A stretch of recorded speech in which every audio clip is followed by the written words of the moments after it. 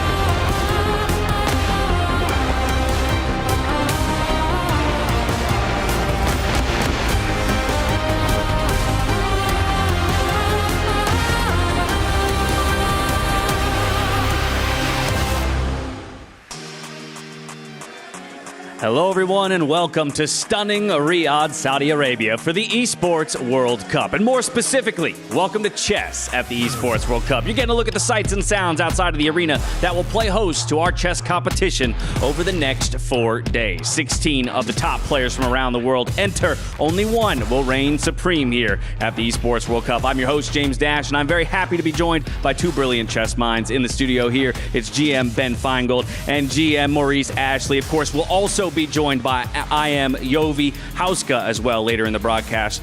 But I got to come to you first, Maurice. Chess on the world stage, the World Cup stage at that. Can you believe how high we've come? It's incredible. Chess has been around for 1,500 years. I've been around for a few decades. I've done world championships. I've done man versus machine. This is an epic new level to see for chess. Yeah, now, Ben, I dove into the deep end of chess just this year in 2025. So for me, I've kind of gone along with the whirlwind of it all. But what's it been like for you to see what is this kind of incredible rise of chess, prize money to boot?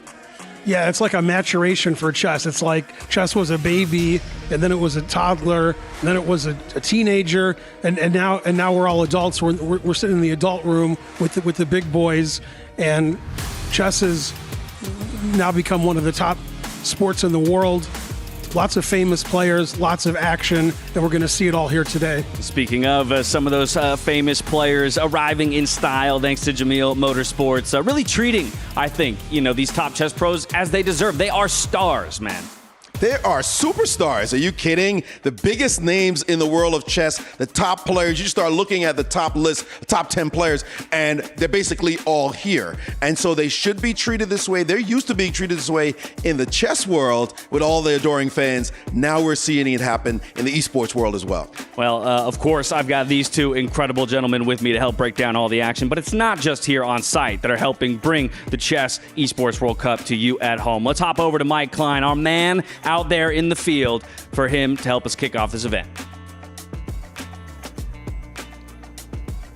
Welcome to Riyadh, Saudi Arabia, where, for the first time ever, chess graces the stage at the Esports World Cup. The boards are set, and soon the clocks will be ticking. This is no exhibition, it is a championship, and that's why all the biggest names are here. Hikaru Nakamura representing Team Falcons, Magnus Carlsen representing Team Liquid, and up here we have our totem showing all the winners of the events that came before us. Up next is, of course, chess. But before the first moves are made, let's watch a video describing the all-important Club Championship.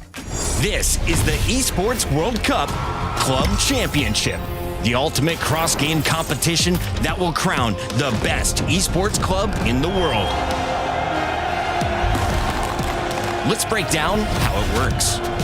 Clubs will be able to compete at the Esports World Cup and as many titles as they can qualify for. The clubs will then earn points based on their placement in each title. To qualify for the Club Championship, a club will need a top 8 placement in at least 2 competitions. But to win the championship, a club must place first in at least one competition.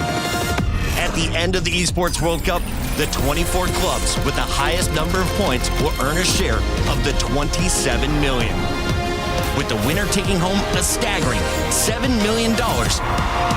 And of course, the title of the best esports club in the world. Who will rise above and write their place in history? Watch it all here at the Esports World Cup. A $7 million top prize is in play here for our EWC Club Championship. Getting a look at the current standings as well. Here you can see Team Vitality has a solid lead, 450 points to their name over second place. But of course, now, Ben, the chess players get a say about this.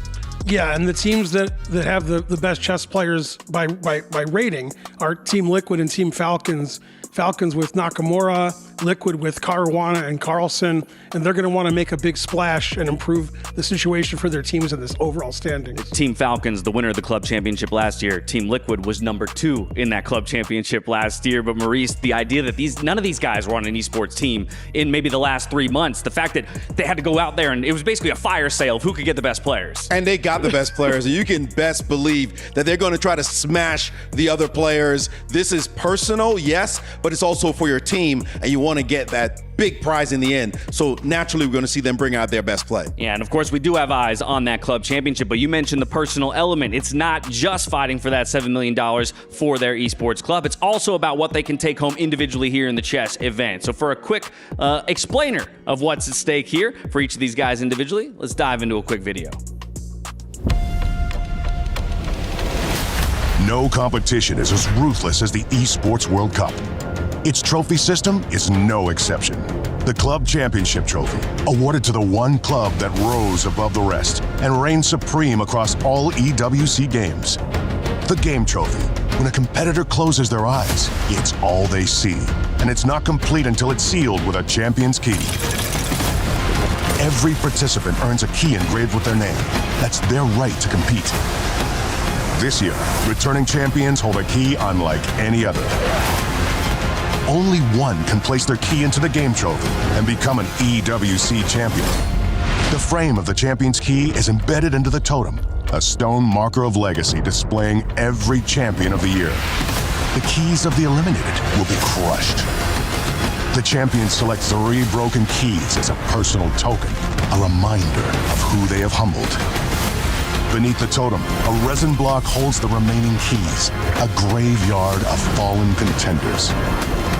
Will your dreams be broken or your name carved in gold and stone? At EWC, nothing is granted, everything is earned. There you have it. It's a $1.5 million prize pool for our 16 players in the field, but a $250,000 top prize. Ben, we've kind of talked about already, the heights that chess is reaching, but this is a number that isn't really seen outside of the likes of the World Championship itself. That's right. This is more money than a lot of the players have played for. It's the most money I've ever seen in a chess competition that wasn't the World Championship.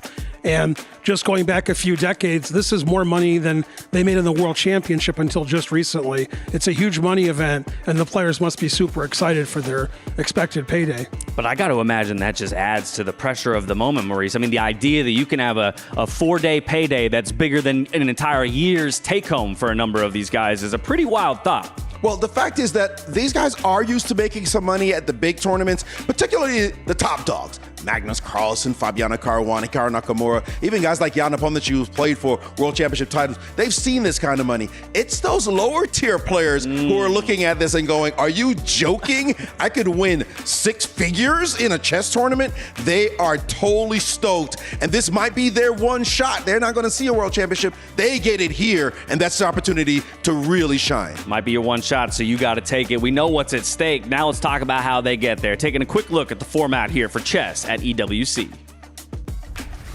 Chess evolves to its latest stage, joining the Esports World Cup for the first time. 16 of the world's strongest players are coming together to decide who will become the first ever chess esports world champion. And here's how it's all going down. 4 days of rapid chess with each game played at 10 minutes and no increment, so every second counts. The top 12 players of the Champions Chess Tour 2025 have already earned their place in the group stage, while 4 players booked their tickets through the last chance qualifier. The players will be split into 4 groups of 4, with each competitor playing a 2-game match against every other player in their group. If necessary, a deciding game will be held as an Armageddon. The top 2 players from each group will advance to the knockout round. For the others, the road to the EWC title ends here. The playoffs will follow a single elimination bracket with an increasing number of games per match. In the quarterfinals, we'll see 4 games per match. The semi-finals will already be 6 games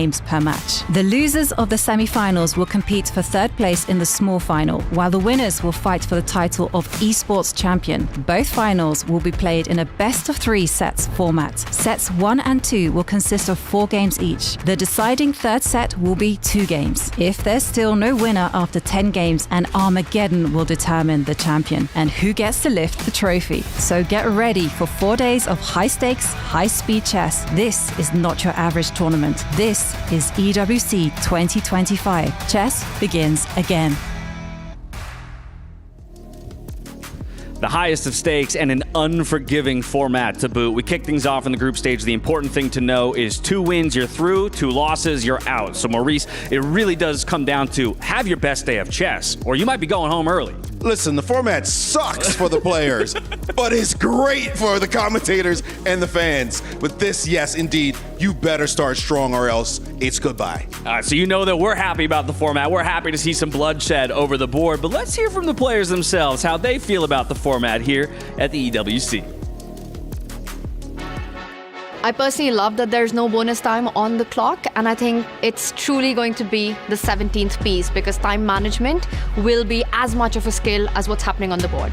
The fact that there's no increment is a big advantage for me because I'm a very fast-paced player and I'm generally up on time. It's a huge factor unless it comes to like last 15 seconds for both players, in which case I don't think I'm the fastest. We are so used to playing with increment. This adds a different dynamic to the game. You know, it maintains the integrity of it because when you play over the board, no increment chess, which we also have done sometimes, then it can get really, really messy. And at the end, very often you don't even know who really won. So I think playing without increment on the screen is a pretty decent format. It's all right for me, but in the wrong matchup, it could certainly be a stress factor. In general, I do like the faster time controls a bit more. At least one of my strongest suits is my intuition, I would say. And rapid and blitz is intuition matters quite a bit more. Esport is a young player's game, so even in chess, there are many players that are playing the game for 20, 30 years in this tournament, but I feel like young players still have more experience in this format. It is a young player's game, but this has been there forever. So I don't necessarily love the fact that mouse speed sort of equates a lot into playing here, but it's also part of this being a little bit different than it's being an esport.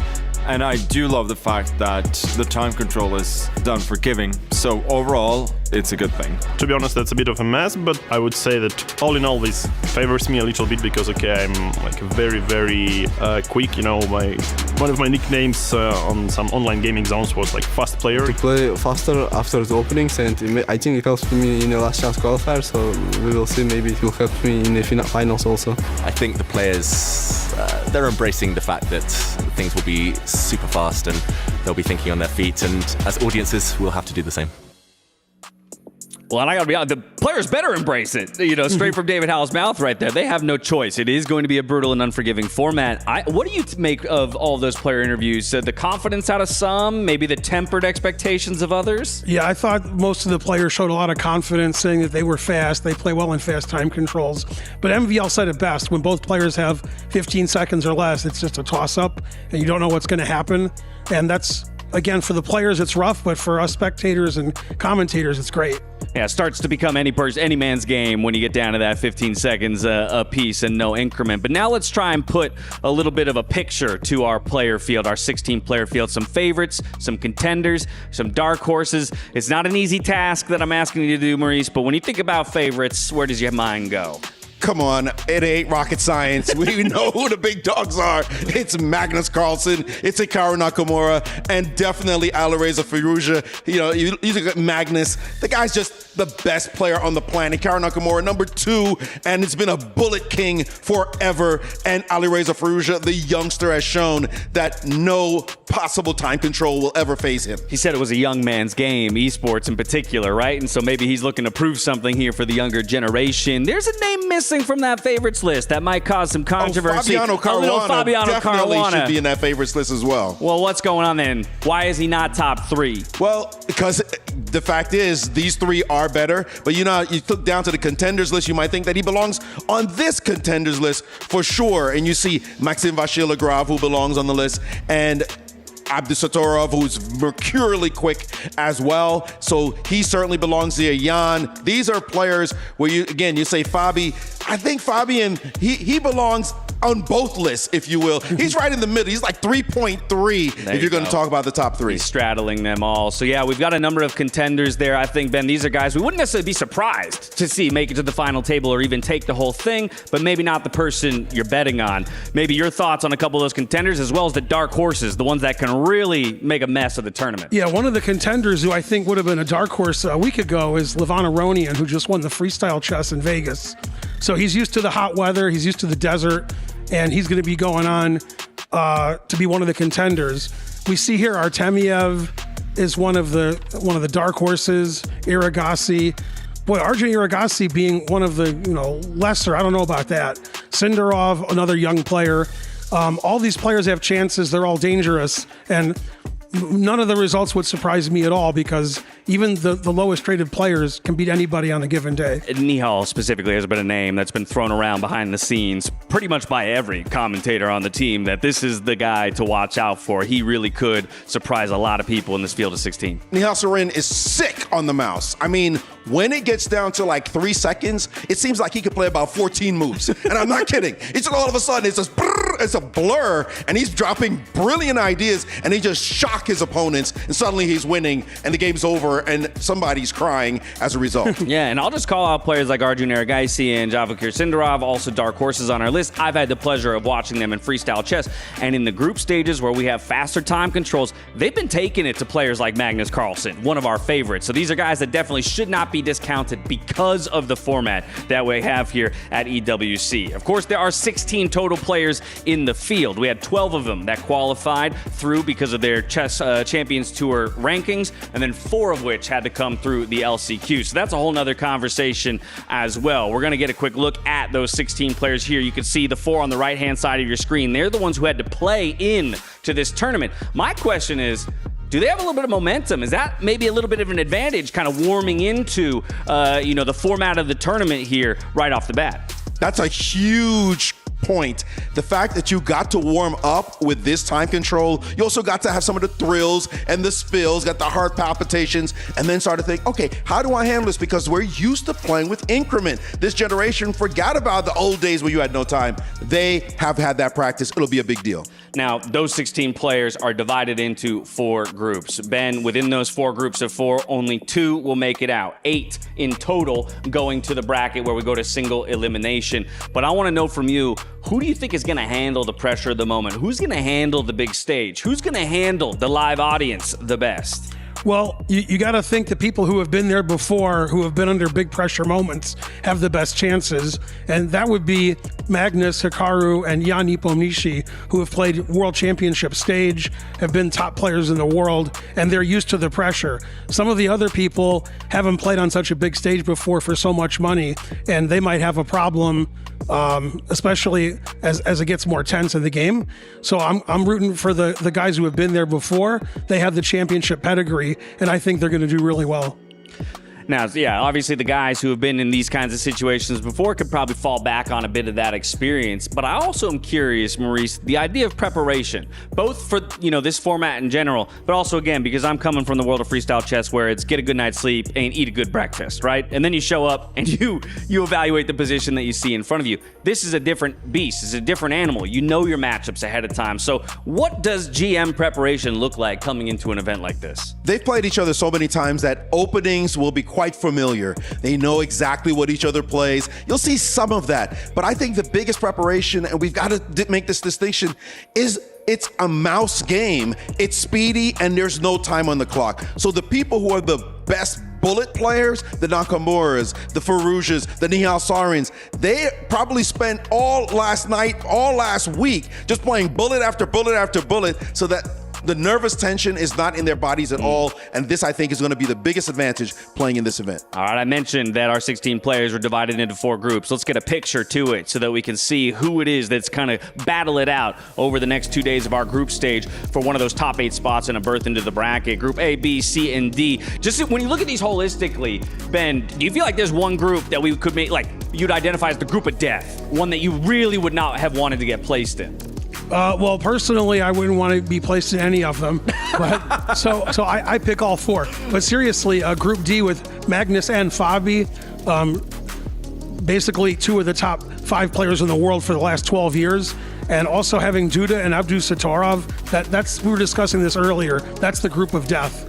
All right, so from the group of death to maybe the group of life, where do you think some players were given some good chances, or it's any person's game in a group of 4 there, Maurice? Well, Group B, to me, looks like a group where any 2 people walk out and you just shrug your shoulders like, yep, that could have happened. There is no distinct favorite there, although I do, for me, like Sarin and MVL to come out of that group. Okay. But anybody coming out of that group, you'll be satisfied. Yeah, and is that those 2 are your picks because of the speed? I mean, we heard MVL saying, I feel like it's mine, and of course, Nihal.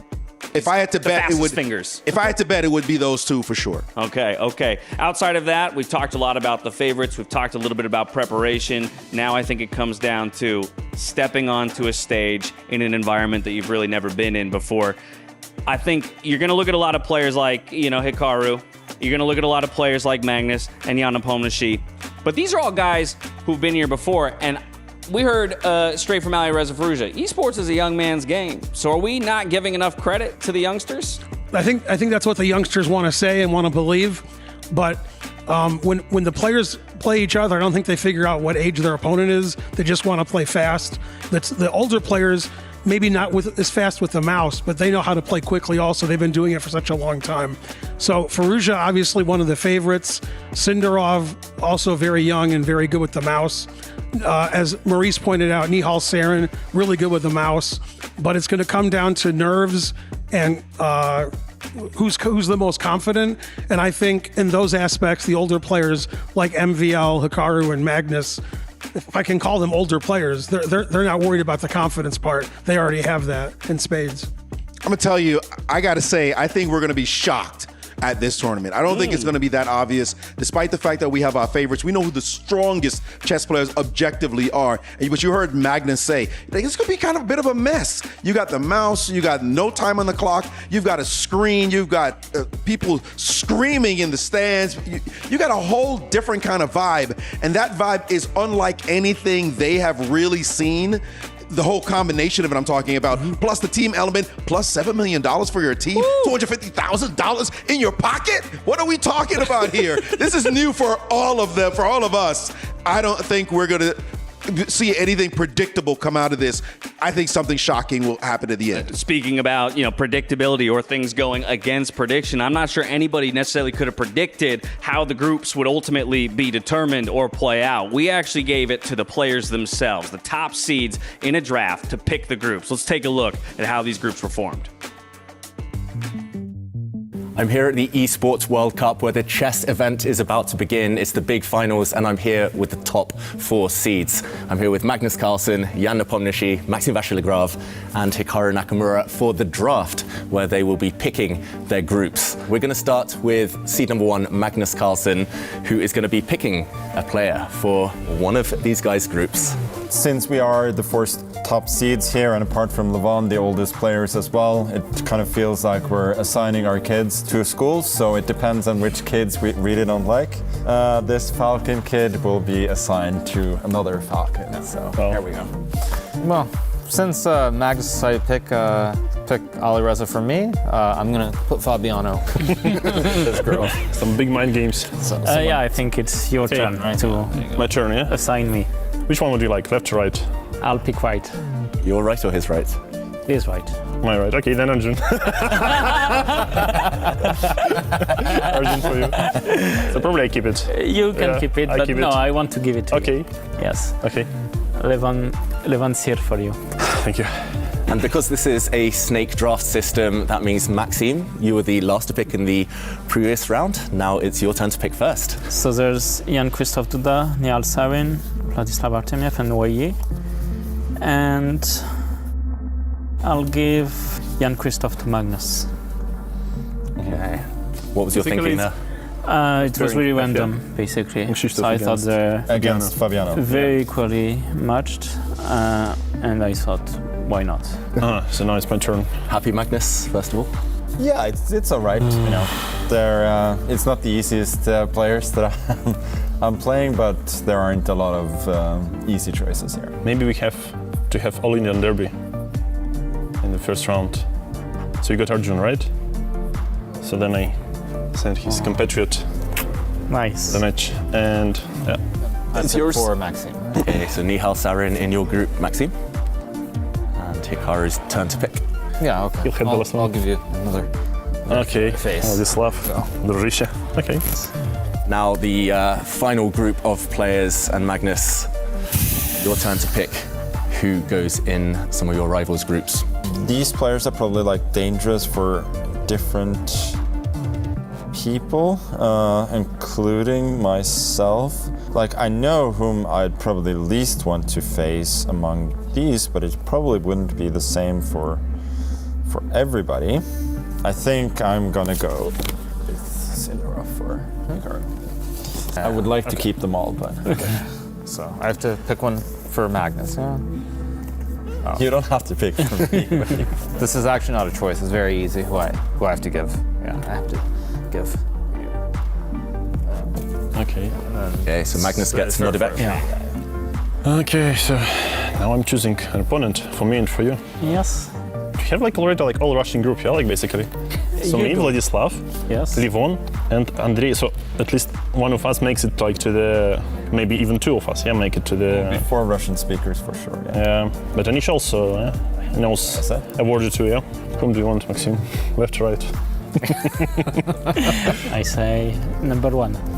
But what is like one? You decide. Number one, like from left to right or from right to left? Okay, you get Anish. Okay. I get Andrei. And there we go. Who is happiest? Who wants to speak out first? Who's unhappiest? I just wanted to avoid playing my teammate first because I thought that's kind of weird. Who's your teammate though?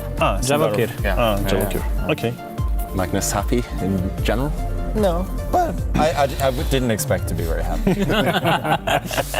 Well, I mean, okay, all players are very tricky, so Yeah. we're not going to be completely happy or like completely unhappy. So at least like I'll see some of my like competitors tomorrow. Yeah, it's gonna be tough in general. To make it here, like all 16 players are quite skilled, so. And there we have it. The players have chosen their opponents for each other, and we'll be seeing you later today for the Esports World Cup chess finals. Well, there you have it. Some teammates in the same group and some possible friendly fire here in the group stage. But Maurice, now we know how the group of death was formed. It was all Hikaru. Yeah, unfortunately, I don't think teammates should have to play each other, but they're the ones who chose it amongst themselves. And so we have it. Friendly fire, as you call it. It's going to be rough. Now, by the same token, if those teammates manage to get through in the top 2 positions, they would split to other sides of the bracket and then have a possible potential run for a final of their own teams. Either way, the stage is set. The stakes are set here. We are geared up for what promises to be an incredible 4 days of over-the-board chess action. It's going to be fast-paced. There's going to be blood. There's going to be some decisiveness and maybe even some Armageddon. I'm hoping for some Armageddon between these players. But like we say, with 250 $250,000 top prize on the line and 16 players entering. We got nothing left but to head out to stage and meet all 16, getting chess at the Esports World Cup underway. Chess began as a thought. Long before it filled cafes, lit up arenas, or streamed to millions. In the Arabic world, the ancient centers of knowledge, chess emerged as a reflection of power, logic, and art. As it journeyed to the West, it evolved, adapting to new cultures, shaped by fresh ideas. The board stayed the same, but how it was played transformed, refined over centuries, into the game we know today. From royal courts to family homes, chess became a language spoken across the world. It became culture, featured in films and fiction. It entered the collective mind and gave rise to legends. And now the circle is complete. Chess comes home to the region where its story began. As a celebration of its journey, for the first time ever, chess joins the Esports World Cup. Faster, immersive, global. Strategy meets speed. History meets the future. Esports World Cup 2025. Chess begins again.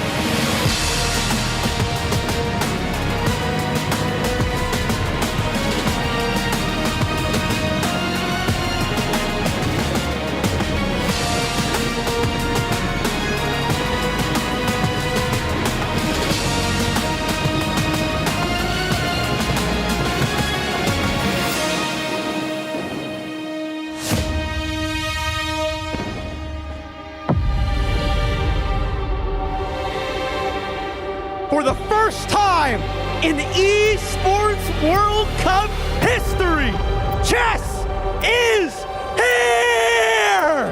The biggest, the baddest, the absolute best chess players in the world battling it out for $1.5 million and a chance to etch their name in esports history. I'm Tyler One. This is Sandstorm. And this is the SNB Esports Arena, the fourth week of competition at the Esports World Cup, $70 million prize pool. And we have some of the brilliant, brightest players in chess history here in Riyadh, Saudi Arabia, with one thing on their minds: fighting for that crown and to be crowned the champions of Esports World Cup. I think it's time we introduce them. I think you are absolutely Let's go! correct. First up, we have SAUL Esports! Represented by Nihal Sareen, who qualified through the last chance qualifier with an absolutely dominating performance. Next up, we have Team Secret. The man himself, Anish Giri, representing them, who also qualified by absolute domination in the last chance qualifier, taking down Hans Niemann. Team Reject,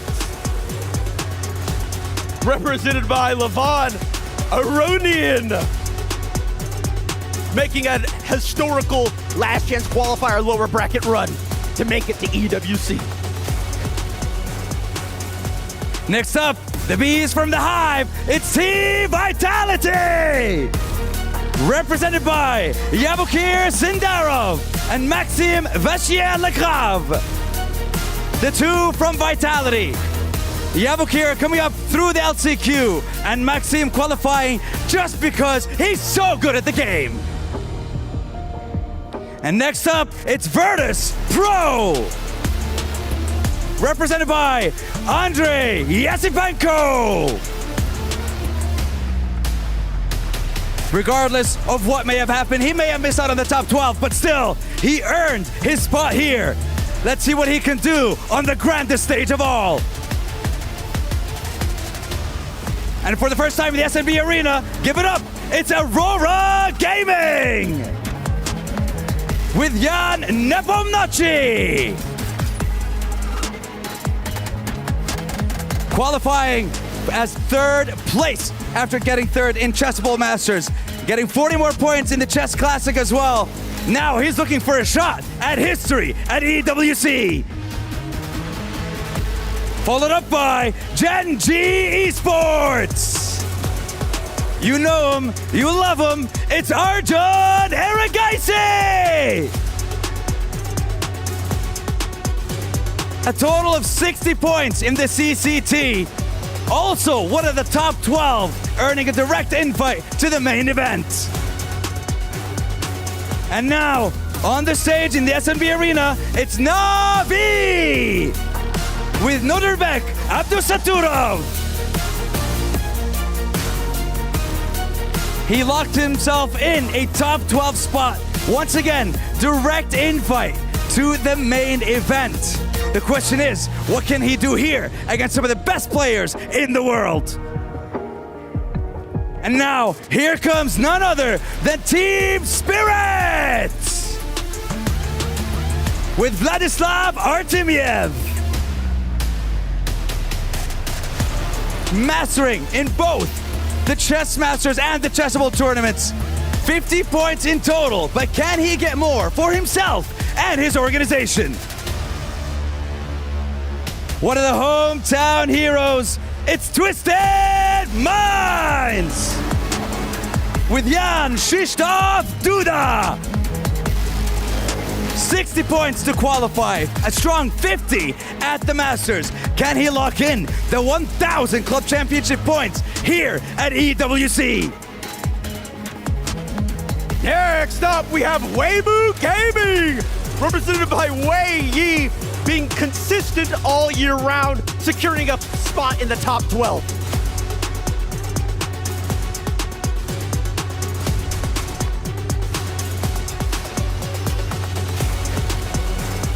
Next up, we have one of the big dogs of the tournament, Team Liquid! These two need no introduction, Fabiano Caruana and Magnus Carlsen! Fabiano qualified through the Masters and the Classic stunning performance, and Magnus is the top seed entering EWC.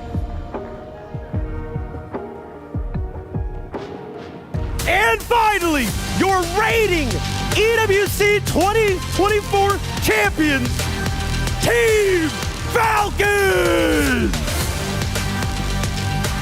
Represented by two legends themselves, Alireza Firouzja and Hikaru Nakamura!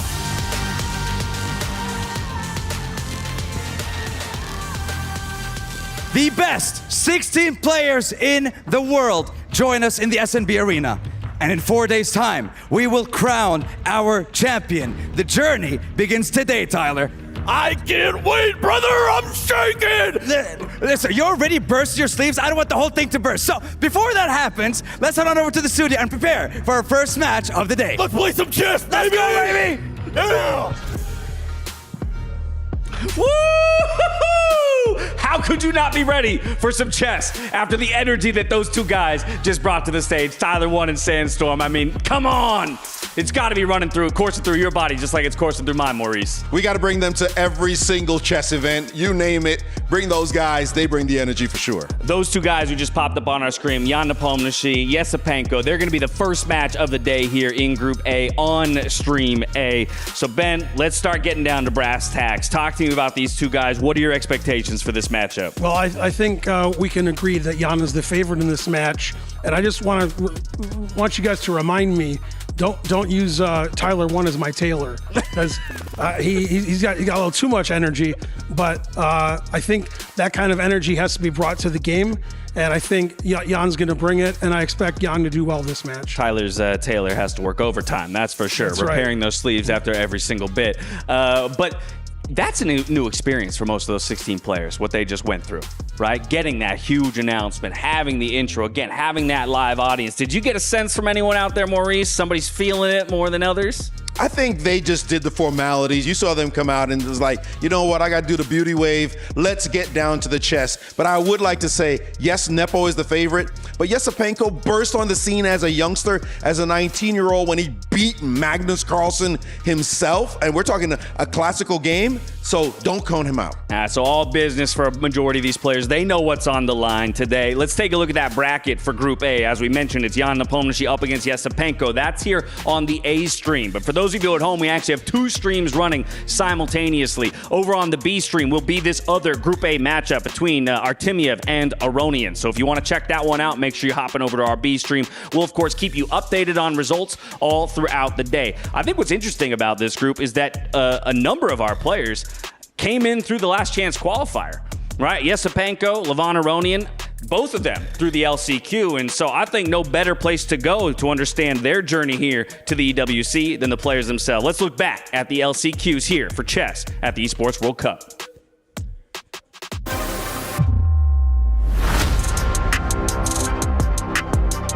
My name is Andrei Sipenko. I represent the team Virtus Pro. I packed my bags already. I couldn't imagine playing here, but yeah, I was very lucky and I'm very pleased and happy. In Riyadh, I played one of my best chess games I've ever played against Sergei Karakin. The place is quite lucky for me, I would say.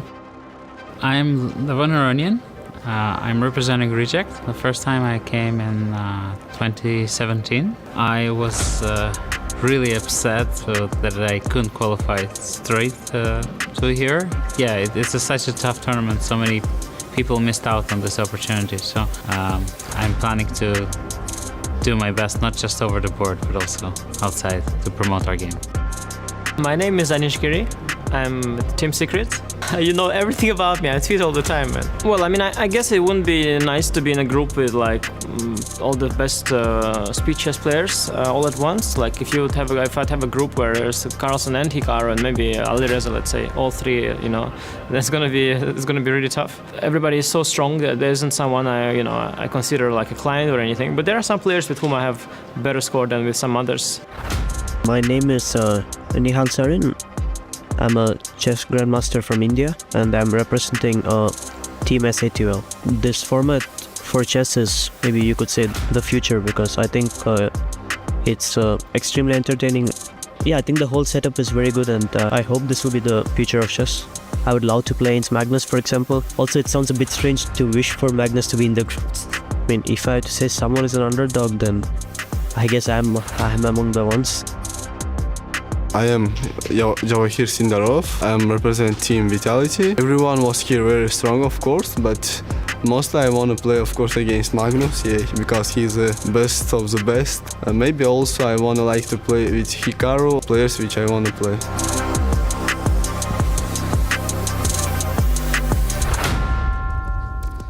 Now, each of those guys already had to run the gauntlet just to get here, just to earn their bid amongst the top 16 players here at the EWC. This is going to be our first matchup of the day here. Group A, on Stream A, it's Jan Nepomniachtchi, it's Andrei Yesepenko. Let's talk a little bit more about it. We've said that Jan is expected to be the favorite. I then want to really put the screws to you, Maurice. What does a win look like for Yesepenko here today against Jan Nepomniachtchi?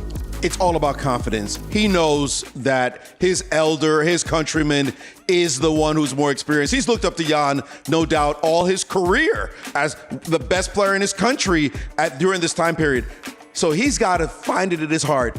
I can beat him. I can take him down. I'm lucky I'm even here. So I got to bring in my best shot. Yeah, he did. He said, I'm lucky. I've already packed my bags. It sounds like he's almost ready. You know, he's ready and willing to go home if he gets knocked out. But I think there could be a freeing element to that sometimes when you are the underdog in a matchup. No, that's right. A lot of times when you don't expect to be where you're going to be, and you get that last minute invite and you're there at the last second, those are the players that are the most dangerous, the ones who you didn't think were going to play. And he knows this is his chance. And now that he's given a chance, he's going to try to show that he belongs in the tournament. And separately, just referencing again what we heard from those 5 players a moment ago, Nihal saying that this is the future of chess, right? And that he is looking to etch his name into the history of chess right here, right now, as well as a young guy like Javakir Sindarov. I love the call out. Put me in a group with Magnus. Let's go. I want to take this guy on. I think that's the kind of confidence you're talking about for somebody who could really be a dark horse. It was important to note that Anish Giri said it might have been tough being in a group with the killers, and yet the youngster said, bring Magnus. That's who I want to play. That's just maybe youthful stupidity, or maybe it's brash confidence, like this is the future and I'm ready for it. But exactly the kind of fighting spirit that you want to see here when there is so much on the line. When it comes to Jan Nepomniachtchi, Yesipenko, can you maybe break it down for me stylistically? What do we expect from these players? Are they a similar style? Do we see openings that are going to give us active middle games, or is it going to be, kind of a grinding battle? No, that's right. Active middle games. They're both aggressive players. Jan tries to keep his foot on the pedal advantage, and his opponent has to make sure he doesn't get way behind on the clock. I think keeping even with Jan on the clock is number one, and keeping even in tactical awareness. It's going to be an exciting middle game, and we're going to see if the time pressure is too much for Yesipenko, or if Yesipenko gets a good position early, put the pressure on Jan. It's going to be a pressure-packed game. It's going to be a really exciting middle game, and I can't wait. I expect it to be fireworks galore. Yesipenko made a name for himself originally in, I believe it was the 2017 Rapid World Championship, when he sacrificed a bunch of pieces on another countryman of his, Sergei Karyakin, and it was a brilliant game, maybe the move of the year that year. This kid is a tactician, but let me tell you, Nepo is as well. I expect to see fire and brimstone on the chessboard. I think that's such an interesting thing about chess, right? Because, again, from an outsider's perspective, or maybe somebody who's more of a casual viewer, you look at it, and again, you see that eval bar starts at 0. So the expectation kind of is that, well, if everybody plays to perfection, that bar is going to stay right there. But the onus, who's the onus on to start making it messy? Who's going to throw the first punch in this matchup? I think the reality is, white in the first game, you play 2 games. You're going to have white in the first game, so whoever is black is going to make sure they equalize, and then we can start throwing patties. But that's going to be the key. Can you control that with the clock ticking, with the nerves, with the money on the line, with the fact that if you get knocked down now, you're in trouble because you can't lose anymore? That's what you're going to see. Conservative play a little bit with black to just make sure you got a good position, and then, are you ready? Start swinging. That's a whole nother element of chess tournaments that I find incredibly interesting, is not just playing the game and the matchup that you're currently in, but also playing the format, playing, the idea of, okay, maybe I'm better in the Armageddon, so I don't need to look for a decisive victory here. I just want to extend the series and maybe get to something that benefits me more than my opponent. Do you feel like that's at play at all in this matchup? No, you're exactly right, and that's from somebody who's not a professional, that's a very astute observation you had. I tell my chess students when they ask me how should I play, fast or slow, I said it depends on the time control. Every tournament's different. If the time control is something like this, I would tell them to play super fast. And I remember a long time ago, I was playing in a tournament with Vishy Anand, another well-known grandmaster known for great speed.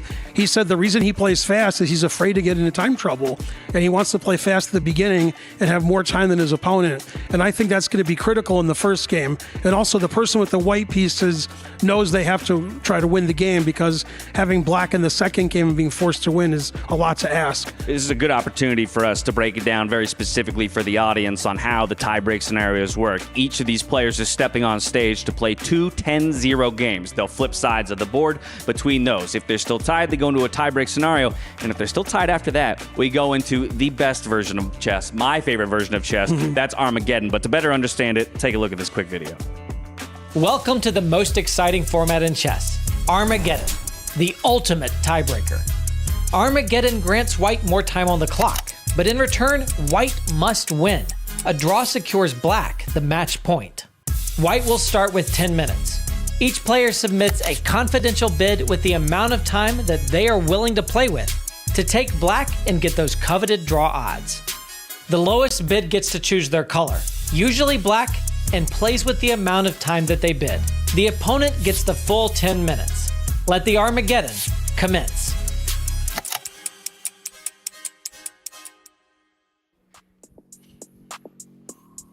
It is absolutely one of my favorite ways to settle a chess match. I, of course, have never experienced being in a player's position and having to bid for time. I'm curious from either of you. Have you been in an Armageddon situation yourself? yourself? Never been in, but I've called it many a time. And that bid, how low can you go?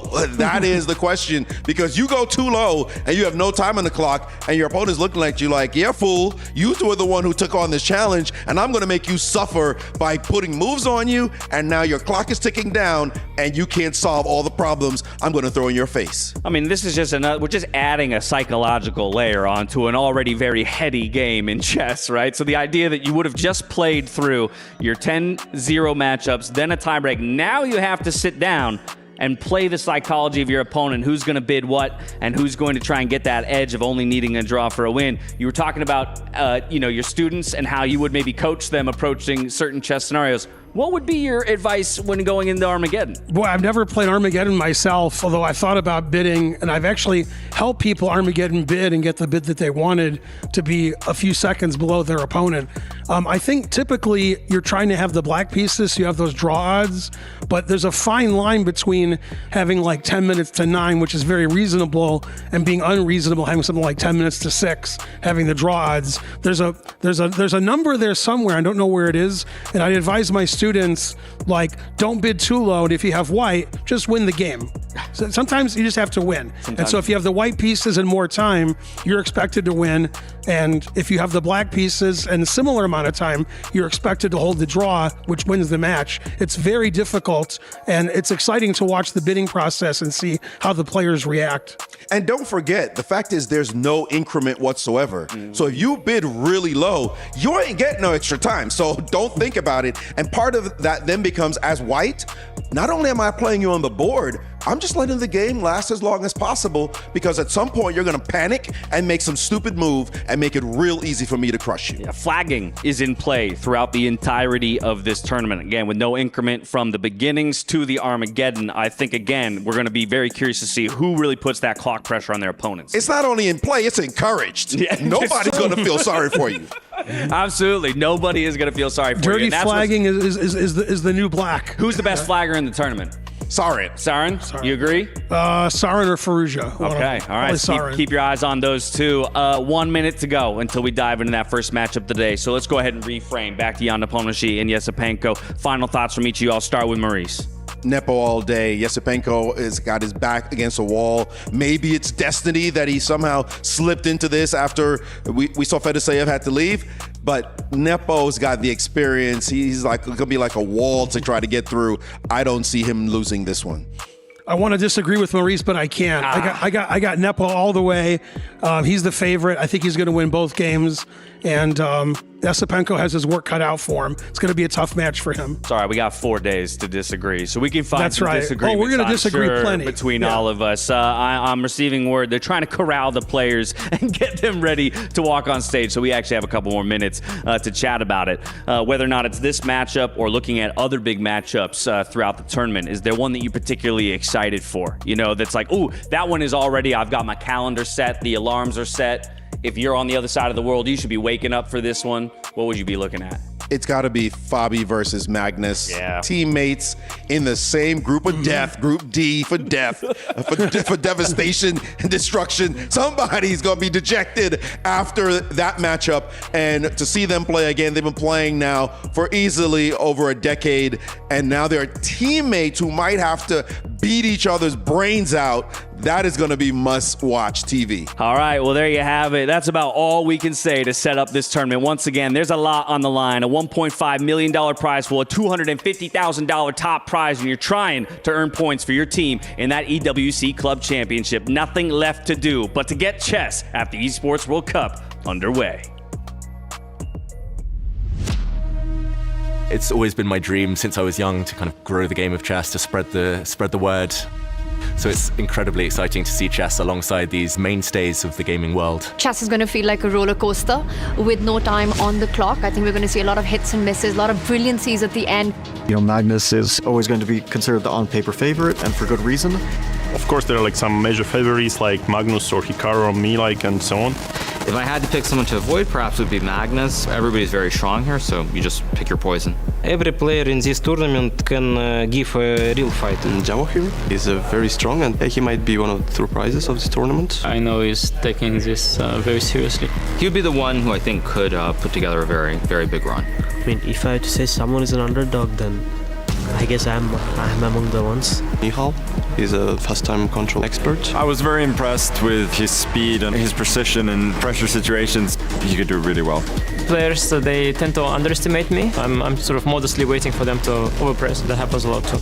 At the end of the day, the favorites are favorites for a reason. I don't think anybody wants to be in a group with me. Everyone in this tournament can actually play very good and also collapse. I don't know who will win this tournament. I wouldn't be too surprised with any result, so we'll see.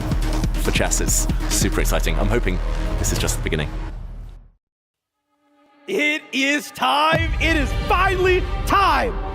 I cannot wait to get this chess underway. Well, you know what? I don't want you to wait anymore. So let's bring on our first two competitors. It's Aurora Gaming versus Virtus Pro.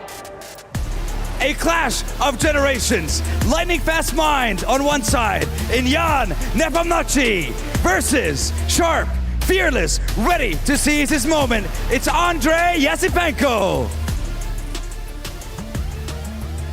Oh, what's up, man? How you doing, bro? That looks great on you. Yeah, thank you. What about you? You afraid I might get crushed by the end, or are you feeling confident? Talk to me, Jan. We will find out quite soon, once it's started. Well, they want to start it. Well, I mean, I'm not gonna lie. He was trash talking you behind stage as well. Did you have any words for him back? Not really. I'll try to, make some good moves, and we will see what happens. Trash talk? What was going on? What were you saying? You're mixing me with another guy. Okay, I never do trash talks. So. And the strategy is quite fine. Make good moves and see what happens. That's a masterful. I don't know about you. I don't know. I can't. I gotta trust my co-host. But you know what, Tyler? I think it's time we get the first game underway. Boys, place your keys onto the pedestals. Take your seats. The first showdown begins right here, right now. Casters, take it away. Thank you very much, folks. It is time. Chess at the Esports World Cup 2025, and we are about to get going. It's going to be a best of 2, 10 minutes with no increment for both players. I cannot believe we have finally arrived at this moment. Tanya, this is huge. I'm hyped, I'm pumped. What a moment this is for the chess world, about to officially make its first move here at the EWC in the heart of Riyadh. My heart's all over the place. David, I can only imagine the tension that Jan Nepomniachtchi, a heavy hitter, and an underdog, Andrei Yasipenko, are feeling right now. Yeah, we've been waiting for this moment in chess for so long to be part of something like this. The stakes are so high. These two have the honor of kicking off the whole event. For Yasipenko, it's a miracle he's here, having not qualified, but having made it through another player's withdrawal. For Jan Nepomniachtchi, he knows this is his stage. He's been in such high pressure moments so many times before. Look, you said it yourself in the VT, David. This is just the beginning. The players themselves are saying this is the future of chess. We are really ramping things up here. There is no increment. Flagging is possible. There's absolutely no margin for error. No, whoops, I'll just fix that on the next move. I've bought myself a little bit of time to think.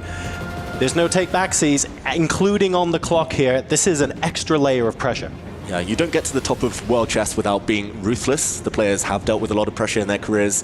I doubt they've played under such bright lights before, though, so we will see who is the first to be able to hold their nerve and get that full point. Well, you said bright lights. There's a Team Aurora player right here. Yeah, you've got Jan Nepomniachtchi. I mean, he's got to be the big favorite here. It's going to be Jan Nepomniachtchi's speed versus Andrei Esipenko's opening preparation, which in the chess world he's really known for. Look, Tanya, talk to me about what the players are going through right now. You have been on some of the biggest stages in the chess world. You know what it takes to be under pressure. This looks a little bit different to a lot of other chess events we would typically see. And that's a great point, because it's going to be so much about the nerves, right? And the big stage players like Jan Nepomniachtchi, who's had that experience 2 times, World Championship challenger. Right. He's won the candidates twice. He's been in the world elite for so many years, definitely better prepped to handle that pressure. But on the flip side, you got Andrei Esipenko, who sort of made his way through the last chance qualifiers. He's had that warm-up. You know, the engines are oiled up, and I wonder how that will play out, because we know that really matters, the form that the players bring on. Form, preparation, they're both key. We saw Jan Nepomniachtchi preparing by drawing arrows on his board, trying to draw some bright lights there. Let's face it though, on paper, Esipenko starts as a big underdog. Historically, head-to-head, Nepomniachtchi has the edge. He's younger, he's rated lower. Sometimes though, that can be your superpower. The big question, right? 10-0, no increment, no bonus time. Who's got the better mouse skills here? I'm going to say Jan Nepomniachtchi has a better track record, both over the board and online in speed chess. But Esipenko, I think the fact that the pressure is off might help him. And also, don't forget, he has been here for a couple of days playing in the last chance qualifiers already. He has shown us some brilliant chess and some excellent time management as well during the LCQ. So he's been on this stage already, maybe not on the big stage in the finals, but he's had a little bit of practice over the last couple of days, and that should mean a lot here. Absolutely, and let's not forget, Andrei Esipenko has been a giant slayer. He's taken down Magnus Carlsen. Yes. He was above a 2,700 player, so you cannot write him off. You know, this might be potentially the first big upset of EWC, but a long way to go, the best of 2, and it's go time. Here we go, E4, E5, let's get this underway. Roy Lopez to start the day off. That's right, Jan Nepomniachtchi with the white pieces, playing very classical chess, very principled stuff.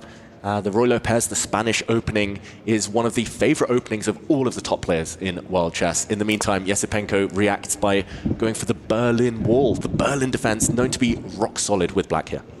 It is the most solid response against the Spanish, against the Roy Lopez, and we see some trades in the center of the board, opening up a line. And look at that, Jan Nepomniachtchi with a reaction, a question mark appears. This is a strange decision by Esipenko.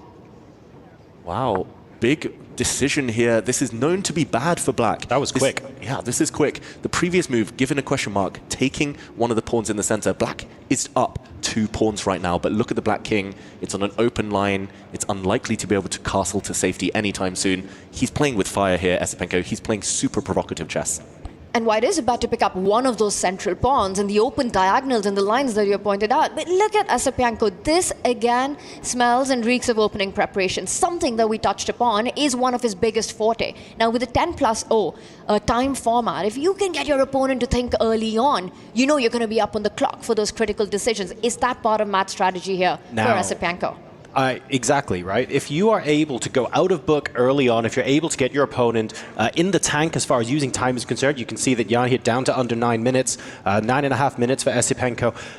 That is great from a long-term strategic point of view, but at the expense of a possible question mark, like David, where do you draw the line between suboptimal move and something that's actually brilliant and takes loads of time away from your opponent? That's the trickiest thing in chess openings, knowing how much risk to take, how much reward potentially there is at the end of the line. Here we see a trade of knights. Esipenko continues to play immediately. Nepomniachtchi continues to react. He's trying to troll through his memory banks here to remember why this has a bad reputation for black, this opening.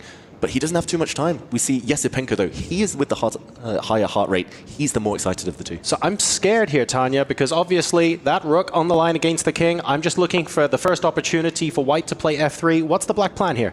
Well, the bishop was attacked, so he first takes a timeout. White does to retreat the bishop and double down, even triple down on the central knight that you pointed out. And for now, Esipenko, a big decision. Will he consolidate the position of that knight by pushing one of his other central pawns? And this is absolutely nuts what we're seeing in this opening, the speed with which Esipenko is handling it, the offbeat moves that he's playing, getting his king out early on, heavy opening preparation, putting pressure on Jan Nepomniachtchi. I think, David, this is the first time I've ever seen within the first 10 moves of a game an exclam being given to King F7. Like, I'm sure it does happen, and this isn't the first time it's happened, but this is rare. This is rare, and we do see accuracy very high there at the bottom of your screens from Esipenko. Don't try this at home, guys and girls. That's my advice here, because this is super high risk chess from Andrei Esipenko's black. Normally, traditional wisdom says be solid with black. A draw is a great result, but he does not want to back down. He wants to assert his dominance early, and he's doing well. Look at the clock situation. 2 minutes up with black. He's 1 pawn up for now, but that pawn will soon disappear. The white queen or rook will recapture it in the center. And yeah, this game is going to be a real fight. Is that the plan, Tanya? Is it playing on the clock, or are there some positional nuances that maybe we should consider as well? This is an absolute firework of a position. With the black king out in the open, the white piece is in the center of the board. A pawn has just been picked up by the knight. You can't capture that knight back because the queen is hanging. The white queen X-raying the black queen. There are checks coming up. Positional strategic elements are out of the window right now. You've got to focus on that safety of the king. Jan Nepomniachtchi looking for an attack, looking for an early blow. I will say one thing. Jan Nepomniachtchi, in his best form, can beat absolutely anyone super quickly. And I wonder if this might end up being a miniature. He's done it to me plenty of times. He's great at those dynamic fights where it's all about going for the enemy king. Esipenko there, developing one of the black bishops. That's the first start. Here, he should be aiming to move the black rook from the top right corner out to f8, e8.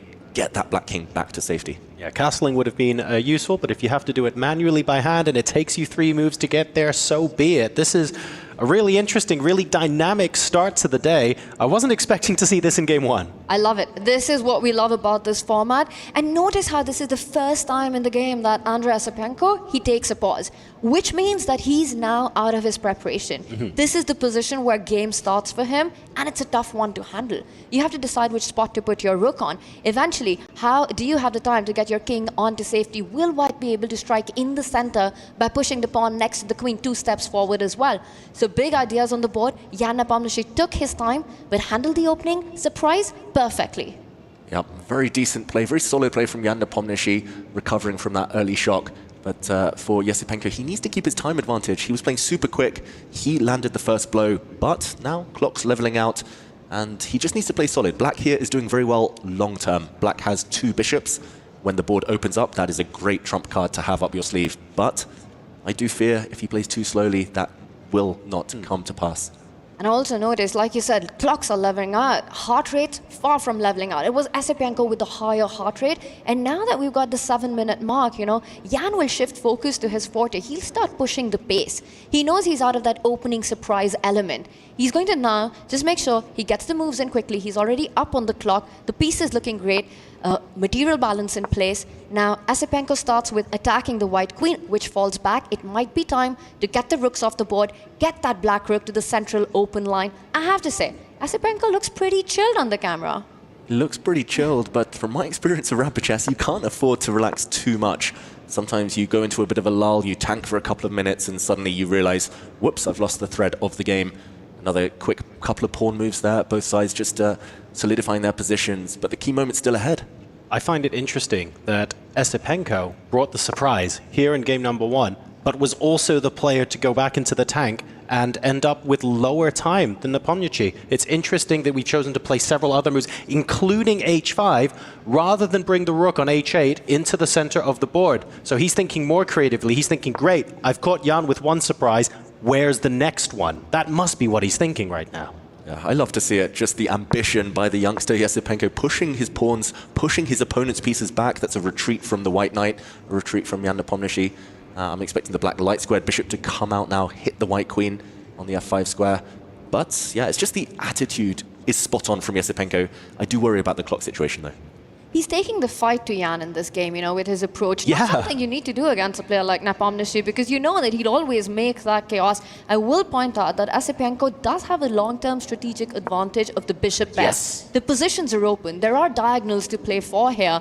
So Esipenko's got something to push for. But the short-term element of the game, the king's safety, the open lines, it's going to be a fight between these two. He's castled by hand. on the king side of the board. H5, Harry the H-pawn. H4, H3 now as well. This is a statement of intent from Esipenko. He is not going into this fight lying down at all, and he's really giving Jan a lot of problems to think about, at the expense, though, of Andrei's clock. Yeah, this is modern chess at its best. Shove those pawns forward, especially the H-pawns.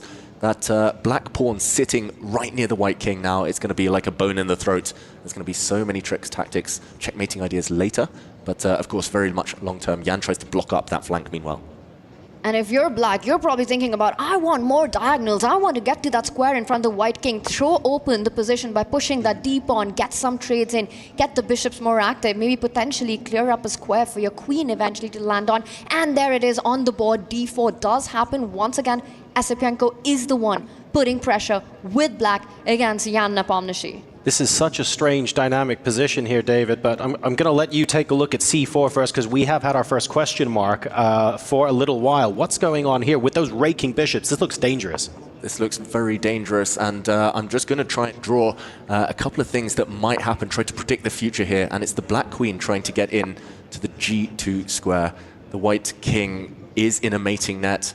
That is why we see on the left of your boards the eval bar giving black a +1 advantage. There's a clear route actually. The black queen wants to slide across to the light square diagonal and drop in with a checkmate. And that's a big threat being set up on those squares right in front of the white king. I mean, Jan Nepomniachtchi, he is in real trouble in this position. I wonder how much this is going to be about trying to flag Esipenko, who's at about a 4.5-minute mark here. What white is trying to set up is to block that diagonal that David was earlier pointing out, with the f-pawn moving one step forward, making sure there's no kiss of death checkmate once the queen lands on g2. It's all about the light squares. It's all about the long diagonal. Now, if white is able to do that, we have to talk about not really many pawns in front of the black king, right? King safety here doesn't look that great for black, but at the same time, if you're playing with the white pieces, where's the breakthrough? Where are you trying to start a mating attack of your own? Where should we be looking, David? Yeah, so the white queen is trying to jump in. There's a key check that black has to watch out for. You have to be ready to block or deal with that just to put a move on the board. What Esipenko wants to do is to bring his own queen across, to slide it across and drop in with a checkmate. Watch out for this one later. This is going to be the key idea in the position, but for now, it can be dealt with by a block from the white pawn. So it's all about the queen trying to get in and white trying to deal with that. And that h3 pawn, at the time, you're able to sort of blockade the attack, but realistically, it is just a long-term liability for white's king safety as well, Tanya. So there's plenty of dynamicism going on here. It's an asset for right now, but in any endgame, it could very much come under fire. Like you said, could be the big weakness. Now, we see the queens coming off the board. That has to be a relief for the player playing with the white pieces. Like I said, endgames, that h-pawn, which is advanced up, can be a liability. The g-pawn moving forward, disconnecting the bishop from that pawn, then get your king closer to that black pawn, just win it. And that could be part of the strategy. But look at this, Esipenko always aggressive. He's about to get the other rook into the game. Now, you mentioned the E word, endgame. I do have to talk about one thing in the position here. The pawn on d4 for black is a passed pawn. At what point do we start getting quite excited about it? I think soon. Esipenko, he's bobbing up and down in his chair. We saw his screen a second ago. Now we see Jan Nepomniachtchi's screen.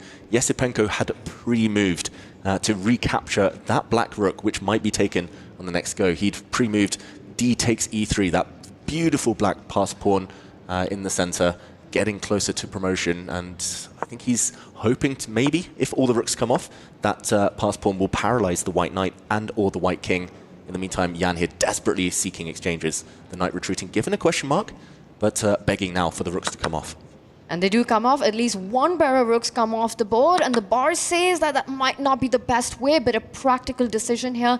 I think for Jan Nepomniachtchi, it's Esipenko's clock that's his best friend. A pawn attacked on the board by the bishop, defended now by the knight. The king moves forward. The king is the most important piece. And look at this. White is setting up, trying to get to that h3 pawn, but it's a tough ask. It's a tough ask. The question here is whether Esipenko can make progress, whether he can break through. The clock situation, he's down under 3 minutes. Jan Nepomniachtchi just under 5, so 2-minute difference here. But if the game continues, if there's no breakthrough, the clock is going to be the biggest factor. It looks like what we call a fortress in chess, where there's just no breakthrough for black. And a potential idea as well that doesn't work anymore is if white was able to play g4, you might be able to get the king up and attack the pawn on h3, but you can't do that. There's no way through. And the Players are repeating the position here. The kings are dancing back and forth. If the position repeats 3 times, if Yasipenko moves his king across back to f5, the game will be declared a draw. And it does. There it is. We've got our first result of the Esports World Cup. So, big question here for both of you, I suppose. How much is Jan Nepomniachtchi breathing a sigh of relief at the end of that game? He's definitely the happier of these two players. I mean, coming on with the white pieces, this is not what you're expecting. Jan was very aware that the opening Yasipenko started with was a dubious one. But you don't have so much time to recollect your opening preparation. What is the right way forward? And I think Yasipenko, some great practical decisions there, putting the pressure on, getting the advantage. Jan managed to get out, but I think he's definitely the more relieved of these two. And look, David, I think pretty much everyone going into this match said, right, pressure is on Yasipenko because Jan has the experience. He's been in the World Championship match twice. He is absolutely the player to beat here, but let's be honest and let's call it what it is. Yasipenko was the player on the front foot for most of that game. Yeah, he looked like the stronger player. He was better prepared in the opening Yasipenko. He applied the pressure, the threats in the middle game. But ultimately in the end game, he didn't have time to push. Even the final position, he would have played on if the clocks were level. But in the end, it was just that fear, that ghost of being flagged ultimately that caused him to pull the break. So we are about to start game number 2. But before we do, Tanya, if you had to pick one player to say this is what you do differently in game 2, is there anything obvious that jumps to mind? That's a really tough one. I'm so impressed with the way Yasipenko played at the start of this game. What we're seeing is the very end of the game, which was decided in a draw with a 3-4 repetition right here. What do you do differently? I think for Yasipenko, he needs to do exactly what he did in this game. You know, put the pressure early on. We spoke about his opening preparation, get that in. And I'm sure he's got some ideas. He starts with the white pieces. We said it, Jan Nepomniachtchi, a huge favorite in this match. I wonder if the odds have just shifted now after what we saw in game 1. Well, let's turn that around a little bit. If Yasipenko needs to keep doing what he's doing in game number 2, what went wrong for Jan? Or if nothing went wrong for Jan, what does he need to tweak? Yeah, I think it was the opening, it was the trend for Jan Nepomniachtchi. He got hit by an opening surprise. He ended up playing it solid. He dealt with it relatively well, but he was always on the back foot. For Jan, as long as he equalizes out of the opening, as long as he feels like he's playing from a level playing field, maybe with a bit more time on the clock, Jan was clearly the faster player there. I think that's going to be his main weapon. I love that on the screen there it was like, hey, do you want to go to game review? Coach will tell you what happened there going into the end game. The players, of course, just adjusting their sound settings. I believe they have like a choice of what music they can listen to and sort of get themselves in the zone. They've also got some white noise being played as well, so they cannot hear us, they cannot hear the studio audience. It's a very, very controlled environment here. And now is the case of resetting for game number 2. Tanya, you mentioned Yasipenko, keep doing what you're doing, but he must be getting, the confidence must be building within him right now. 100%. And the warm-ups already happened, right? The first games in, the nerves are settled. And I will point out, when we speak about tension, about pressure, Jan Nepomniachtchi's got to be feeling more of that. He's going to try to avoid any kind of an underdog ambush in the very first round of the EWC here. For Andrei Yasipenko, he can just go all out. He knows it worked the first round around. With the white pieces, he's got a second chance here. I wonder if for Jan Nepomniachtchi, he feels his best shot might be the Armageddon. Yeah, the Armageddon would be fascinating. This clash of generations, it's all about the speed, of course, if we get there. Nothing's granted. Nothing is granted, exactly. And for Yasipenko, maybe he feels that this next game is his chance. With the white pieces, with level time, maybe this is where he's going to push. We had at least one opportunity for both players to go into the tank in game number 1. We started off with Yasipenko having a significant time lead, and all of a sudden it disappeared. He went into the tank himself. Are we going to see another surprise, maybe this time from Jan, where Yasipenko is the one sent into the tank first? In this time format, David, I want to believe that that is the key element. Who gets the first surprise, the first shocker in, sort of forcing your opponent into those early think tanks so that there is little time for the critical decisions later. That's a big ask, a tough one against this man, against Jan Nepomniachtchi, the speediest of them all. He is an absolute speed demon, but I think, like you said, with the white pieces, I'd bet on Yasipenko getting the second surprise of the day. Yeah, it's a bold strategy surprising the opponent because all of the best lines, all of the most reputable lines, they are known in the opening stage. So often to surprise the opponent, you need to play something a bit suspicious, a bit dodgy, maybe not fully correct. And yeah, it's clear that Yasipenko, he feels that that is his best chance here. For Jan, he's much more principled in the opening, traditionally. d4 for game number 2. A little bit more chilled out, but... It's there. It's already on the board. It is. A Jabava London is what we call it. And I think this also has to be a bit of surprise for Jan Nepomniachtchi. Yeah, you would think so. Jan Nepomniachtchi, he is a very kind of predictable player in the opening. He has a very fixed set repertoire that he relies on, has brought him so much success for the last decade. But maybe he wasn't expecting this one, although the moves have flown through very quickly here. So there's still plenty to come here out of the opening, but break down the psychology for me in the opening, Tanya, because in the last game, we had a potential question mark very early on. Now we're getting to something that is relatively well understood theoretically. How aggressive or how positional would you say this opening is? I mean, look at the H-pawn. It's already up the board. So I think when we speak of Alpha Zero chess, I think for Andrei Esipenko, he's doing just that. He is trying to get the aggressive approach. When you have the Jabava London, where you place the knight in front of the pawn on the queen side, get your bishop out early. We're looking at tactical ideas. And I think Esipenko is again showing he's ready for it. It's not just the H-pawn, but the G-pawn going up as well. Jan Nepomniachtchi, though, looks like he's more ready for this one. Yeah, big threat, though, here on the board. Queen takes pawn. How is Andrei Esipenko going to deal with this? Normally, an early queen sortie is fraught with danger. You don't necessarily want to take too much risk. We often call this pawn that the black queen is staring down at on b2 a poisoned pawn. But here, I think you can safely grab it. So here, Andrei must be taking a timeout, must be maybe moving his rook across to b1.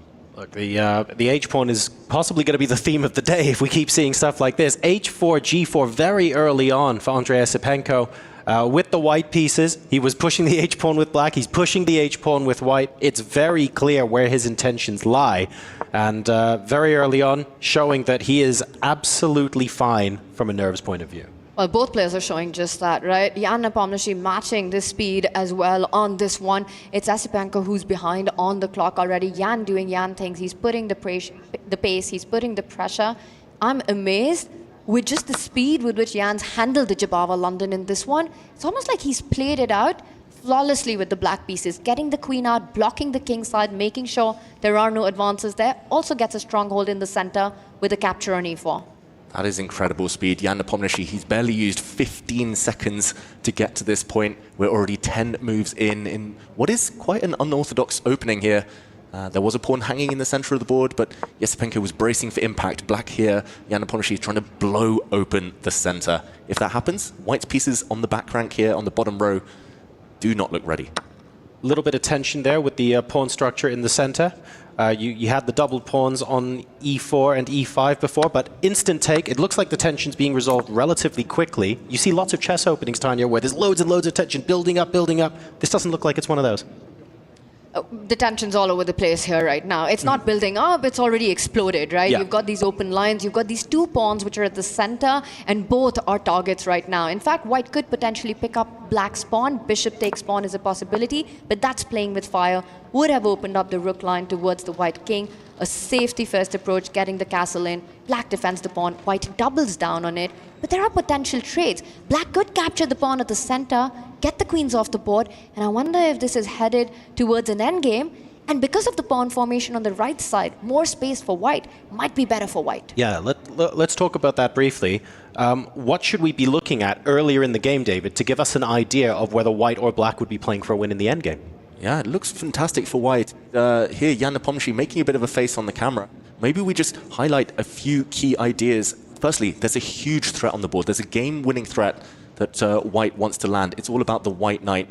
This is on the right board here, the analysis board. The white knight is threatening to jump forward. If black does nothing, the knight jumps forward, hits the black queen, and next move jumps in with a devastating fork, double attack on the black rooks. This has to be prevented. As Tanya mentioned, we could see the board clear, we could see everything start to disappear, but at the very end, it's all about the power of these white bishops. Bishop's fantastic. Knight hopping into enemy lines here. Looks beautiful for Andrei Esipenko. And then I guess with the queens off the board, Tanya, those early pawn shoves that mean we have h4 and g5 pawns on the board, it's not really a huge weakness at the moment. It's not like there are loads of pieces that black can use to jump in to attack that pawn chain. So we're feeling okay about that in the endgame for white. 100%. It in fact takes away some key squares from black, and that again becomes a huge asset for white to gain that space. There are no such weaknesses to talk of. Jan Nepomniachtchi has all the reasons in the world to be very happy with his opening play. He's also kept the pace on the clock. Now a little under 8 minutes, and I think the line that David was looking at, it's going to appear on the board. The queens will potentially disappear. The central pawn will be captured, and it will be white's piece activity that will give Jan the edge. Yeah, it looks fantastic for white, and it looks like the queens will be disappearing. White's hand is not forced. There are options right now, but it does look like Jan on the camera reacting a bit to what is about to happen. So now, a lot of the time, we keep thinking, once the queens are off, traditional school of thought is once the queens are off, game can sort of move towards an inevitable draw. But it looks like the pieces are sufficiently dynamic here. You guys mentioned the pair of bishops. There's still plenty going on the board that makes things just that little bit more interesting, just that little bit more dynamic. And even without the queens, there's still so much play left. Yeah, there's still most of the pieces on the board. I'll call it a queenless middle game, just as much as it is an endgame. And it does look like momentum is going to be the biggest thing. For Yesipenko, though, he needs to keep up to speed on the clock. His position is fantastic for now. Incredible position, but this is the storyline we saw in that game one, right? Yesipenko getting that opening edge, being the one on the front foot, playing for the win, but not having enough time in the end game to convert. Right now, 6 minutes, a beautiful position for the white pieces. The rook's coming to the center of the board, the knight jumping to some key squares in Jan Nepomniachtchi's camp with big threats. Compare the two bishops that Yesipenko has to Jan's undeveloped pieces on the first rank, and it's easy to say, once again, it's advantage Yesipenko. Yeah, that white knight, this variation we predicted has come to pass, and that knight is the MVP right now. The white knight is creating some big, big threats. Jan Nepomniachtchi slowing down. He's a great defender, we should mention Jan Nepomniachtchi, but he'll have to show all of his skills here, even more than in the previous game. So this is, I guess, one of the classic techniques people use in chess to compare what's going on. You look at what the pieces look like, right? Both sides have a pair of bishops and the knights. You're comparing the activity and going, is my knight better than my opponent's knight? Are my bishops better than my opponent's bishops? And it just feels like, from a cohesion point of view, black's causing white some problems, but white's pieces are so beautifully placed. Like, how can you deal with this? How do you resolve this? It's a tough ask, and the problem child for black in this position is the rook on a8 at the corner of the board, which can eventually come into attack, combining the knight with the dark squared bishop. There are so many threats, so many hanging pieces, so many tempos that the white knight can jump with, and all these ideas extremely tempting for Andrei Yesipenko. And David, this is the final 10-0 game. You know, whoever wins this, if there's a decisive result, they go on in the winner's bracket. Yeah, this is very, very important. Jan here with a bit of a frown, sipping some water, or at least trying to, struggling to open his bottle there. Normally that's a power move. You try to show your confidence. He's looking very relaxed, but I think internally he knows. We see the heart rates there. Jan's heart rate much higher than his opponent's. He knows he's in a bit of trouble if Yesipenko finds the best moves. You can kick away the black pieces here, but you have to be accurate about the move order. It depends on how you open the bottle, right? If your hand is shaking and you just about manage to get there, it takes you 3 or 4 goes, that sends one message. You flip it open, the lid bounces 3 meters off the stage. You don't care, you take a swig, and you have a wry smile on your face. That's all good. I'll tell you one thing, we've seen Jan Nepomniachtchi with all those hand movements as World Championship matches, struggling to open those water bottles. Right now, he looked more confident. I wonder if the clock is also the reason for that. Now, finally, the rook trying to come into the game, getting the bishop out of the way. You are giving up a pawn. The knight could jump and have taken that b7 pawn, but first, Yesipenko protects his own queen side. So, it felt like a couple of moves ago, black might have been, I don't want to say in a little bit more trouble than he is now, but certainly now playing with a bit more confidence. Did Yesipenko lose the thread of the attack somewhere? Did something run out of steam? What happened? Yeah, I think Yesipenko, he tried to hedge his bets a bit. He has won a pawn, we should mention. White is now up a pawn. The light squared bishop grabbed a pawn on b7. So he's kind of transformed his advantage. Maybe he would have maxed out his advantage by keeping the knights on the board. That white knight was so dominant that actually winning this pawn probably wasn't the kind of #1 priority. But this position, it still should be white who's the only side who can win. I do worry about the clock here, Tanya. It's an extra pawn for white, but we spoke about piece activity early on. And now look at at Jan Nepomniachtchi, his pieces, they were the ones on the back foot, undeveloped, but it's the rook that's infiltrated on the first rank, looking at putting some threats on that white rook with the bishop eventually sliding to a square where it can attack it. A lot of piece harmony here for Jan. Yes, he's on the defense, but I think he believes he's got enough resources to keep the game in balance. So, short question, possibly difficult answer.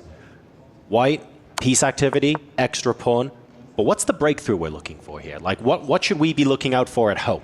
That's the million-dollar question. And 250,000 here. But 50,000, yeah, exactly. But you need a pass pawn. It's that simple. You need to push one of your pawns forward, break through enemy lines, make a new queen.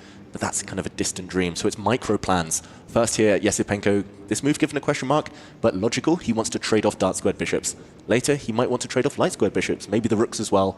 And having an extra pawn is his goal long term. But bishop f2 looks like a very sensible move. Given a question mark here, what could white have done instead, honey? And like you said, traditional chess wisdom, right? Get the pieces off the board if you're up pawn. Now imagine if all the pieces are off, it's a pure king and pawn ending. Yesipenko wins, goes ahead in the upper bracket just to keep the game going. He makes the most human moves. You know, he declined a repetition early on that was offered by Jan Nepomniachtchi a few moves ago. And I feel he's done everything, which is practically correct. Got the king from the edge of the board towards the center. He's still, from a practical perspective, keeps winning chances alive. Now the rook looking at coming in from the 6th rank. But Jan Nepomniachtchi gets his rook on the attack. Yeah, I'm trying to figure out what could Yesipenko have done instead as an idea, because I'm looking at piece activity now and I'm going, you know what? Black's piece activity looks pretty darn good here with that rook being an absolute menace on the back rank. So has something gone wrong here? I think it has, and it's mainly just great defense by Nepomniachtchi. I don't want to take anything away from Yesipenko, who's done all the right things. He's grabbed a pawn, super active pieces earlier, but it is that black rook, the pest, that is saving black in this position. I just feel that Yesipenko, he's been trading too many pieces. Previous game, had the advantage, traded queens, it was a draw. This game, had the advantage, traded pieces, it's fizzling towards a draw again. And I'm going to point out, for Jan Nepomniachtchi, the MVP, the most valued piece is indeed that rook, which is going to shuffle around from one side to another, just attacking those two pawns, the H and the A2 pawn. That's what he's trying to do. Jan Nepomniachtchi just does not care. He literally does not care right now as he's putting the pressure on for Yesipenko. He's gone in with a check. Apparently there's just one move here that will save black. He has to bring his king back to the dark square, to e7. There we go. He finds the best move, Jan Nepomniachtchi. That is to stop the white king infiltrating, but there we go. Yesipenko, he's making his move now. This is a bit of a gamble. He's given up his extra pawn. Black has a very powerful passed H pawn. He's going for checkmate against the black king. So this is one of those interesting positions where the eval bar might not tell us half the story here, Tanya, because both sides now have some really scary moves that they can be playing against each other. Less than half the story by the eval bar. Practically, this is a 3-result game. And black has only one move to keep the balance, David, and it's a tough one. This is so difficult. The black king has 3 possible retreats. The black king's in check, but you actually have to block with your bishop. The only move to save the game, if you go back with the black king, the white king steps forward and you're going to be courting some checkmating nets. But what makes it hard to make that move is that you're self-pinning. Self-pinning for glory was Magnus Carlsen's tweet in the Dingleren World Championship match against Jan Nepomniachtchi. He finds it. Bishop d7 on the board. Incredible resourcefulness there by Jan. So is this a case where black just has to soak up the pressure and maybe play the rook to d1, David, rather than allow the king to get further back? Is that the whole point here? Yep, defending that black... Ooh, he gives a check. I was going to say defending that black bishop was the #1 order of priority. The reason chasing the white king back wasn't actually best is because now the white king is near enough to stop the black h-pawn from running forward. That black h-pawn is the source of counterplay. White's gone a pawn up again after that trade of bishops. White now is 2-0 up in terms of pass pawns on the queen side. Long term should be winning, barring any tricks. But Jan here trying to slow him down. And those are two connected passes, right? The most dangerous of the kind in a rook pawn ending for white that Andrei Yesipenko has. If anyone's playing for a win here, it's white. The king does a beautiful job of defending the h-pawn from moving up the board. And meanwhile, your rook is assisting the 2 other pawns. I see the bar also agrees with this. I think this is big trouble for Jan. That was a huge blunder, a huge mistake from Jan Nepomniachtchi. He could have used the black rook to go behind before the white pawn started advancing, just paralyze those pawns. White would not have been able to touch anything.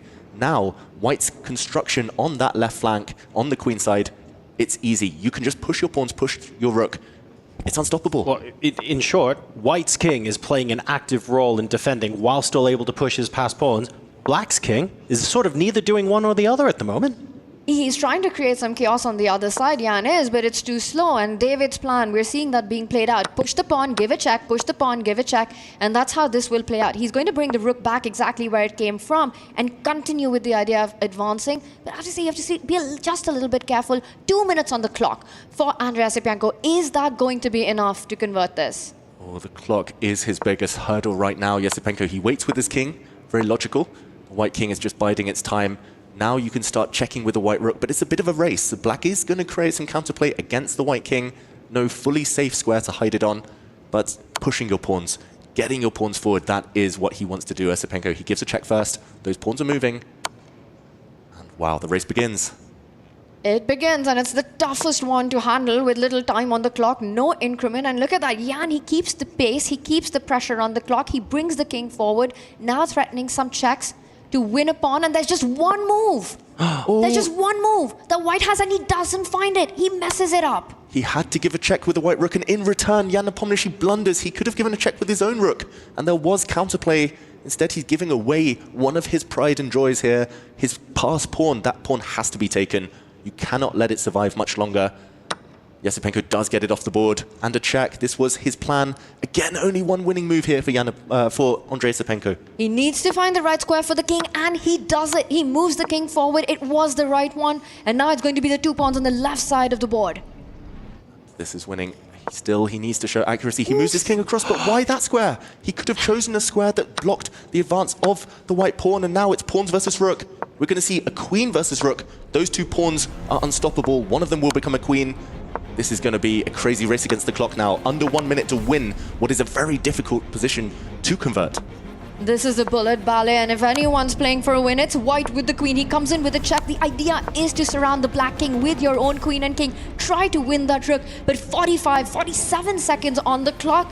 It's still inholdable territory for Jan Nepomniachtchi. What do we think? Is he going to be in time, Yesipenko, to win this queen versus rook advantage?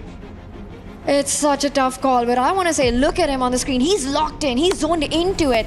And with just the construction of the pieces, how close they are to the black king, David, if I had to take a call, I think he gets the job done.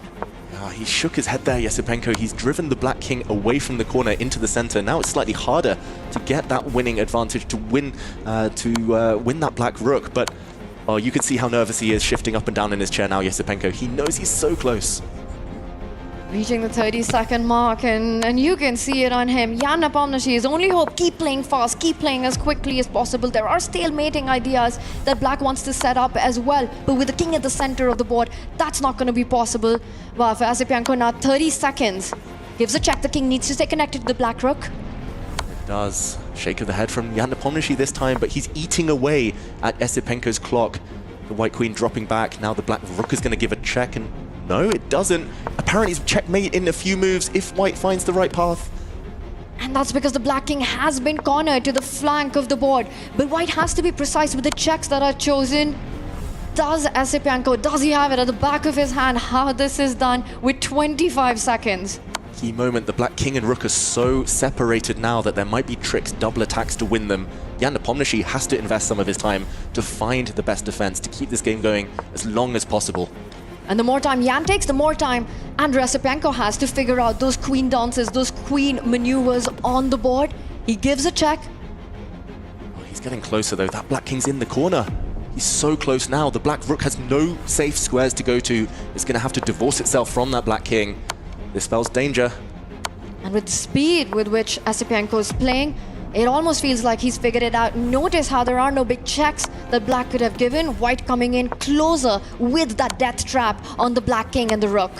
Yeah, and this is a position that has appeared in so many chess books throughout history. It is totally winning now. You can win the black rook by force. Computer says mate in 4. Is he going to find it? It's checkmate. If he brings his queen up to the top of the board, he finds a different path.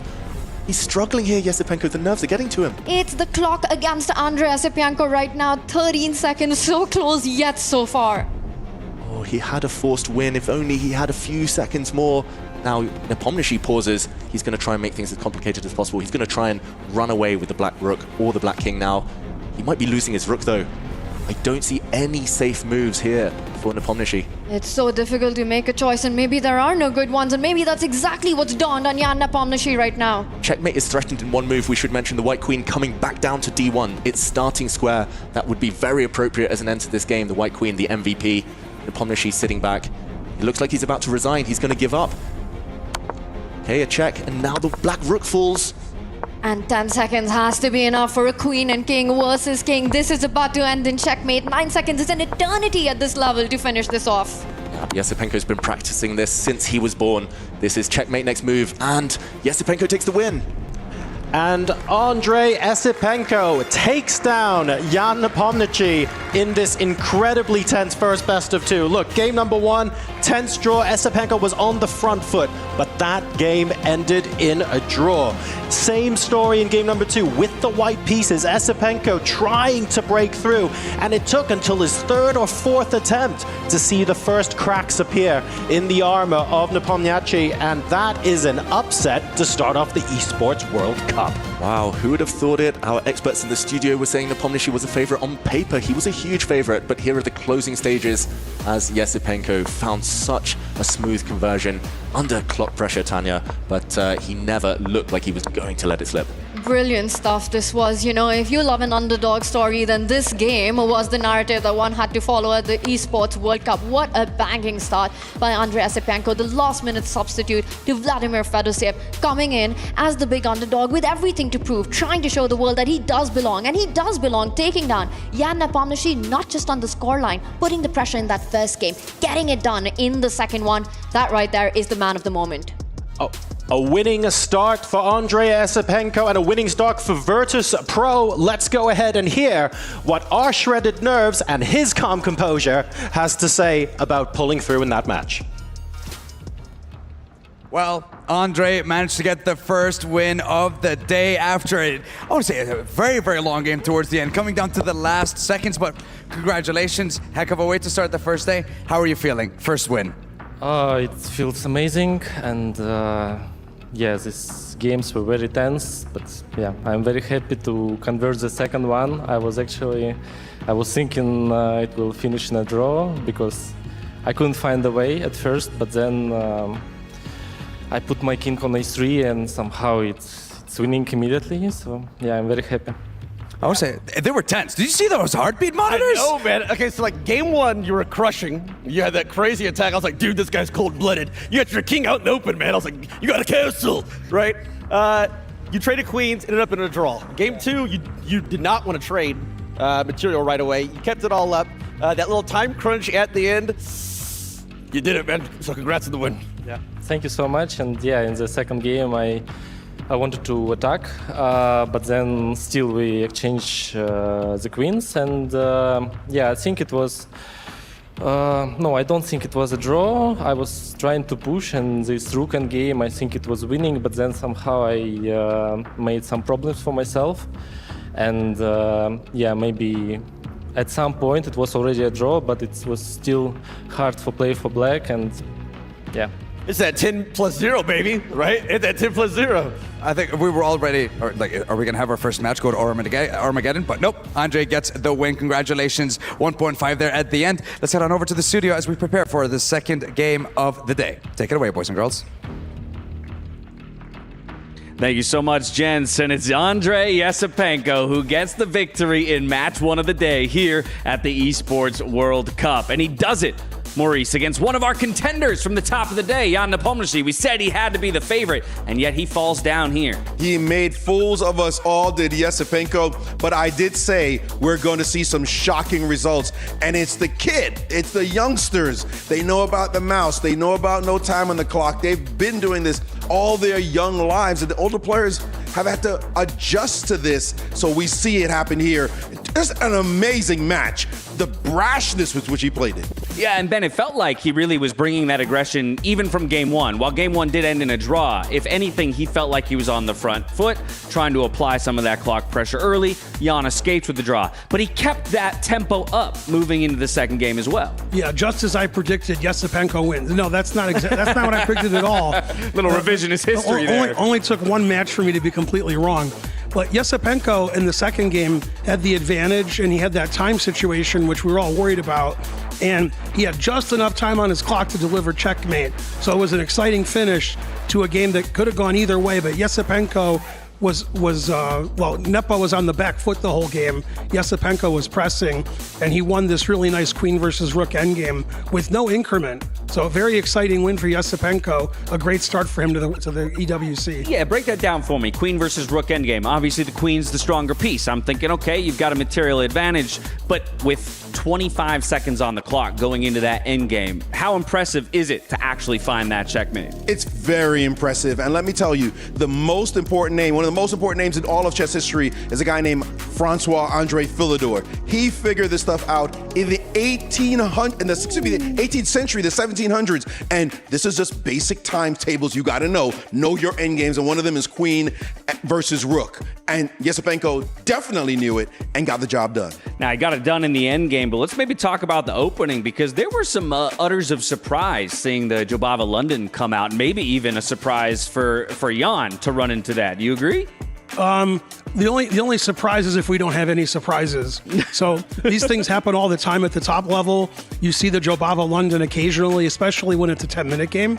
So I don't think Jan could have been too surprised, but he didn't really deal with it in the absolute best way. And Yesipenko had him on the back foot right from the beginning, and he kept his foot on the pedal, and it looked like he was just better the whole game, trying to win.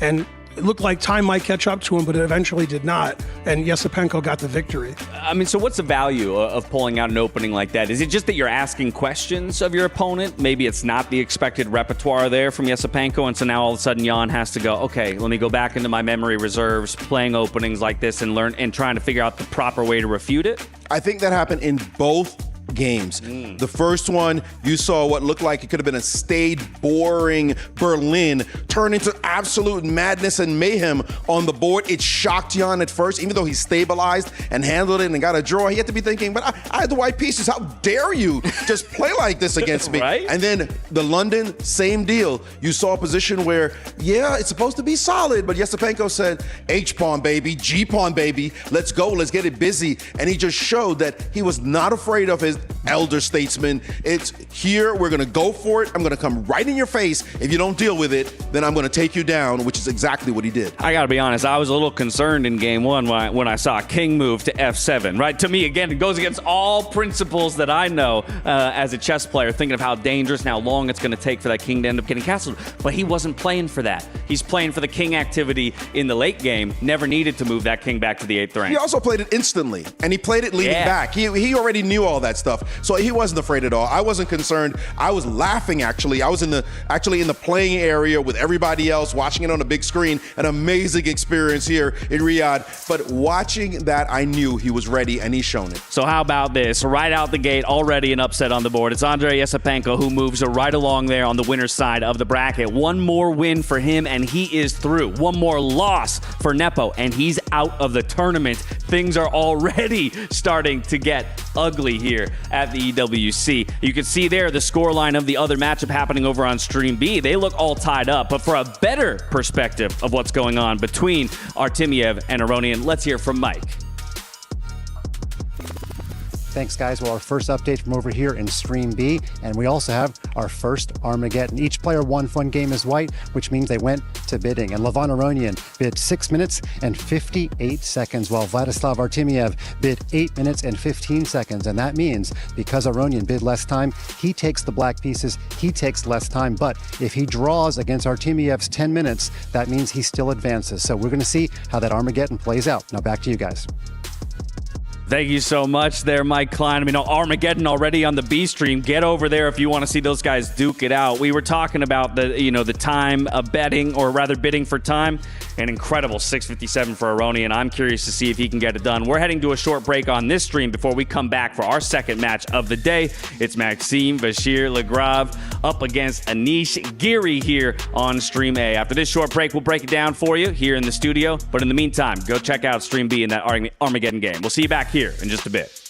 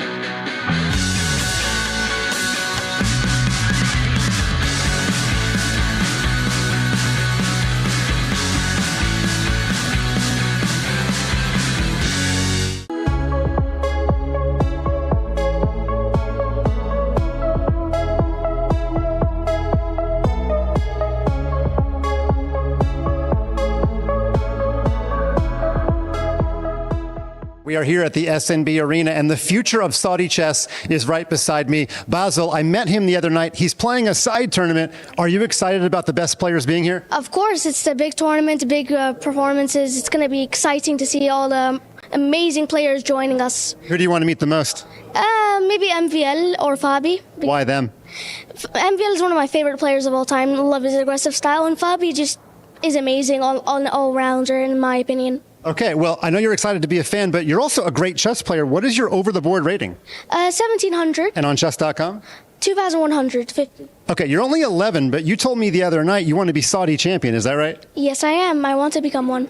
And what is the prize for first place if you win the Saudi championship? 1 million riyals. Which is how much in US dollars? If I believe it's like currently $4 for 1 riyal. 4 riyals for $1, I believe. 3.75, so $250,000. Yeah, around that. That's a lot of ice cream. Ice cream is overrated in my opinion, so no. Okay, lastly, do you think you'll be a chess professional? Not my main goal. My main thing, I want to become a foreign minister of Saudi Arabia. Chess, I want to become a grandmaster, but it's not going to be my main focus. You're officially invited to Washington, D.C. one day, and I hope to see you there. The future of Saudi chess. He's here as a fan. He's playing a side tournament. Thank you, Basil, and we're going to look back on this interview in 5 years, and I'm going to be proud to have met you. Okay. Thank you. Back to you guys.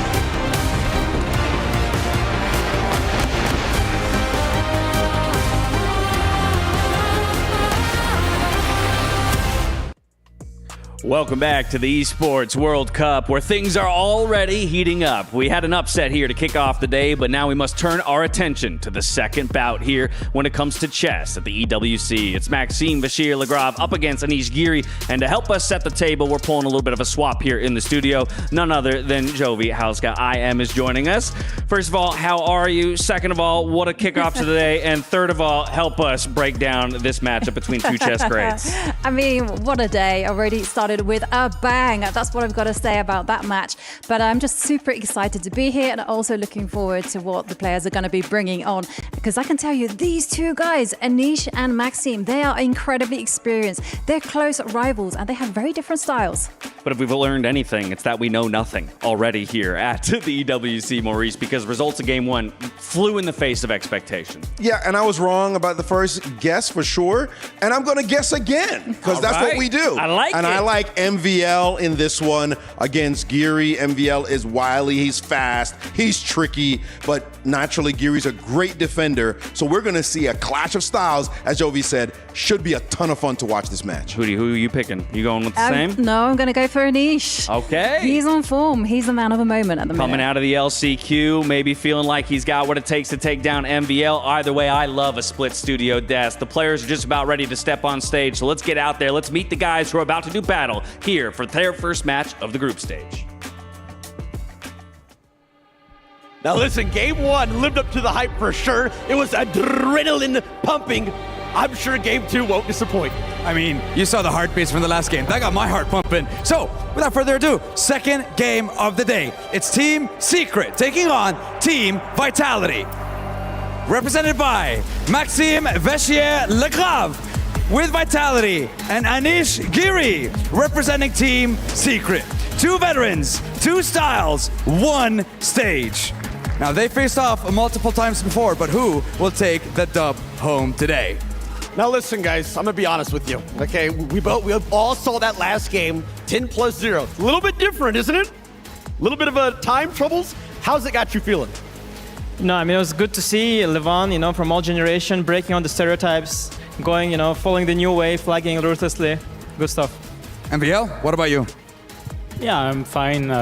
It's some, I wouldn't say routine, but we're used to playing with no increment and with flagging. It's all right. That you may be used to it, but maybe not used to a stage like this. So, boys, keys in pedestals. Get yourselves in your seats. Second game of the day is underway. It's Vitality versus Secret. Fireworks guaranteed. Casters, the floor is yours. Keys in pedestals. On your marks, get set. Thank you, Sandstorm. Thank you, Tyler One. This is a match for the ages, and it's in the group where, I think we said it earlier on, absolutely anyone can advance. I'm afraid of making any predictions for this group. It's so tough. They're so level on paper, each player with their own strengths, their own skill sets, and these two, so difficult to separate, Tanya. They've both got such a pedigree and both in top form recently. You have the sharpest minds in the game. It's one explosive battle, one explosive rivalry. Maxime Vachier-Lagrave, he brings the chaos. Anish Giri brings the control. Only one will walk on top. Can't wait for this matchup. And I'm going to say one thing. What we saw previously, Jan Nepomniachtchi going down to Andrei Asipienko, I'm not playing the prediction game anymore here in Riyadh. Well, I'll tell you what, let me switch up the question a little bit, because look, these two players, unbelievably level in so many different ways, but this format is different. There is no increment. They are playing with mouse speed as well. So here's my question. Under pressure, is one of these players more likely to crack? If they played this match 100 times, do you feel one player might have an edge? I think historically, Maxime Vachier-Lagrave has won more speed chess tournaments. He's won more big titles like the World Blitz Championship in 2021. Anish isn't necessarily known for his speed, although in recent times in the qualifiers for this event, he's done extremely well. I think the one thing we can take away from Jan Nepomniachtchi against Andrei Asipienko is that the last chance qualifier, or the one who at least participated in that event, did prevail. So maybe Anisha's recent practice will help him. Would you agree with that? With Anish going through the last chance qualifier, Tanya, do we think, therefore, that gives him just that little bit of an edge that could prove decisive? Anish had a roller coaster run in the last chance qualifiers, right? He took down Pragnananda, he took down Hans Niemann to make it right here, to get to earn that key to fight in the finals. As the game gets underway, I think this is an absolute 50-50 battle. Both these players, this epic rivalry, they've played against each other so many times. They know each other inside out. This game will be played out in all three phases: the opening, the middle game, and a spectacular end game. Well, I am risking not being able to throw it to you guys before we get out of the opening here, because that was the quickest Petrov I've seen in a while. Take it away, folks. That's right. The Petrov defense, sometimes known as the Russian defense, it has been a staple of Anish Giri's diet since he was a child. It is his pet opening, something he was playing at the age of 12, 13 with consistency and with great results too against top players. It's known to be super solid for black. The pawn structure is no longer symmetrical. White has an isolated pawn in the middle of the board, an IQP, isolated queen's pawn, we would say. And normally that can be either very strong or, in the endgame, very weak. Now, in principle, if we see a Petrov, are we automatically thinking, okay, we're playing the classical draw with black, win with white game of chess? Or could this be something? Is it too early to make that assertion? It is still early days, but this is one of the more imbalanced Petrovs, I want to say, because you've got these pawn formations which are not symmetrical on the board. There's still something to play for. And this last move, it sort of seems to have handed over the edge to the black pieces. And I think the reason for that is just a healthier pawn formation for black. You've got 2 pawn islands if you're black, which means less weaknesses compared to the 3 that white has. A clear target at the center of the board. The black knight's headed towards a square where it can start attacking that weakness you earlier highlighted. Yeah, and for Maxime Vachier-Lagrave, since he does have an isolated pawn in that middle of the board there, he needs to compensate with energetic play. He needs to get his pieces forward, he needs to attack, he needs to play on the front foot. Because simply, Anish Giri here, long term, is doing very well. Any endgames will suit black down to a T. And the clock situation also on Anish's side right now. So great start for the player with the black pieces. Now, I saw some really quick play earlier, so I'm going to ask this question as quick as I can. I'm going to let whoever wants to jump in answer it. We mentioned the isolated queen's pawn. Who wants to talk for our viewers about what this actually means in the short term and long term? Because that pawn does look really lonely in the middle of the board, or it could be the absolute vanguard of an amazing piercing attack. How do you tell whether it's good or bad? Yeah, white's pawn on d5, we'll highlight it here in the middle. It controls a lot of squares, it takes a lot of space, it's in black's half of the board. It also makes sure that the pieces around it gain activity. The white knight was kind of indirectly attacking a pawn once the black knight had been removed. The white knight might jump in if this black pawn ever disappears. It just gives you launch pads. The problem is it could become weak. We could imagine a black knight coming and just gobbling up this pawn, especially if the queens are off the board. There aren't too many defenders of it. So short term, great. Long term, bad. So how do we neutralize that? What are we thinking if we're Anish Giri right now in the long term? Well, for Anish, it's pretty clear, right? You want to start getting that piece activity in. We see the knight jumps that right now Maxime Vachier-Lagrave has on the board with the knight further trying to get into that center. Looking good, the a5 knight also tying down Anish's rook to defend for the black pieces. For Anish Giri in this position, you know, you want to get your own knight closer to the weakness that was earlier highlighted. He does take a pause right now, trying to understand what is the right square. And the confusion, I think, is that f6 spot. If we highlight that, whether the bishop lands there or the knight. Two very tempting options, and I think that's what's on Anish Giri's radar right now. Yeah, it's a fork in the road. The black knight either goes pawn hunting, that's very direct, very ambitious, or the black bishop just moves out the way. It actually goes the other way, keeping that square vacant. The rooks might now be traded, and we will head towards an endgame. Very solid again from Anish Giri. The computer says 0.0, the engine, the bar locked, undecided in the middle. I think that perfectly reflects the actual position here. You know, we spoke about the styles of these players and how this matchup, just given the head-to-head throughout their rivalry, is so 50-50, and I think it comes down to the kind of position that appears out of the opening.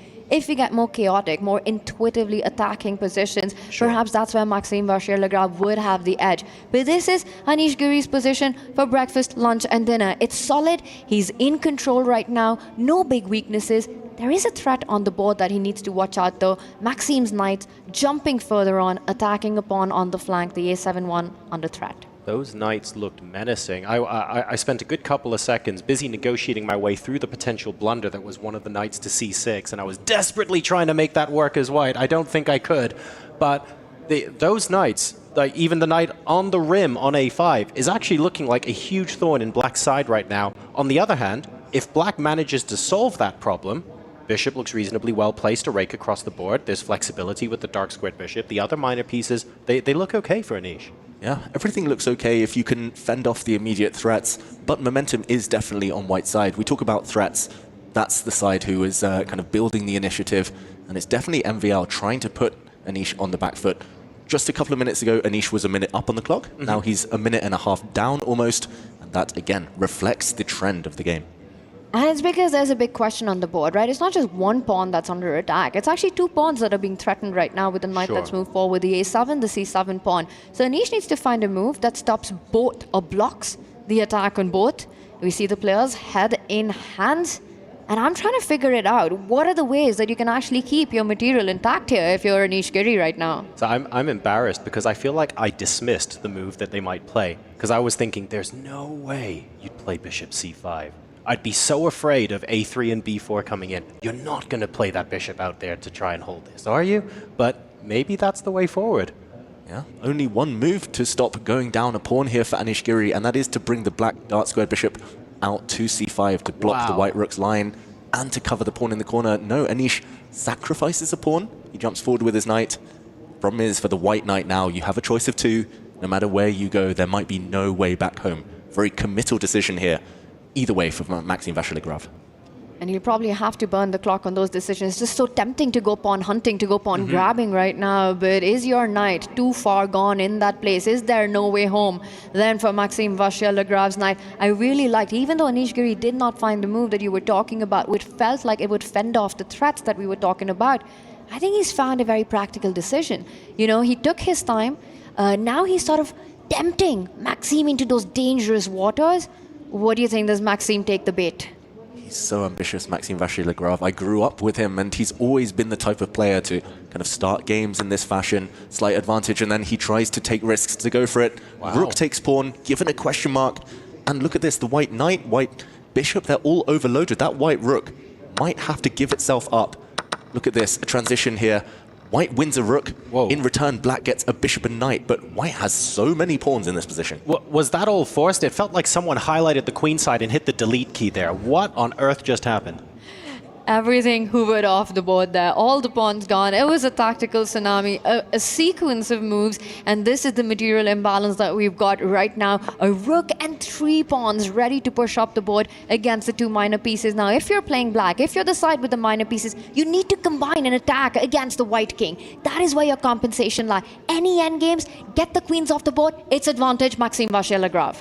Yep, those white pawns are sprinting forwards, and for white, the plan is easy. In a quick game like this one with 7 minutes versus 5, I think in practical terms, white is doing very well here. Anish Giri, he needs to do something he's not necessarily known for, Tanya. He needs to go for the white king, but there we go. Very principled. Black has the queen, black has a knight, and 2 bishops. The white king doesn't have too many defenders around it. That is step 1 if you want to get to Maxime's king, lining up his queen against that king on the same file. And what he's threatening is to slide the bishop over, hit the queen, try and come in with some knight checks. There are immediate threats that Maxime needs to take care of. He can't just keep pushing those pawns, no matter how tempting they are. David, this is a 3-result game.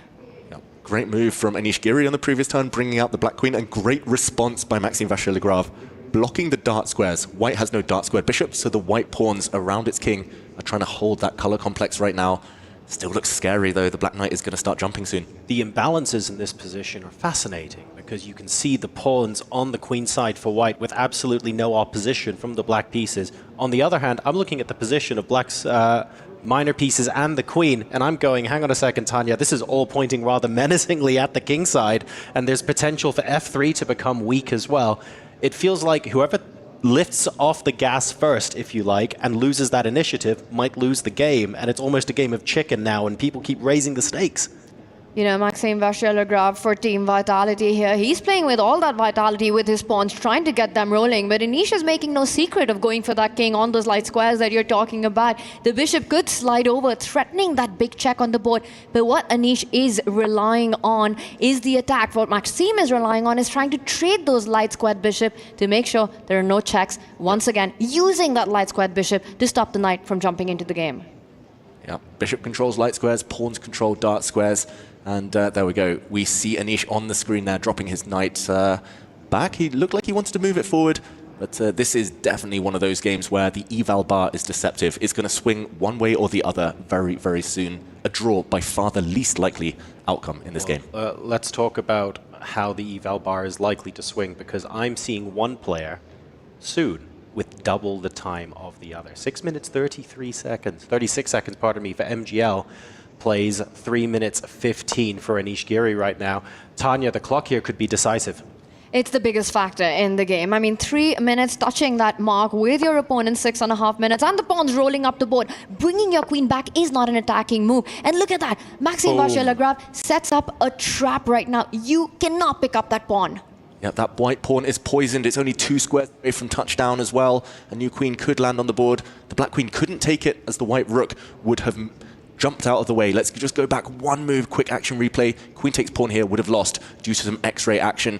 The white rook would have jumped forward with a check, given itself up, and the black queen would have fallen. This white pawn, if we go back to the game, is going to be the MVP potentially for MVL. Love it. This is now looking like a lot of pressure is being applied by MVL with the white pieces. Don't forget, of course, both players will have the opportunity to play again with colors reversed, so even if it's a decisive victory in game 1, could end up with fates reversed and it still goes to an Armageddon game. But right now, Anish Giri having to defend with half the time on the clock, it's scary. And like we said, you know, it is about getting to Maxime Vachier-Lagrave's king, but with the queen stuck on the back rank for black, how are you even setting up those checkmating ideas? If you try to slide over your king to h3, trying to threaten the kiss of that checkmate, the bishop in the center of the board is hanging, just not giving enough time, not only attacking the bishop, but assisting that a-pawn to move one step forward in the game next.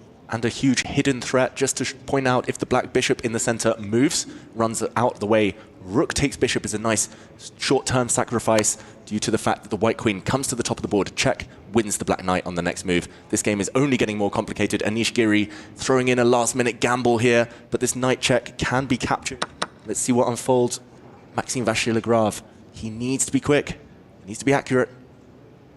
Wow, and now there's a big threat that black has on the board, right? The kiss of that checkmate that we keep pointing out. The black queen is ready to swoop into that h3 square, and there'll be no defense. So Maxime Vachier-Lagrave continues to put the pressure on the light squared bishop, not giving Anish the time. Nail in the coffin there, queen f4. It's targeting the bishop on f3. Also, it's looking after that b8 square, where MVL is looking to push the rook to the back rank, skewering the queen to the king. I don't think there's any coming back from this. That was the key move, the bone cruncher. Double threat here, double attack. Anish Giri with 2 minutes left. Not enough. He needs a miracle to escape. One of the black bishops likely to fall. Either that, or it's your queen that's doomed. Anish Giri with a kind of blink there, double blink. He knows he's about to resign. And that shake of head spoke volumes by Anish Giri. He knows that this double threat is pretty much the end of the game. You can either save your bishop or your queen, but either ways, that would end for black. It's only delaying the inevitable. Loses both the bishop. He's about to pick up the rook with this check, but look at those beautiful Maxime Vachier-Lagrave's pawns moving up the board. Exactly. I mean, even once the rook falls, you can play a7.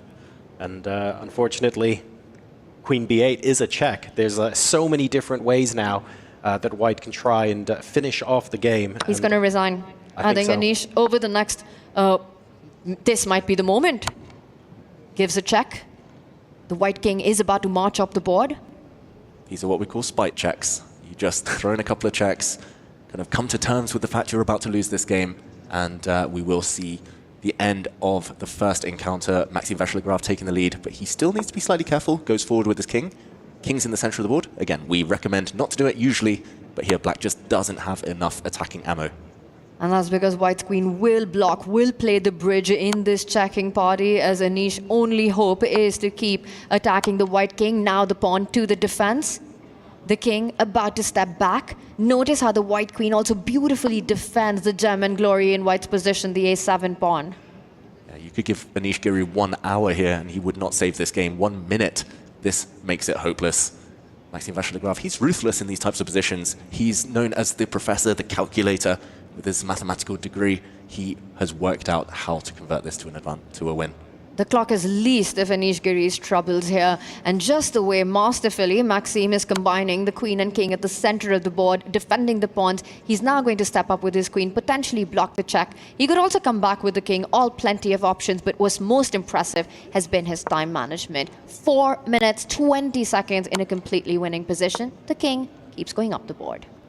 Yeah, efficient. He's done it all correctly. Maxime Vachier-Lagrave, Giri still fighting on desperately. Check. The checks are drying up though. The white king is going to hide behind its queen, behind its own pawns maybe, and that will spell the end. As soon as the checks dry up, game over.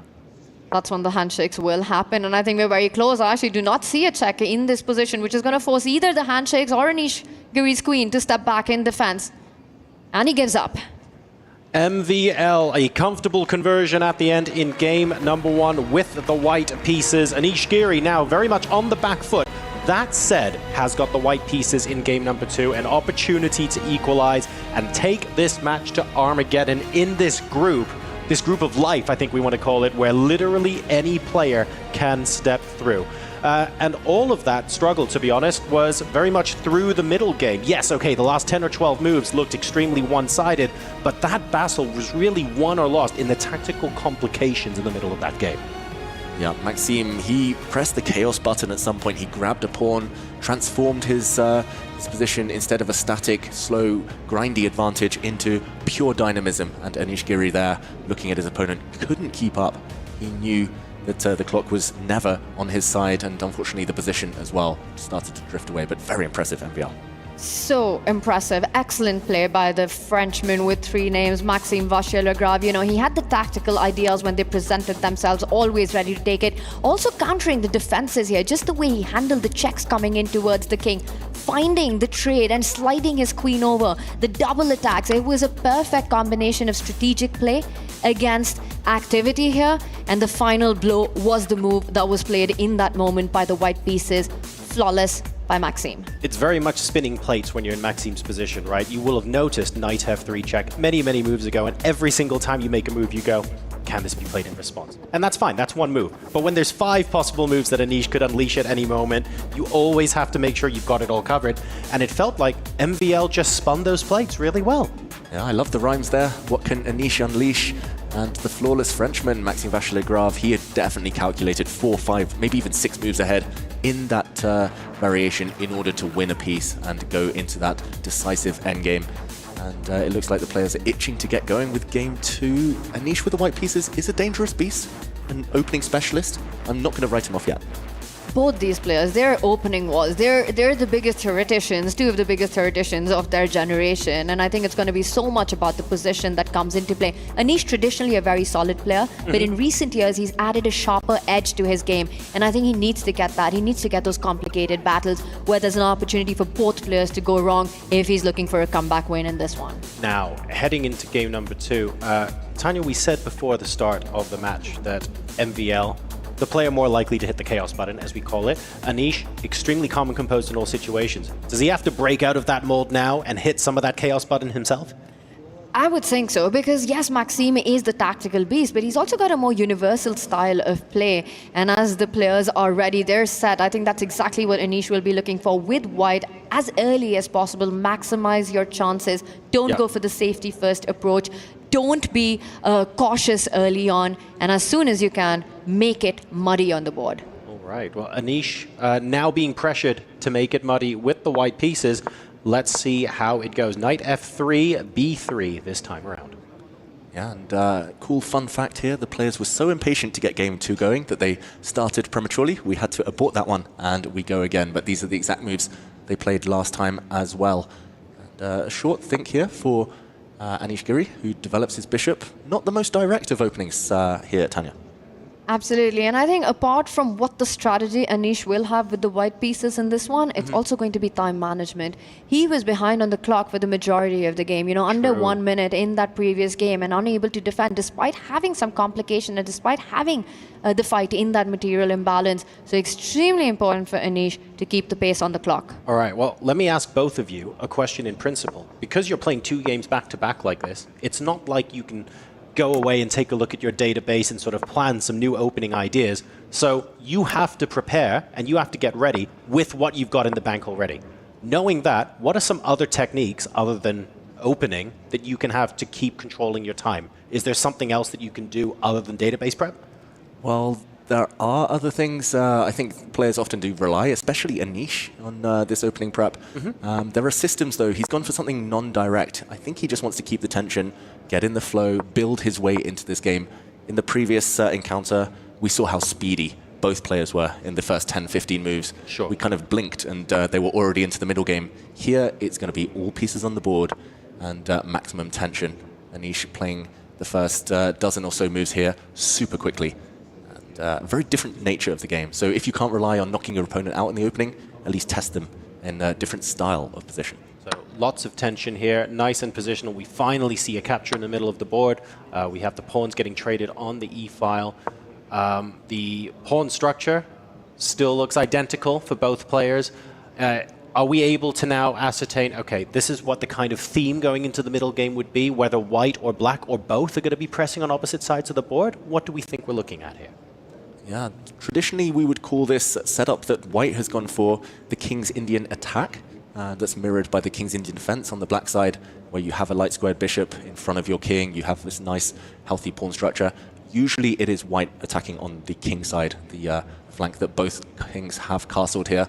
It takes a bit of build-up, though. The knight gets out of the way first, maybe to push some other pawns forward. And yeah, it's very much a case of black trying to stay solid, white trying to make the magic happen. A lot of piece moves at the center is what I would be predicting here. Black lining up the rook on the only open line that we see, the D1 file, as he does right now. White trying to get his knights into the game, jump that other knight as well towards that C4 square. But first, Anish Giri does get his own rook on that line. We might be seeing some trades, but here's the thing, right? A draw is not good enough for Anish. It would be a dead man's draw because he would lose the match regardless. He has to win this game with the white pieces. So the more pieces on the board, not a single minor, not a single major has been traded off, is good for Anish. It's a slow game. It's not a chaotic one. But the idea is get Maxime low on the clock, get him to those final few minutes, and then create the chaos. Yeah, the question is whether he'll be given that opportunity. Maxime just playing super speedy. Some committal moves by black. We saw a trade of pawns early on. Now the black bishop is coming out, trying to persuade white to push a pawn forward and kick that black bishop away. Then he'll retreat and he'll argue that black's position rock solid, white lacking a plan. The pawn structure is almost symmetrical. That often lends itself to drawish tendencies. So for now, Maxime Vachier-Lagrave relatively happy. This feels almost like his heart rate should be ice cold. It should be like 55, 60 at the moment for MVL because we have hyped him up. And to be fair, he's got an excellent reputation as that bringer of chaos. But this is very much a, no, you're the one that has to prove you can do something here. I understand that I'm good at bringing the... There is no need for him to do that here, and I think he's making that point maybe to Anish. Absolutely he is. He's not created any weaknesses in his position. He's playing the slow game. Yes, he's moved the bishop to a diagonal where it pins the knight. It's sort of provoking Anish to gain a tempo by pushing his own pawn, attacking the bishop with that c3 move. But that would block the white dog squared bishop as well. Sure. So a lot of give and take going on. Anish doesn't go for the idea. He plays a slow move on the other side. But this might give Maxime some chance to try to make something out of that pin on the central line. Just so cagey right now. Feels like this is the calm before the storm. Anish, though, has burnt 3 minutes. Maxime likely to try and accelerate the pace of the game, at least on the board, at some point. And then the calculation phase will kick in where he's notably strong. For now, though, where will the piece trades come? It's very hard to predict, actually. It's very hard to even name a natural move for black. Well, when I'm taking a look at the activity the pieces have, the light square bishop for black looks like it's in an excellent place with long-term opportunity. The dark squared bishop is menacing and trying to provoke c3. White's bishops also look great. There isn't really that much on the board in terms of piece positioning that you're looking at here going, oh my goodness, I desperately need to improve that. This is just really solid positional stuff. Yeah, and from my experience, the top players in the world, they're so good and so quick when it comes to calculation. They see things, forceful moves, it's bang, bang, bang. They see the whole variation. But yeah, when it comes to maneuvering, that's when they slow down. All about formulating plans, and Maxime decides he doesn't want the tension any longer. Trying to kick the white knight out of the middle, allowing that white knight to sit on a very active square though, Tanya. And you mentioned it's the calm before the storm. I think the storm is arriving. With that pawn move, every pawn move has its own set of consequences. A square being left behind, we might be seeing the first imbalance of the game as a knight sort of inviting a minor piece trade to get rid of this monstrous knight on f5. At some point, will Maxime Vachier-Lagrave give up a key bishop in his position is the big question right now. Knight f8 as well, presumably to reposition that via e6, I would guess, or maybe to come across to g6 if white's attack starts gathering momentum. Yeah, you've set me up for my favorite rhyme. Knight on f8, there is no mate. You await your fate, but yeah, most likely, actually, he wants to bring it forward to the center. Problem is, those two white knights, one of them looking very strong on that f5 square, the other one about to land forward onto c4, attacking black central pawn. This might be the last opportunity black gets to take one of those knights off the board with one of his bishops. Which one, you would ask? That's the question that MVL has to answer himself. But suddenly the clock situation has reversed.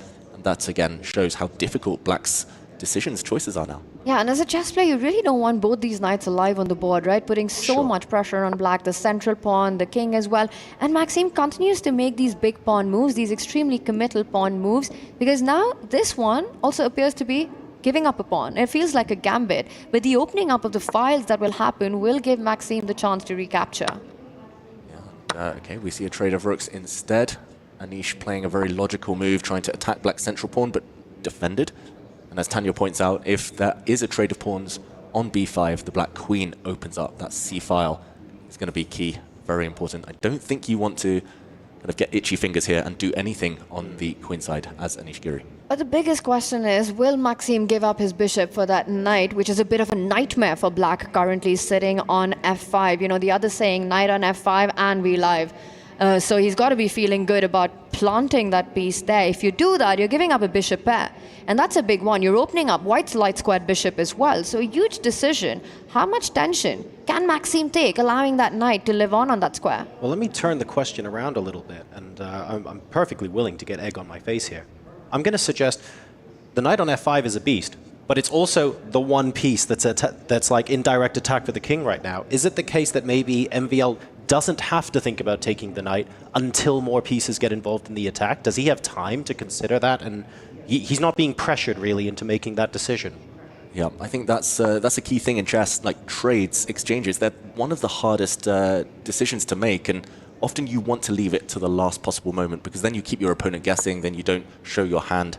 And here, Anish is saying, please take my knight, you'll open up my light squares. Maxime's like, nope, I'm just going to wait and wait and wait. There we go, improving pieces, and eventually one of the sides is going to blink. And speaking of trades and blinking, it's not just the tension between the bishop and the knight. There's tension on the left flank as well between the two pawns. You know, both sides want trades on their terms. If white was to go pawn takes pawn, that would actually give Anish Giri a pass on the a file. Pawn takes pawn, thank you very much. The a pawn starts moving forward. Yep. On the other hand, if it was Anish to take that decision to grab Maxime's a4 pawn, that would actually help Maxime open up a line for his own rook eventually and a diagonal for his queen to infiltrate on. For sure. I've got one last question to ask as an idea. Does black have aspirations of playing knight g6 back to e7? Is that a thing? Yeah, I think long term, any other way of getting rid of that white knight on f5 would be ideal, but in the meantime, Maxime Vachier-Lagrave trading pawns. He was the side to blink first. And look at this, a tactic. He's sacrificed his bishop, jumped in, double exclamation mark given, the first of the day for Maxime Vachier-Lagrave. And that is trying to lure the white queen onto where it can be captured. This, yeah, looks like a brilliant idea. That is incredible stuff. You know, the brilliancy has arrived by the tactical beast right now. Some big brain play here by Maxime. You take that bishop, the knight will capture the central pawn on e4, and the whole board collapses for white. For Anish Giri, the knight will be left hanging, the bishop will be left hanging, and it forces Anish into a thing. I wonder if it's too late. This is amazing. This is like taking the bottom block off of a tower of Jenga or something, because once that pawn on e4 goes, the knight on f5, looking pretty dangerous. Oh, guess what? If you're not careful, you've got knight takes g3 check, you've got knight f2 check, the queen has to get out of the way, and guess what? The bishop on c3 is on prise. That is an absolute octopus of a move. White suddenly has to defend from about 12 threats at once. Beautiful move. Just quick action replay. Bishop takes pawn. We're looking on the right board here, the analysis board, and the white queen simply cannot recapture. This would be a game-losing, match-losing blunder by Anish Giri. If queen takes bishop, knight takes pawn, and too many threats. Black will regain the sacrifice piece with interest. Let's go back to the game where we see Anish try to fight fire with fire. He takes a pawn in the center instead, but suddenly the white pieces look very loose. And with the rook, the black rook lined up against the white queen, one can start, the spidey senses getting activated here. You're looking at trades, checks, captures, threats. There are no checks in the position. What black is doing right now, what Maxim's doing right now, is calculating all the captures that exist. Does he take the pawn with the bishop? Does he take the knight with the bishop? And he does. Bishop takes knight, opening up a central line. Also now the g3 pawn was hanging. The trades, the flurry comes in. Maxime Vachier-Lagrave with a big edge on the board. And tactics as well, David. Tactics favoring him. That knight might have to be captured. The white queen attacked. Cannot grab the black bishop right now. That bishop is poisoned. Queen takes bishop would allow a knight fork. Black would play knight takes g3 check, hitting the white king, winning the white queen. This could spell the beginning of the end for Anish Giri. He's just fighting for his life, fighting for a draw, but that is not enough in this match. So was it the case that fighting fire with fire was the fundamental mistake there? Did he have to take a step back, take a breather and say, okay, that's really good. I need to just defend for a bit and consolidate. Is that where it started going wrong? Yeah, I think he missed this bishop sacrifice first of all, which I think psychologically is tough to recover from. But he needed to just take his foot off the pedal there and just solidify. He still had great activity despite being a pawn down. Now the board is clearing, things are simplifying, and that only favors black. And Maxime Vachier-Lagrave is so good at shifting gears, playing in a controlled manner at the start when Anish had that strategic fight. But given that one opportunity to bring up that brilliancy on the board, and it barely took him seconds to spot that game-changing move. Bishop takes pawn, which is the outcome that we see right now being played out. More tactics coming in. And it's so difficult for a player to adapt in their brain. And that's why we see Anish's clock ticking down to under 2.5 minutes as well. This is proving to be problematic on multiple levels. Their pre-move of the retake, and that, of course, is with check to the king on h1. So we're going to have to deal with that first before anything else comes into play. And as things stand, MVL looking set to go 2-0 here. That would be a power pack performance. I mean, he's really on his way. And this sad retreating move was a necessity for Anish, because there were not only the check, but also the ideas of rook capturing that knight at the center of the board. The queen now coming into play by Maxime Vachier-Lagrave, attacking the pawn, defended. And look at that beautiful pin. Just multi-purpose moves on every single instance by Maxime Vachier-Lagrave. Yeah, every single move arriving with a threat, every single move arriving with a check or a capture. Right now, he's spoilt for choice. At the very minimum, he could remove that white knight from the board, get the queens off as well. He's moving towards safety. Black is a full pawn up, a very healthy pawn up. Very hard to imagine Anish Giri winning this endgame, and he is in a must-win situation. I think that would be the most practical way forward for Maxime Vachier-Lagrave. He looks locked in right now. He's such a professional. He knows he's so close. 1 foot in, needs only a draw. He could pick up the pawn with a check, but look how he doesn't do it. He goes towards safety. Instead of a very professional approach, he's calculated the line to the end. He does bring his rook to make sure the a-pawn doesn't move anywhere forward. It's 4 pawns versus 3. That's an extra pawn for Maxime Vachier-Lagrave. The only hope for Anish is that a-pawn now. Yep, final hurrah for Anish Giri. I am slightly surprised Maxime tried to cash in his advantage this early, but he has worked out that he can force a draw most likely with some knight checks a bit later. For white, it's very hard to find a next move, so black has a few turns to start pushing pawns. If the whole queen side, those pawns on that left side disappear, dead draw at the very minimum for Maxime Vachier-Lagrave, and he jumps in with a check. He's given up all of his material advantage just to force a dead drawn rook endgame. again, incredibly clinical there by the Frenchman, giving up that pawn, but he knows how this is done. This is elementary at this level. He's going to get his king out, making sure the black rook defends the a-pawn from moving forward. If the white king comes too close to get that rook out of the way, the whole of the right side of the board will be left hanging. So it's not necessarily the flashiest move on the board, but it actually is a statement to say, hey, there's an imbalance left in this position. Let me get rid of the knight and bishop and make this as equal as humanly possible, just to drive the point home that there is no opportunity left for you to win this game. Yeah, his name might be Maxime, short for maximum, but he was going for the minimum there. He just wants the draw, and that black rook is going to step up one square. As Tanya pointed out, that rook is now going to go and grab white's pawns, sitting pretty and undefended on the right flank. And unfortunately, that white a-pawn, Tanya, these rook's pawns, they just run so slow. It's not going to be quick enough for Nishikori here. I mean, Anish just has to burn his house down. He shouldn't care about the right side. Use his king. We see one trade. Take that pawn, take the pawn back with your rook, and then you want to start pushing your own king forward, trying to deflect the black rook from defending it. But now Maxime has his own counterplay with the f-pawn eventually moving forward. Eventually, I say, well, the king advances first, hits the rook, which needs to stay connected to the a4 pawn. Yeah, and that black g-pawn is running. We're going to see king versus king as the most likely outcome here. Again, not good enough for Nishikori. Maxime calculating whether he can push the g-pawn forward, just trade everything. Cynical, you might say, but very, very effective right now. And you could say, look, once these trades take place, yes, there are still opportunities for black to win, but like you guys said, it becomes easier to calculate all of that out without the distractions, without the additional elements on the board. And when those don't exist, you're not going to get a player of this caliber messing that up. 999 times out of 1,000, that's just going to be a dead draw. Yeah, this is bullet time for Nishikori under the 1 minute mark, but the white rook will give itself up for the black pawn. The black rook give itself up for the white pawn. We're heading towards a dead draw here, fully equal, and the players just going through the motions. The clock, not the biggest factor for once here. And there we see that plan being played out. The white rook will be forced, and it is handshakes. Maxime Vachier-Lagrave takes the match victory. So that is it. By a scoreline of 1.5 to 0.5, MVL will take the victory in this group, and he moves top of the group for now. Anish Giri, of course, second chance in the lower game in a little bit, but right now it's all about MVL, who moves into the upper bracket game in their group. It will be interesting to see how they manage to fare later on in the tournament.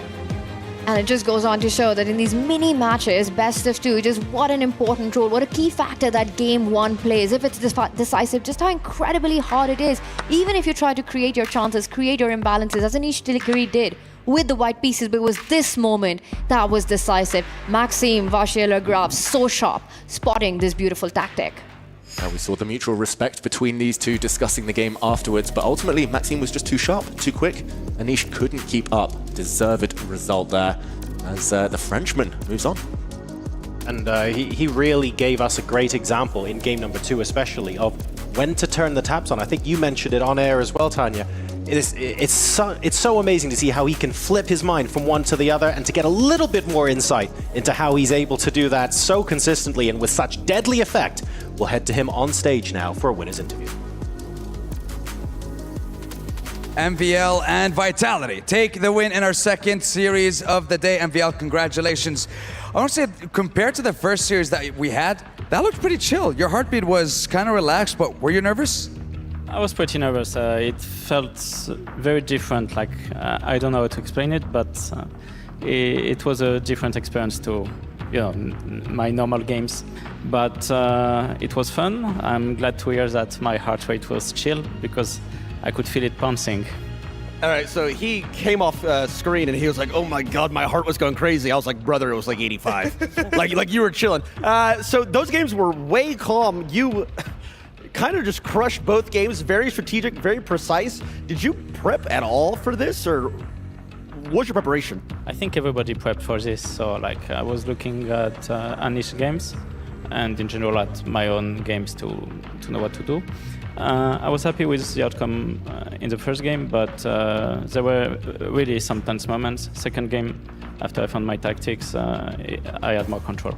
Oh, you crushed it, man. Congrats. Yep. Congratulations, MVL. We'll be moving on to the next stage, and we'll see what Anish Giri will be able to do, and we'll wait for his next opponent. Boys and girls in the studio, take it away. We have 4 more matches for the first day of chess here at EWC. Take it away. Thank you so much, Sandstorm. MVL, he'll take the win in the second match of the day here on the A stream. He said he was nervous, but those nerves didn't show. It looked calm, cool, and collected and rather decisive. Got it done in game 1. All he needed was a draw in game 2 to bring it home. Yeah, absolutely. The nerves did not show one bit because he came to the board swinging. You know, he came in with a really active play, putting the pressure from the first game, I've got to say. Almost from the first move, you know, he controlled the pace of the game. And, I mean, they showed kind of move of the match, came in game 2, while that one did fizzle out to a draw. I mean, by all accounts, it looked like MVL could have ended this one in 2-0 crushing fashion if he had decided to. He was super practical. He knew that a draw was all he needed. Once he saw that path, these guys are professionals. They just put the dampers on the position and say, you've got no chance. This is over. We're just going to cruise to victory here. And that's exactly what he did. Now, there was a question about preparation. Of course, MVL said, I imagine we all prepped, and he had looked at Anish's games. Off camera, you've talked a little bit about, Jovi, how you feel openings are going to be very determinant in this format. Do you feel like the openings were the precursor to the result, or was it more about the maneuvering in the middle and end game? Well, it's certainly the case in the first game, because there we saw Maxime with the white pieces. You know, he just kept on trying to invade the other side of the board, you know, putting Anish under severe pressure. And then you saw him just control that and also just get in those tactical blows. And let's not forget, Team Vitality. Team Vitality is right atop the Esports Club Championship leaderboard right now, so they've got to be just feeling happy for their pickup of MVL coming into this tournament. Absolutely. Again, MVL is one of those tricky guys. And, you know, the trickiest tacticians, they're excellent with their knights.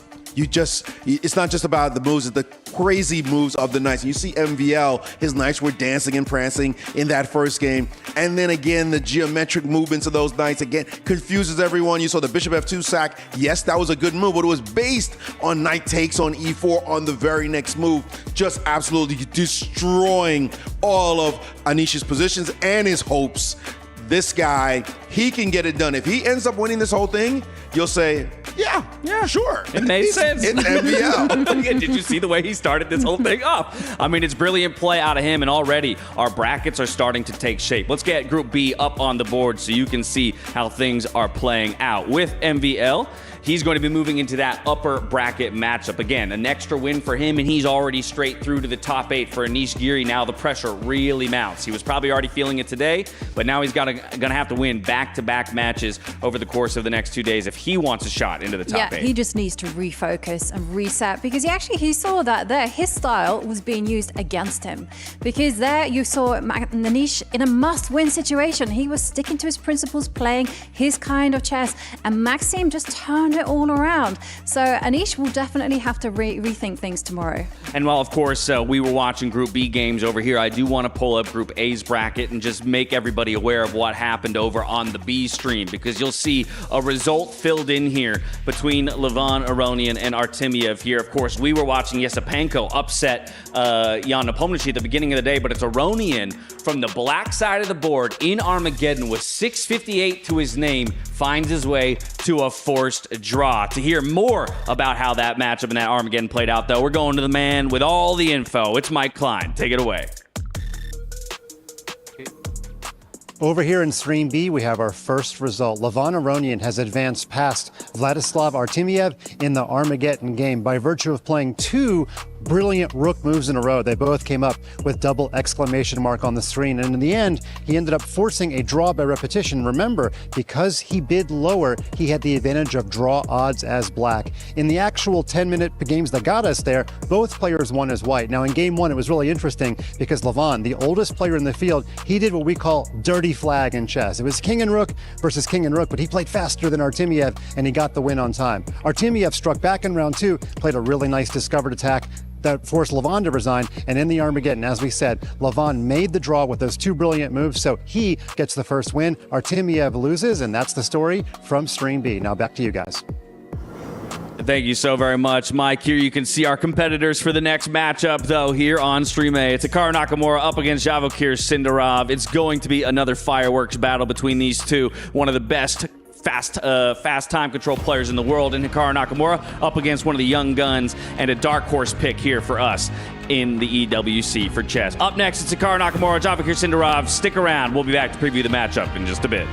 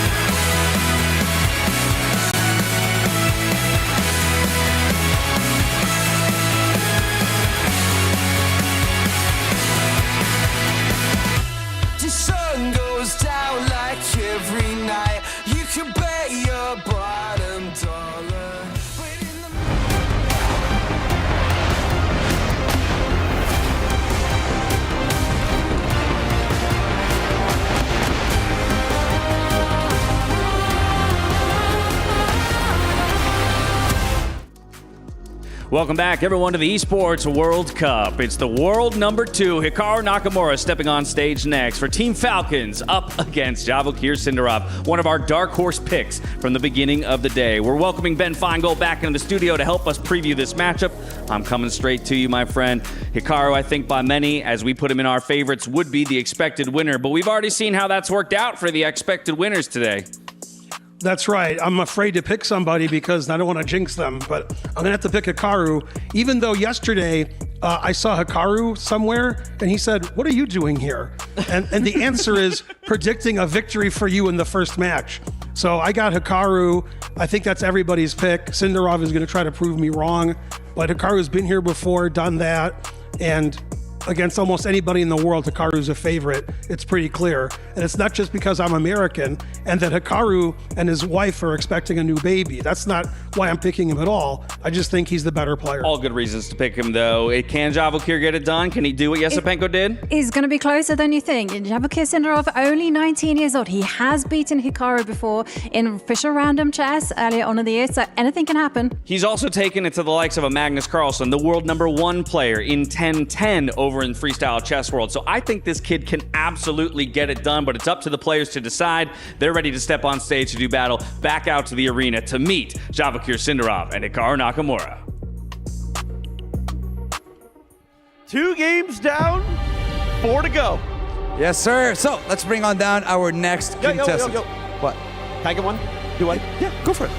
Representing Team Falcons, 5-time U.S. champion, Hikaru Nakamura versus representing Team Vitality, Javokir Sindarov. One of the youngest GMs in history, one of the brightest stars of Uzbekistan here in Riyadh. Got a nice firm handshake there. Hikaru, how's it going? How are you feeling on the stage, playing for Falcons, first opponent, Javokir?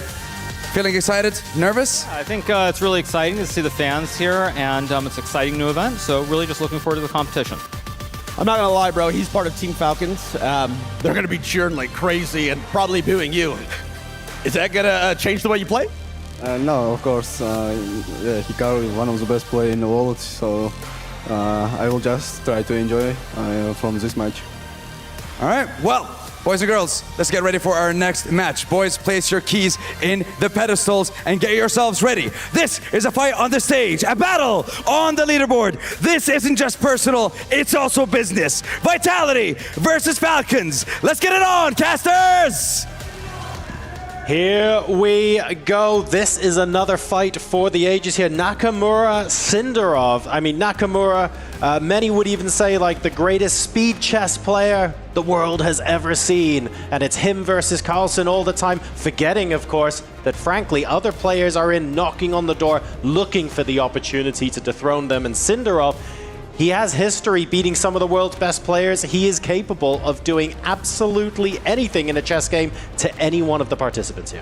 Yeah, one of the highlights of 2025 so far was Sindarov picking Hikaru Nakamura as an opponent very bravely on the freestyle chess tour and going on to defeat him in speed playoffs. He's nearly half Hikaru's age, 19 years old versus 37 years old here. I think my back just cracked hearing you say that. My goodness.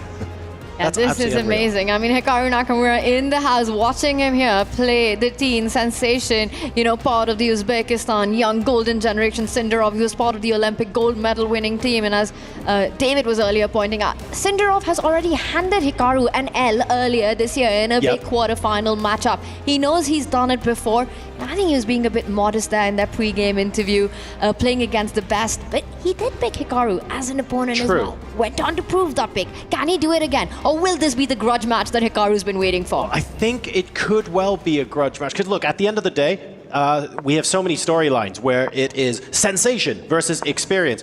We have to remember, Hikaru's kind of both right now. Hikaru's just good at everything. It's so hard to pinpoint a single weakness.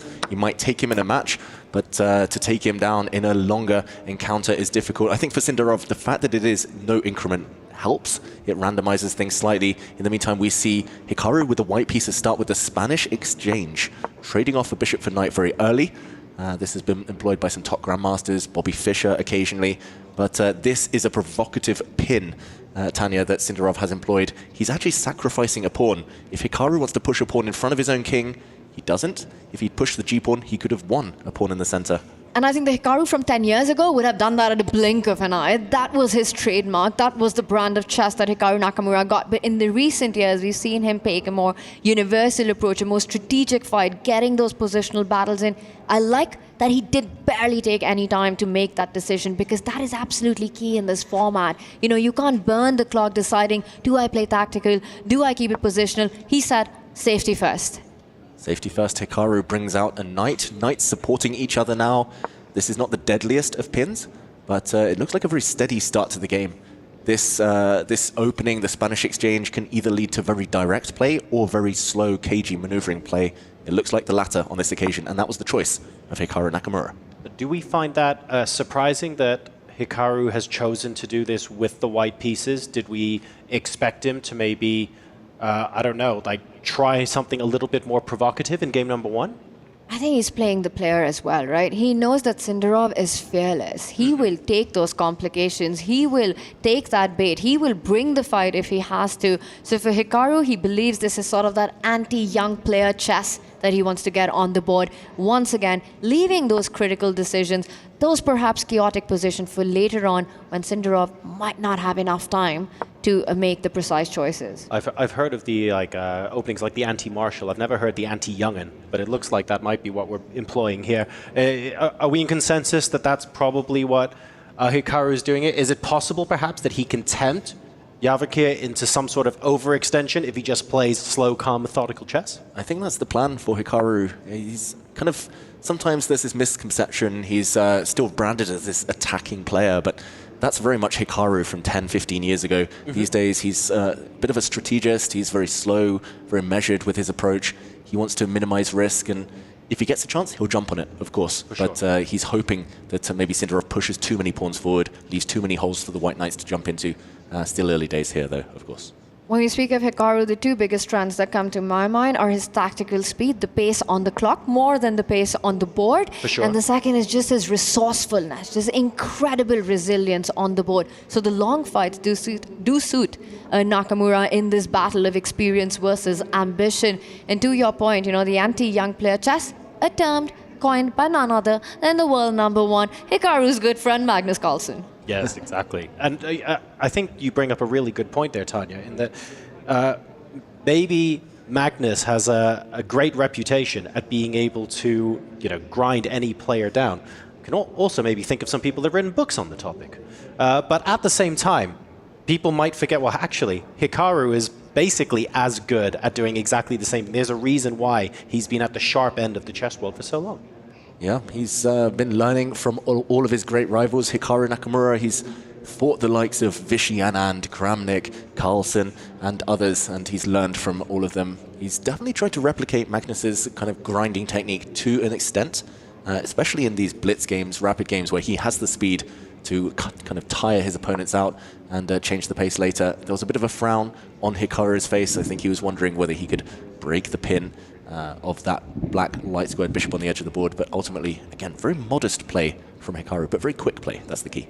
Well, he is trying to make it fun on that left flank. This last move does hint at the b-pawn moving 2 steps forward and creating some tension, which now has been stopped by Javakir Sindarov, so making sure that Hikaru doesn't get the b4 plan in. The first imbalances are already there, right? Black does have the bishop pair. Javakir Sindarov with that long-term gain, but the dark squared bishop, what bishop am I talking about? That looks like a big pawn on the board, sort of blocked with its own army. But eventually, one of the pawns moving forward will open up the diagonal. I'll also point out a weakness in Hikaru's camp, the d3 pawn, something to always think about with the queen and the rook potentially lining up on the d file for Javakir. So are we saying then that the d3 pawn, the weakness for white here, potentially you've got Javakir saying, well, look, my dark squared bishop is sat behind a couple of pawns, and that's because if you ever choose to push this, you're unleashing my minor pieces and allowing me very naturally to get my pieces onto better squares. Therefore, I'm sort of paralyzing you and not letting you do anything with your position. Is that the idea here? Yeah, it's kind of a balancing act. Normally against a bishop pair, So for Hikaru Nakamura here, you want to accelerate the play before the bishops are able to exert influence, but this dark square bishop of blacks, of Sindarov's that we talked about, is a bit of a dead piece. So blowing open the center might actually backfire for Hikaru Nakamura. I'm more expecting here that he continues developing his pieces. The white queen will step forward, connecting the white rooks. The white rooks will centralize, the white knights will improve, and only when he's fully ready will he press that button and say, let's go for it. And potentially, speaking of let's go for it, one of the plans that Javakir has in mind in return for that. And wow, before any of that happens, he goes for the idea, John, that you earlier pointed out. D4, but again, you're opening up the diagonals, you're opening up the lines for your opponent's bishops. This is a double-edged sword. Maybe that's why Hikaru kind of did the head bob. He's like side to side. Well, it's not great, but it's not that bad either. Ultimately, the Black King hasn't yet castled. I think that was the kind of trigger for him. He thought the Black King in the middle, let's try and go for it. And Sindarov here has to decide himself whether to trade off pawns, allowing the White Queen into the center, or whether to get the King castled as soon as possible. I quite like it actually from Hikaru. Now, if Black takes the pawn here, of course, White can take back with a knight, a bishop, or a queen. Positionally, what are we looking at in the short to medium term here for White?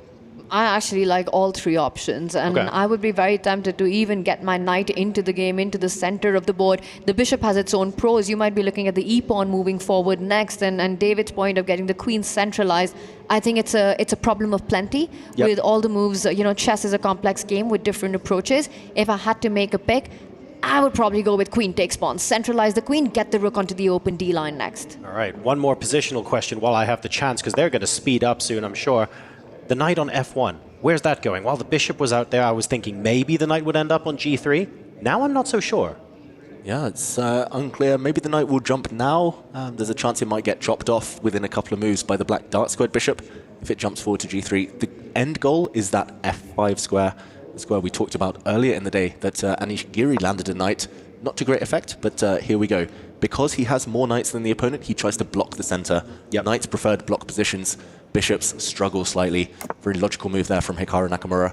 And Sindarov eventually does get his king to safety, and the knight does leap forward. And it's not going to stop there, right? It is coming on that F5 square. Now, again, if you're the side with the bishop pair, you want to open up that center, which has just been closed. So C6 is the idea that black wants, which is why the rook was lined up by Javakir behind the c-pawn. He's just calculating if this is the moment that he strikes at the center with C6. Now, if I'm thinking about ways to push buttons, provoke the chaos, and all this kind of thing, I'm looking for ways to burst the position open as white or black. Are there things like, for black, bringing the knight forward to F4 and pushing G5? Like, do any of these ideas sort of hold water? Are we worried about pawn pushes on the king side for white or black? Yeah, I would say that maybe pushing the black pawns in front of the black king could backfire, since the white knights are poised. They're great defenders for now, but could also leap forward. I quite liked your knight to F4 move for black on the previous turn, but now that he's started retreating Sindarov, the black dark squared bishop going back, maybe a bit less support for that idea. It feels like Hikaru now trying to gravitate his knights towards the other side, the queen side, where he does have a bit more space. White has the most advanced pawn of them all on D5. It feels like that's the side he's playing on. Well, black can return the favor and get a very advanced pawn on that A-pawn moving forward. One pawn clamping down two of white's pawn. A4 is a move on black's radar. Now, this last move that Hikaru's played, one idea that's off the card for Sindarov was the C6 plan, because that would create a lot of dark squared weaknesses where that white knight was beautifully planted to head towards that C4 square. So Sindarov first falls back with a queen, a sort of a prophylactic move, making sure that you don't land in any sort of forks once the knight starts jumping forward. Yeah, a lot of retreating moves, though, from Sindarov. He just brought his dark squared bishop back home, bringing his queen now to the back rank. Does feel like a step in the wrong direction. He's also a minute and a half almost down on the clock. So we will see what kind of action Hikaru can go for. He's the king of changing the pace. It looks like he's just maneuvering for so long, doing nothing, and then suddenly he'll go on the attack. Speaking of changing the pace, I've been quietly noting the heart rates since the start of the game, and Sindarov has had his heart rate, it more or less went up to 130, 140 straight away, and it's kind of stayed there. And Hikaru sort of started, it took until the end of the opening for it to reach 100 BPM, and it sort of went up to 120 briefly, and it looks like it's ramping up as the game progresses. Very fascinating. And it's been a sort of a storyline in this game. It felt like Sindarov did everything right out of the opening, but the last two moves, what have they been? The bishop comes back next to the king, then the queen falls back with the bishop. And you start feeling that the momentum of the game is shifting as well. Hikaru now offers a trade, and the idea is that that would allow the rook to a square if that bishop capture is accepted, and a doubling up on that c line, the queen following up, potentially the rook following up, and really tripling down on the c7 weakness. Queen c2, rook c1 on the cards.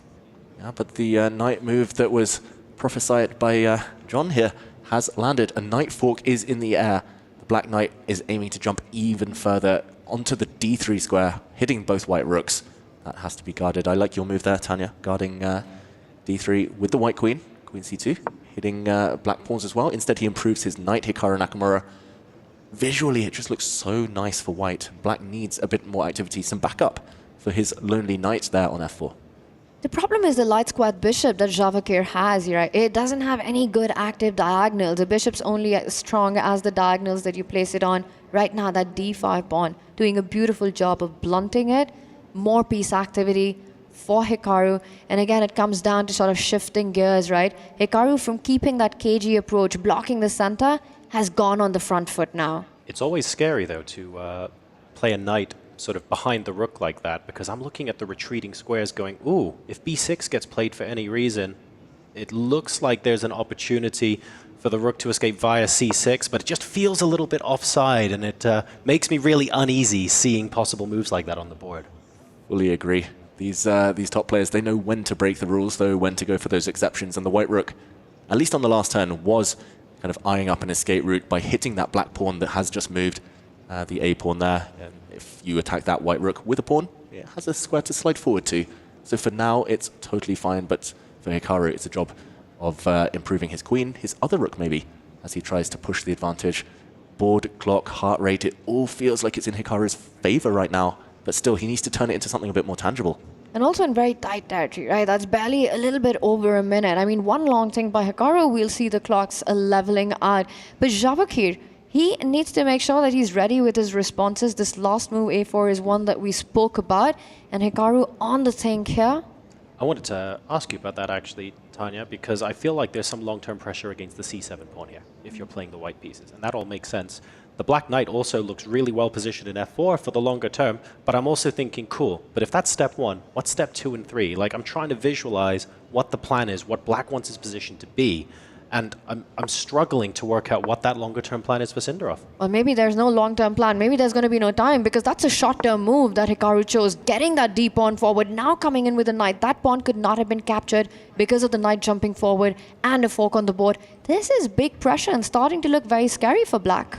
Scary for black, but you can start trading stuff off. You can remove that white pawn now that's continued advancing. It's definitely a change of pace from Hikaru. He waited until Sindarov was around to the 3-minute mark, and let's see if it pays off. It does feel like it's a bit scary, but so many knight jumps for both sides, I should mention. This is pure calculation now. And a flurry of moves coming in. The rook under fire, the bishop attacked as well. Tough decisions for both players to make as they reach blitz territory now. Knight takes pawn. Do you move the rook? Do you do an in-between move by sliding your bishop over and attacking the white queen? Hikaru's head nod, always scary to face. Scary to face, Hikaru's head nod, but it is sometimes a bluff. I think Hikaru here believes he's doing decently. He knows he's not necessarily winning, but there we go. A hit on the white queen.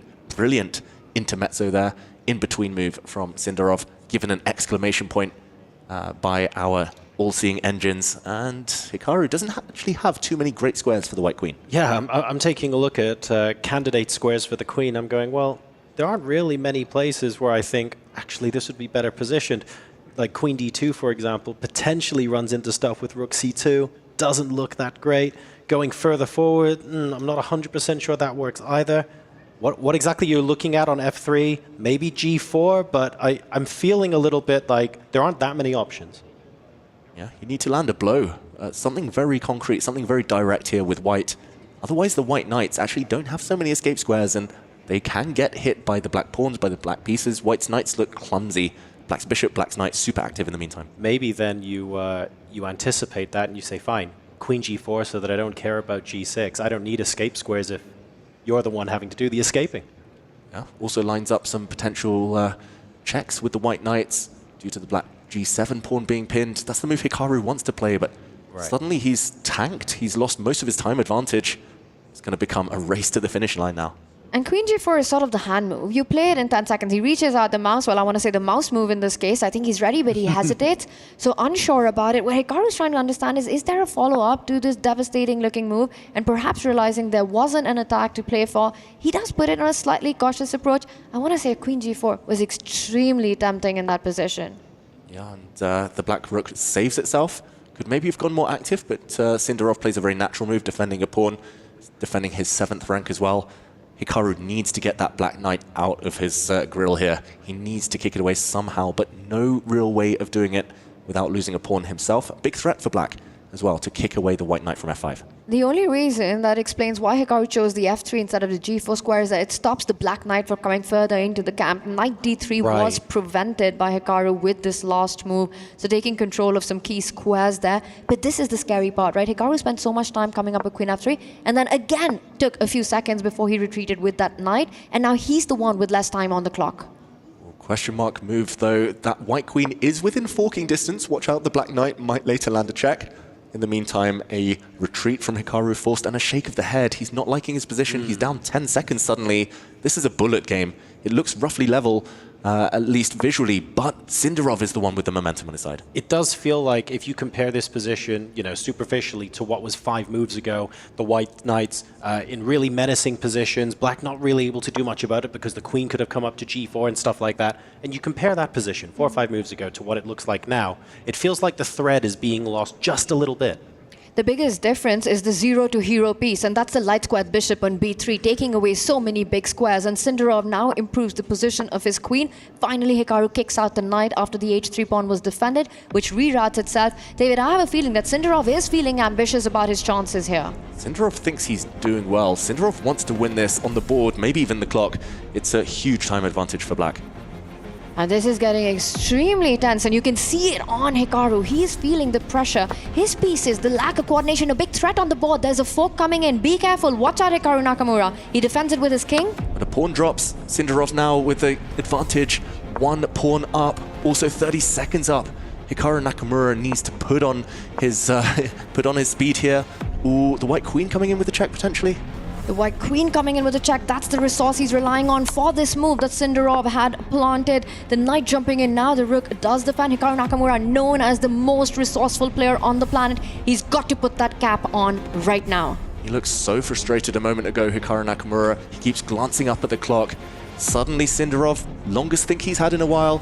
And the bar all in black side, pushing the f-pawn forward was apparently a winning move for Sindarov. Instead, trading queens, being a bit more conservative here.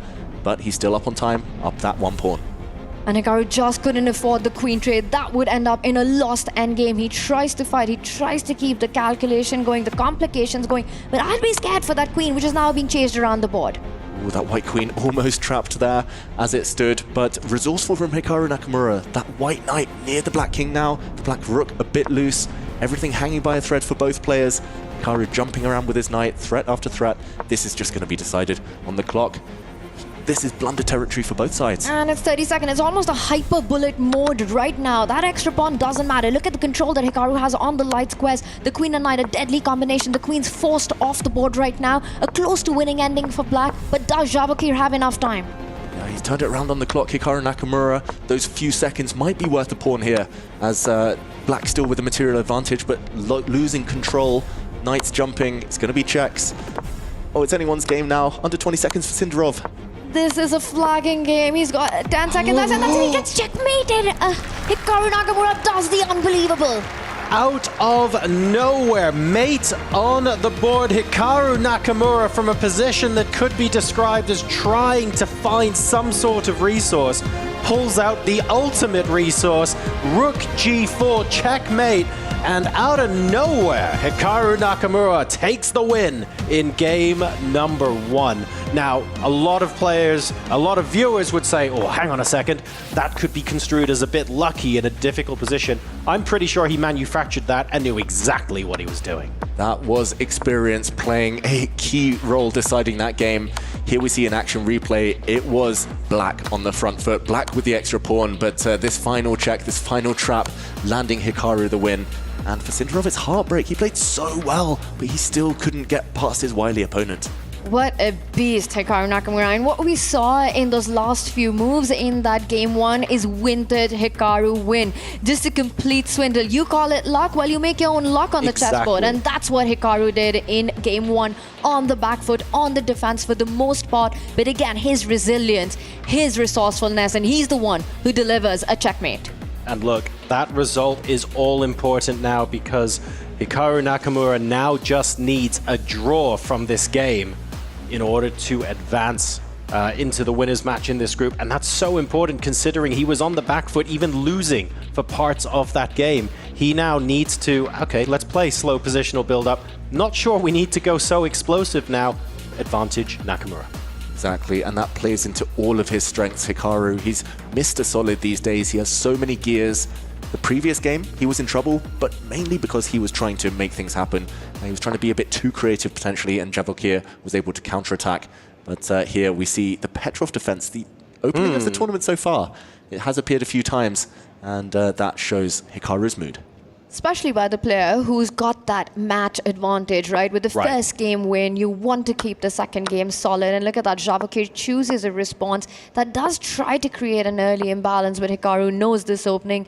It was incredible to watch him in action in those last few moments. That just felt like a Hikaru Nakamura stream on, just the way he turned around game one. Really amazing stuff, and he pulls the rabbit out of the hat. I suspect that's not going to be the first time we see a similar finish to that in this tournament. That was simply the opening salvo, and many more to come, I am sure. But right now, look at, he's back in the zone, he's bobbing his head, he's getting his head in the right place for game number 2, and that is the hallmark of a player who's so good at resetting. I think, correct me if I'm wrong, I feel like Hikaru holds the record for the number of Blitz wins in a row. Probably not just on chess.com, but other places as well. And frankly, his ability to reset after every game and just continue to crush his opponents is one of the hallmarks of why he's so good. Exactly, defeating dozens and dozens of Grandmasters in a row. Not many are capable of that, even on 1 or 2 occasions, but Hikaru, he plays game after game after game, and that experience, that kind of muscle memory really pays off. This opening, meanwhile, we only saw a trade of 1 pawn. Sindarov doing a great job with white of keeping as much tension as possible. But Hikaru seems to know his stuff, seems to have studied this before, just judging by the speed with which he's been playing. Opening success for Hikaru, it feels like, Tanya.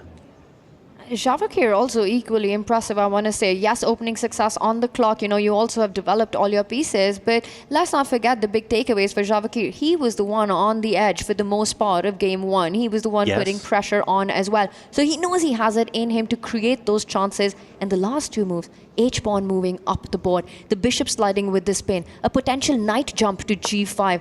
I think Javokir's got tricks of his own. Hikaru, meanwhile, unfazed, simply retreats, unpins the queen. I want to ask you guys a little bit about that because, you know, we see the Petrov, okay, we're trying our best to be nice and positional, very, very solid, and then we chuck H4 in there. How normal is this? Are we raising eyebrows? Is this perfectly within theory? I think up to a point it was within known territory, but this is Sindarov kind of trying to keep as much tension as possible, trying to put his own spin on things. The Petrov is known for quick trades, quick simplifications. Often it's very symmetrical, the pawn structure. So although objectively it feels like Hikaru is doing decently, it feels like Sindarov has managed to create enough imbalance to be optimistic for the future. There was a bit of a frown on Hikaru's face there in the meantime, the white queen stepping forward, hitting one of the black pawns on the diagonal, but inviting black forward. Yeah, I'm going to ask the question. D3 is screaming at me right now. Is that the insta move you play here, Tanya? It is the insta move, but you know, social media didn't get anyone too far. And I'm just wondering if white wants to plant that queen to the center of the board. You go D3, you go queen E4 with a duo threat. You're attacking the H7 pawn. You're also threatening the C4 pawn. I think we're going to see this being played out. And the only way black can counter this resource is G6. It arrives. Hikaru Nakamura, it's like he's seen far into the future, David. Yeah, and playing very quickly, playing intuitively here, Hikaru. He blocks one of the attacks, hits the white bishop. I know the move Javokir wants to play. He wants to sacrifice that bishop somehow, maybe even leave it on the square it's on. But ultimately, there are safer options. You can retreat it, you can trade it off for that black knight. The black king doesn't have too many defenses around it, and with the h-pawn marching, we have seen this type of thing lead to success for white before. But again, long-term, Hikaru doing great with the pass pawn sitting on d3. Short-term, Javokir needs to land a knockout blow. Absolutely, and Hikaru bobbing his head. I think he agrees with everything that you just said right now, as Javokir pins that pawn which was attacking the bishop, lines up the queen against the king. And this might be a good time for Hikaru to try and think of some trades that he can get going on the board with that d3 pawn planted so beautifully. Endgames would favor black.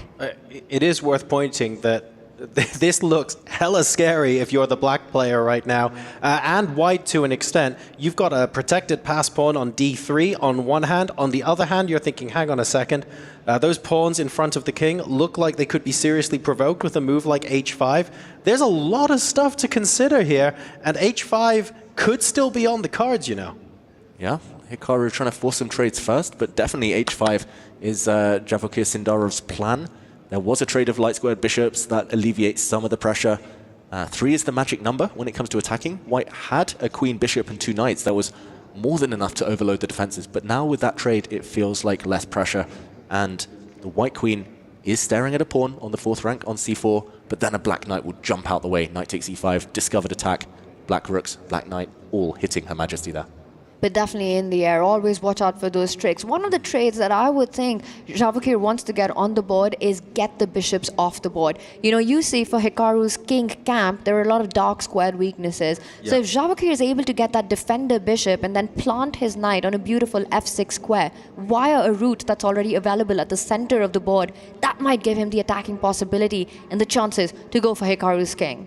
So if we had to pick any square for that bishop to be on right now, would the idea be to try and get a knight onto d4 and have it swapped off so your bishop can stay on d4 instead? Or where are we thinking that lives? I'd want to go to g5. Like I said, I want to get the bishops off the board, trade those bishops and make the most of the dark squared weaknesses. But Hikaru's got plans of his own right now. Even Javokir has got plans of his own. h5 does arrive again. He has to play for the win. He has no option at all. He's in a must-win right now, trying to create trouble for Hikaru on the king side. Yep, Harry the H-pawn is often used as a battering ram in chess, in modern chess, ever since AlphaZero. The AI entity introduced all of these ideas of just planting a pawn near the enemy's king and playing the long game, hoping for checkmate a bit later. But Hikaru says there might not be a later if you want to go for checkmate with the queens off. And again, long-term black's doing well, so this queen trade most likely should be avoided by Sindarov. Yeah, and I should point out as well that the pawn on h5, if the queen moves out from defending that pawn, it looks on the surface like you've got a pawn and knight attacking it and black can go a pawn up. But given that g-pawn is directly in front of the king, that's not really something Nakamura is seriously considering at this point. Yeah, you rarely want to capture one of these h-pawns, especially capturing away from the center, opening up your own king. Better to let the pawn live and just maintain the status quo. But Hikaru just looks very, very chilled on camera. This is like streaming Hikaru, as you mentioned, Tanya. Javokir locked in, but goes for something very forcing. We talked about how this pawn maybe was poisoned. He's playing with fire right now with the rook lined up against the queen and a potential knight jump. You've got some juicy squares to choose from, including a pawn capture at the center of the board if you are Hikaru Nakamura right now. But I think this is the need of the hour for Javokir. He just had to go all out right now. Just hard to find, hard to keep control, otherwise hard to keep playing for a win. But this is playing with fire. And I think the chances are more that it backfires. Knight takes pawn is the first move that comes to my mind here. I have just tried and failed, by the way, I should point out. After black plays knight takes pawn, I'm going, oh goodness. So if white recaptures with the knight and both queens can be captured, and then I think my brain short-circuited at some point. I'm not actually sure whose side that figures. But maybe that's a suggestion that the complications could be favorable for one player or the other. Yeah, it's pure calculation. And I think this last move by Sindarov is intended to force Hikaru to calculate. We see the analysis board on the right here, the live board is on the left, and the move Hikaru wants to play is knight takes pawn. It's a double attack against the white queen. If the white queen moves, for example, tries to run away, we would see a trade, and maybe the black pawn will step forward to the d2 square in the near future. This looks very powerful for black. Yep. So the key, the one you have to evaluate is after the trades. Rook takes queen, knight takes queen, when the dust settles, does white have enough of an advantage here for Hikaru? Is he safe enough? Maybe this pawn is just a bit too far forward and could be corralled a bit later on. The alternative for Hikaru is to jump the knight the other way, hitting the white queen, and next move landing a knight fork. Oh, wow. This would lead to pure chaos. I'm going to be honest, that move completely skipped my radar. That looks extremely dangerous. It's coming in with a big fork on the two rooks. Not only one major attack, but the other two coming under fire as well. I'm going to ask the question, is that winning for black? What's the resource here that saves white? I thought it was, and here, this is not me, this is me checking the oracle, the computer. Pawn to e6. No! Counter-attacking, hitting the black queen. And this is happening, by the way. Now the white queen slides across, and there's still an ongoing attack against the black king. This is far from over, but played by Hikaru Nakamura. He's going for the win now. But now Jabakir needs to find this move. Yeah, and it's not an easy spot. E6 going on the counter offense. If he doesn't find it, Hikaru Nakamura will be with the edge. Now, he has got a little bit of extra time, but we're talking 5 minutes plays 5.5. So it's some time, but it's not a crazy amount of time. And when you're under this much pressure, having to find a move like that, that is wild. Yeah, so difficult. And just as Javokir forced Hikaru to eat up some of his clock time, now Hikaru is forcing Javokir to calculate. I think to put this into perspective, this is exactly the kind of move where in a classical game of chess, you would not blink twice if you had a grandmaster taking 15, 20 minutes before making this next move. Like, it is so super critical, and these players are having to make that decision in like dozens of seconds. Absolutely, and look at this. Javokir as well on beast mode finds the only move. Process of elimination is what got Sindarov to this decision. He gets that e-pawn moving up the board. You can still capture it. Knight takes pawn and the line isn't over. The complications continue. Just to point out one possible continuation, knight takes pawn, the white queen will slide across. The key here is that the white knights are jumping forward. One of the white knights can hit the black queen in the near future. Yep. This is just the beginning of the battle. That is absolutely insane. And choosing to go into these kind of complications when so much is at stake. We should point out, of course, the match situation. Hikaru won the first game. This is must-win for Sindarov. So trying to create as many complications as possible. But every time I see this exchange of ideas, I'm thinking, well, hang on a second. Is it Javokir who's trying to create the complications, or is it Hikaru? It feels like both players are going at it hammer and tongs. Well, the brand of chess that both of them have, this is what we expect, and this is what we love to see, right? It is a cutthroat battle, and for Sindarov, only one result matters right now. Yeah. So it does make sense that he's gone into these complicated waters. Pawn takes pawn was the choice for Hikaru Nakamura, and still big questions for Sindarov to answer with just about 4.5 minutes on the clock. Where does he move the queen? How does he respond to the knight fork that's coming in next? This is all in from Sindarov. Yes, he found that brilliant last move. Yes, this was given a question mark by Hikaru Nakamura, but ultimately, he's just got to go for the black king now. One of the two white rooks will fall. The black knight is going to jump into c2. You're just going to have to ignore the fact that those rooks are hanging, and time to go for that black king. It's got a knight around to defend, but other than that, the white queen, white knights, they could do some damage too. If you want a summary of how tense the game is and how high the stakes are, hearing someone say, you have to ignore that your rooks can be captured. You just ignore that everything's hanging. You're thinking, hang on a second. Given the magnitude of what's going on here, that feels like an insane statement to make, but you're absolutely right. You need nerves of steel to handle this position, and I think we might see those steel being played out because you really can't defend both rooks, right? You are going to lose material. Your best hope is to fight for that advantage, and there are a lot of tempting options. You could start with pawn takes pawn. You could start with a knight jumping over. You got about 3.5 minutes to figure all of that out. It's definitely harder to be Sindarov right now.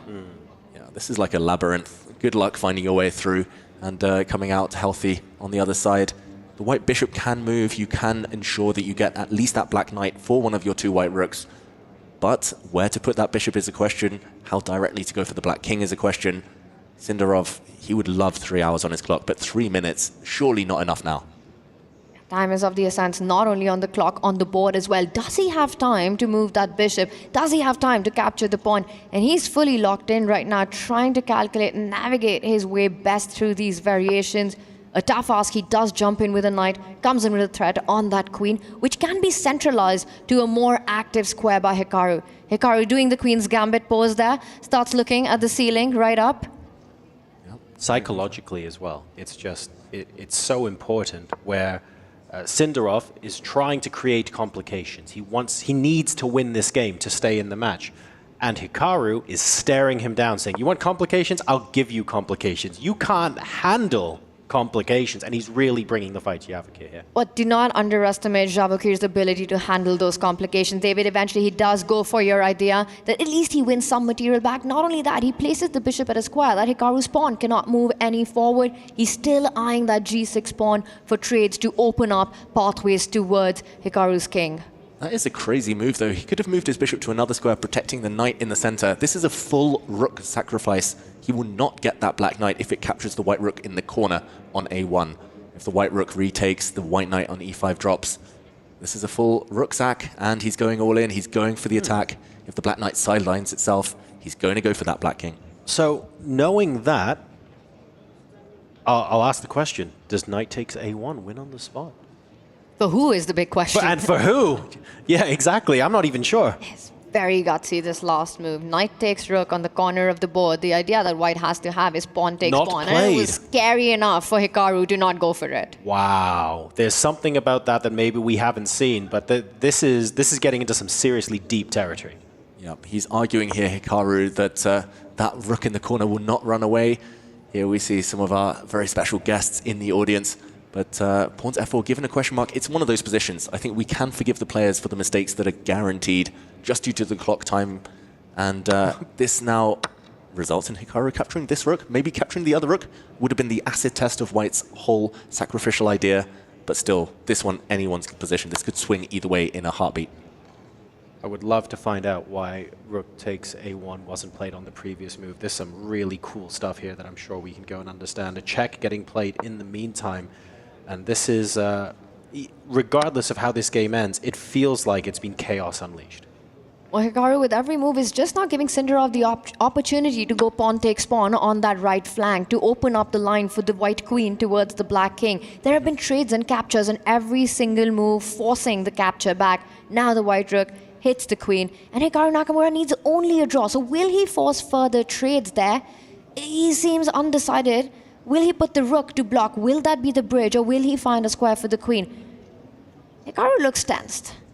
Yeah, I think he wanted to move the queen, but realizing the black queen doesn't really have anywhere good to go. She can drop into f2. She'll get hit by a white knight, so he does block. Very, very logical when you're up material. You want to exchange, and he sacrifices his queen, Hikaru Nakamura.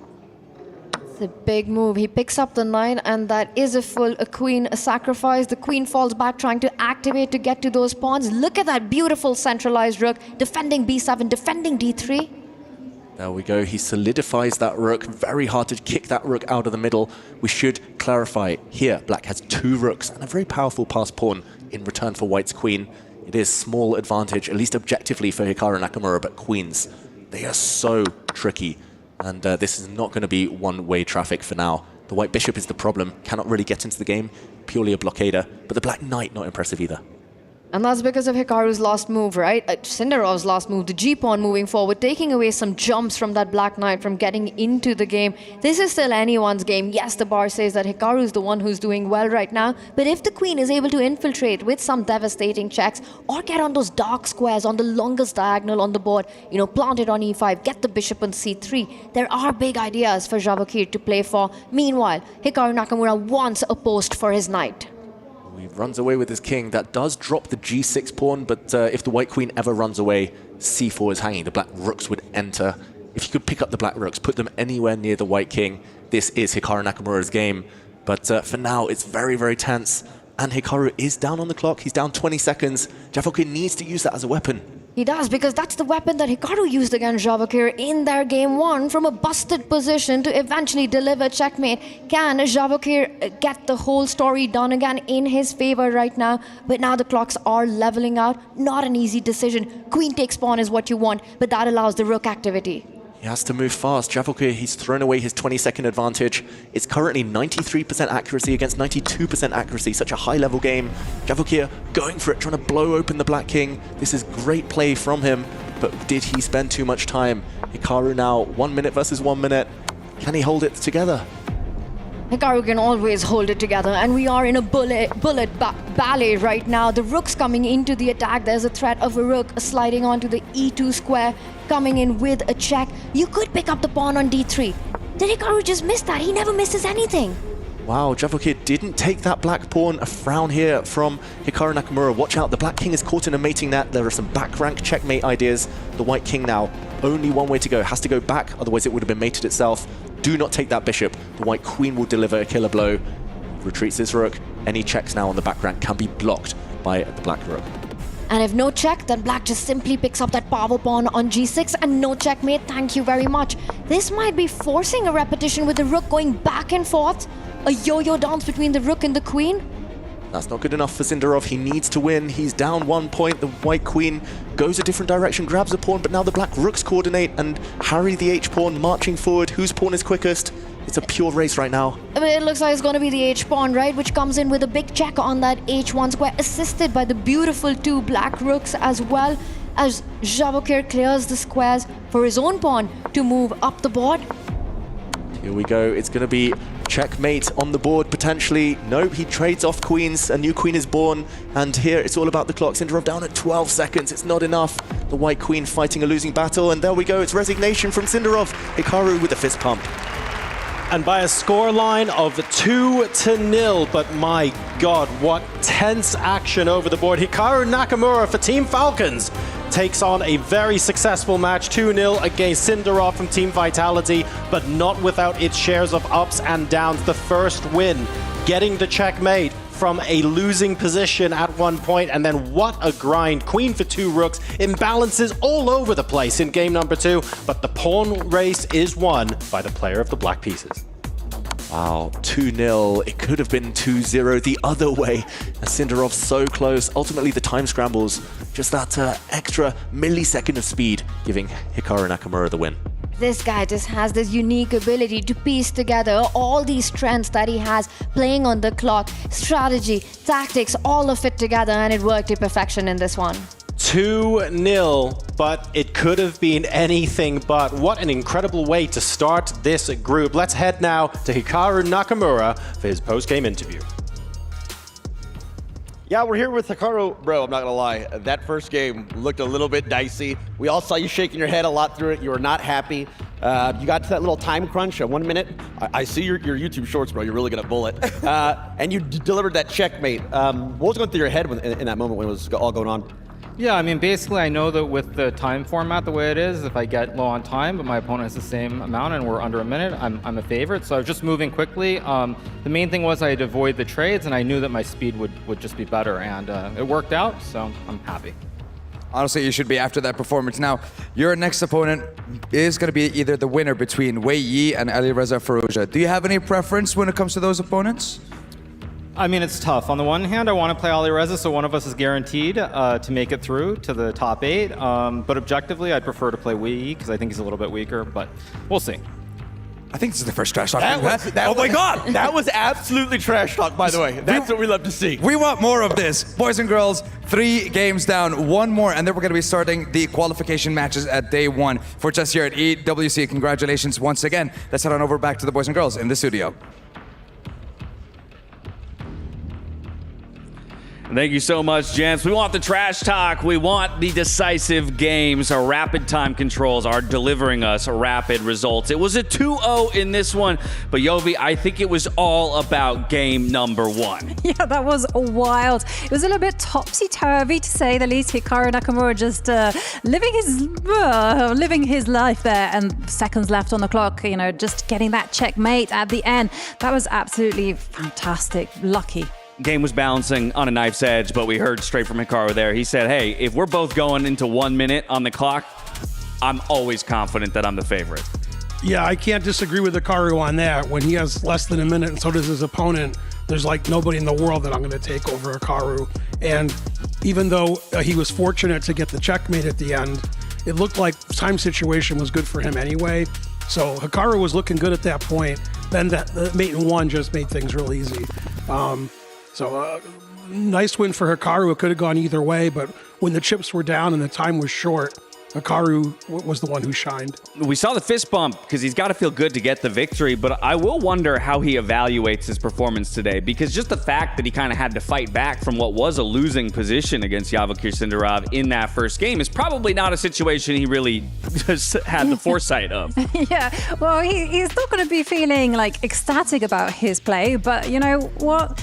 It is all about the clock. That is the 17th piece of the game. I think if you flip the script too, then I'm wondering about what's going on in Javakir Sindarov's head, right? Because that was your shot, right? You almost took down Hikaru in game number 1 and put yourself in a position to only need a draw in game number 2. And that's where I question, how do people deal with the losses and retool towards a future now elimination match? That's right. It's psychologically crushing when you have a good position, you end up losing. Now you have to win the next game.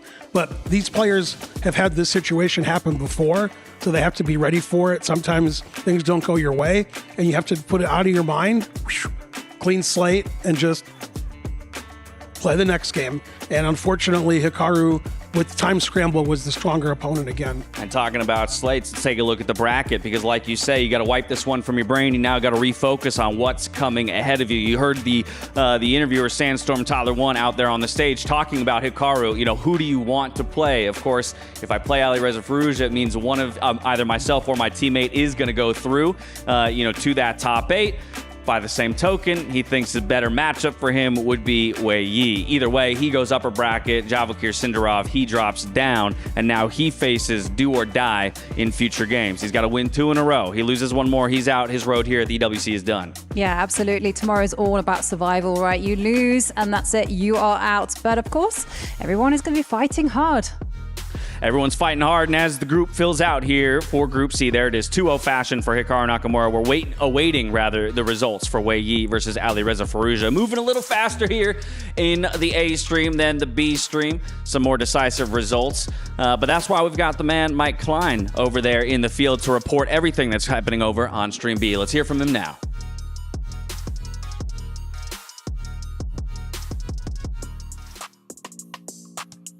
Thanks, guys. Here in Stream B, there is no need for Armageddon in our second match of the day, as Gen G's Arjun Erigaisi beat Nihal Sarin 2-0, and we're here with the man of the hour. Congratulations, Arjun. Thank you. Now, a lot was made in media day about the speed of Nihal Sarin, but you won the first game with less than 10 seconds on your clock, and then you were actually kind of faster in the second game, too. Do you think that you are just as fast as Nihal? No, when it's pure scramble, I think he's faster, but in general, I also maintain a pretty decent speed. Now, in that second game, you were facing down those bishops the entire game, and you knew you were lost in that second game, but he seemed to freeze. Did you feel it in the moment that he just kind of lost his way in that endgame? To be honest, with this pawn on d4, with all my pawns on dark squares and his past a pawn, it should be winning, but it's not that easy because he cannot easily come up with his king, because then the d pawn would be quite dangerous.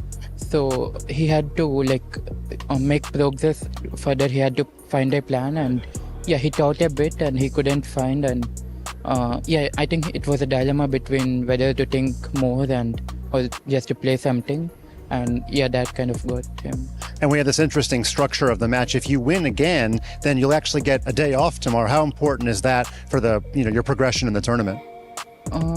I wouldn't say day off is important, but it's very important to secure your spot because everyone is so strong. So if you miss your chance, you might as well get eliminated. So Grandmaster Arjun Erigaisi of Gen G wins against his countryman Nihal Sarin 2-0 in Stream B. Now back to you guys.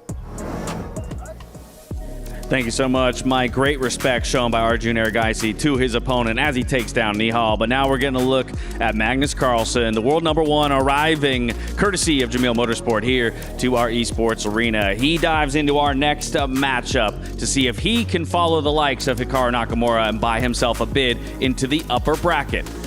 We'll be back in just a few minutes to preview that series. Stay tuned.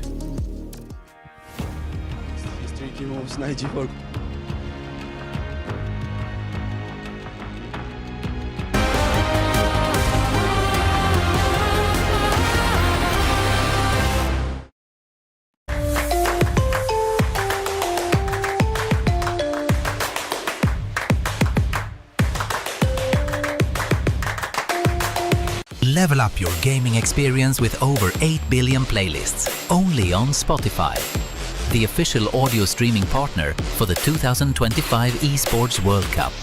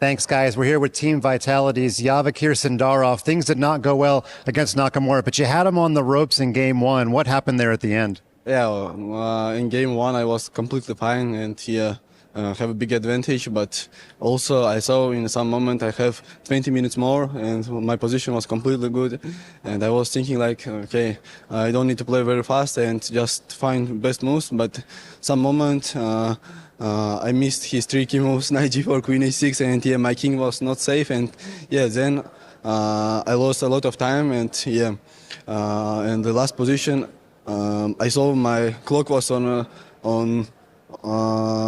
red screen. It was like you have 20 seconds, and so I was scared to play very fast and missed this mate. Okay, we are playing without increment, so everything will can happen.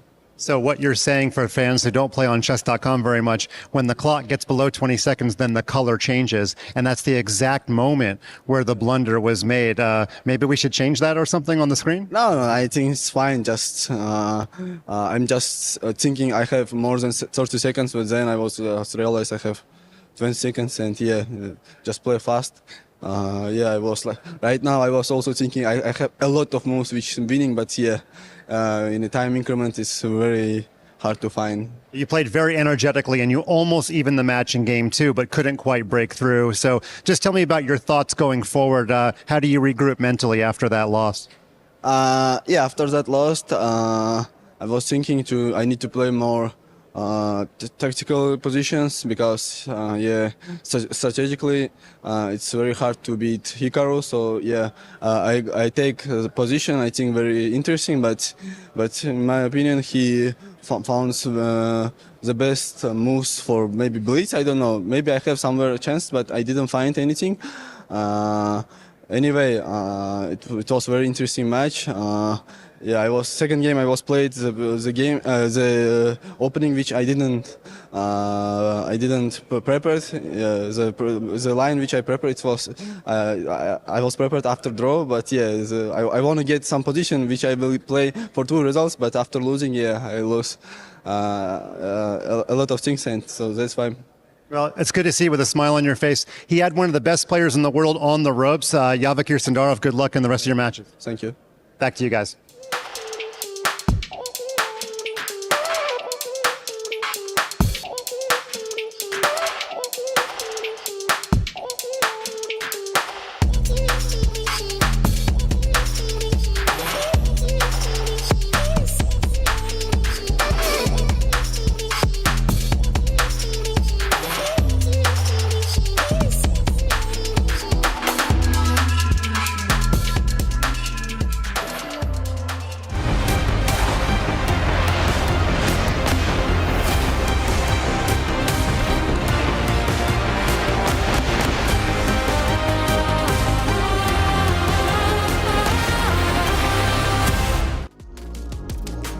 Welcome back to the Esports World Cup as the world #1, Magnus Carlsen, about to make his debut here on the EWC stage. His opponent, though, Norbek Abdusatorov, somebody who I think could be seen as an underdog in this competition and maybe someone that the time format will favor.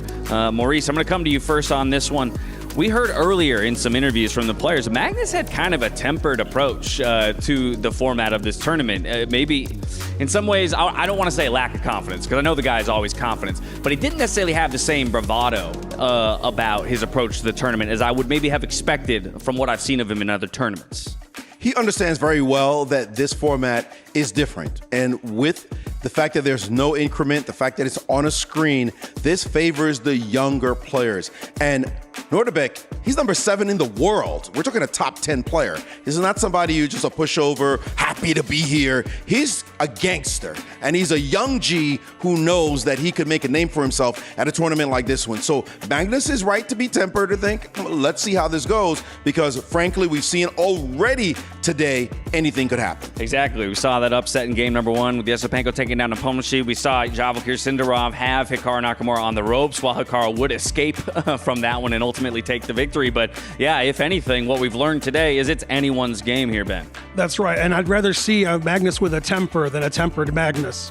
Because in this match, I think Magnus knows he's the favorite. He expects to win. And Abdusatorov is ready to pull the upset. But I think, again, I'm going to predict Magnus. So far, my predictions have been iffy, but I'm going to have to go with the best player, probably who ever lived, Magnus Carlsen. And he wants to prove right away after he sees Hikaru win that he's going to win also. Well, regardless of whether or not the predictions have been iffy, I love that you're making them. So if that's the expectation, how does that play out? What is the expectation on the board for Magnus taking a decisive result? I think the real important thing is what happens in game 1, what happens out of the opening. Typically, Magnus gets a better position with white and likes to have a time advantage. So we'll see who gets white the first game.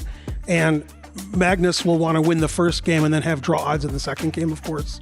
And Abdusatorov is going to have to win game 1 to put the pressure on Magnus. And if you put pressure on people, sometimes they can't live up to the expectations. I expect Magnus to win, but Norbek is a tough opponent. Very tough section. The section of death. The destructive section. That's a great point. This is our first matchup in Group D, the Group of Death.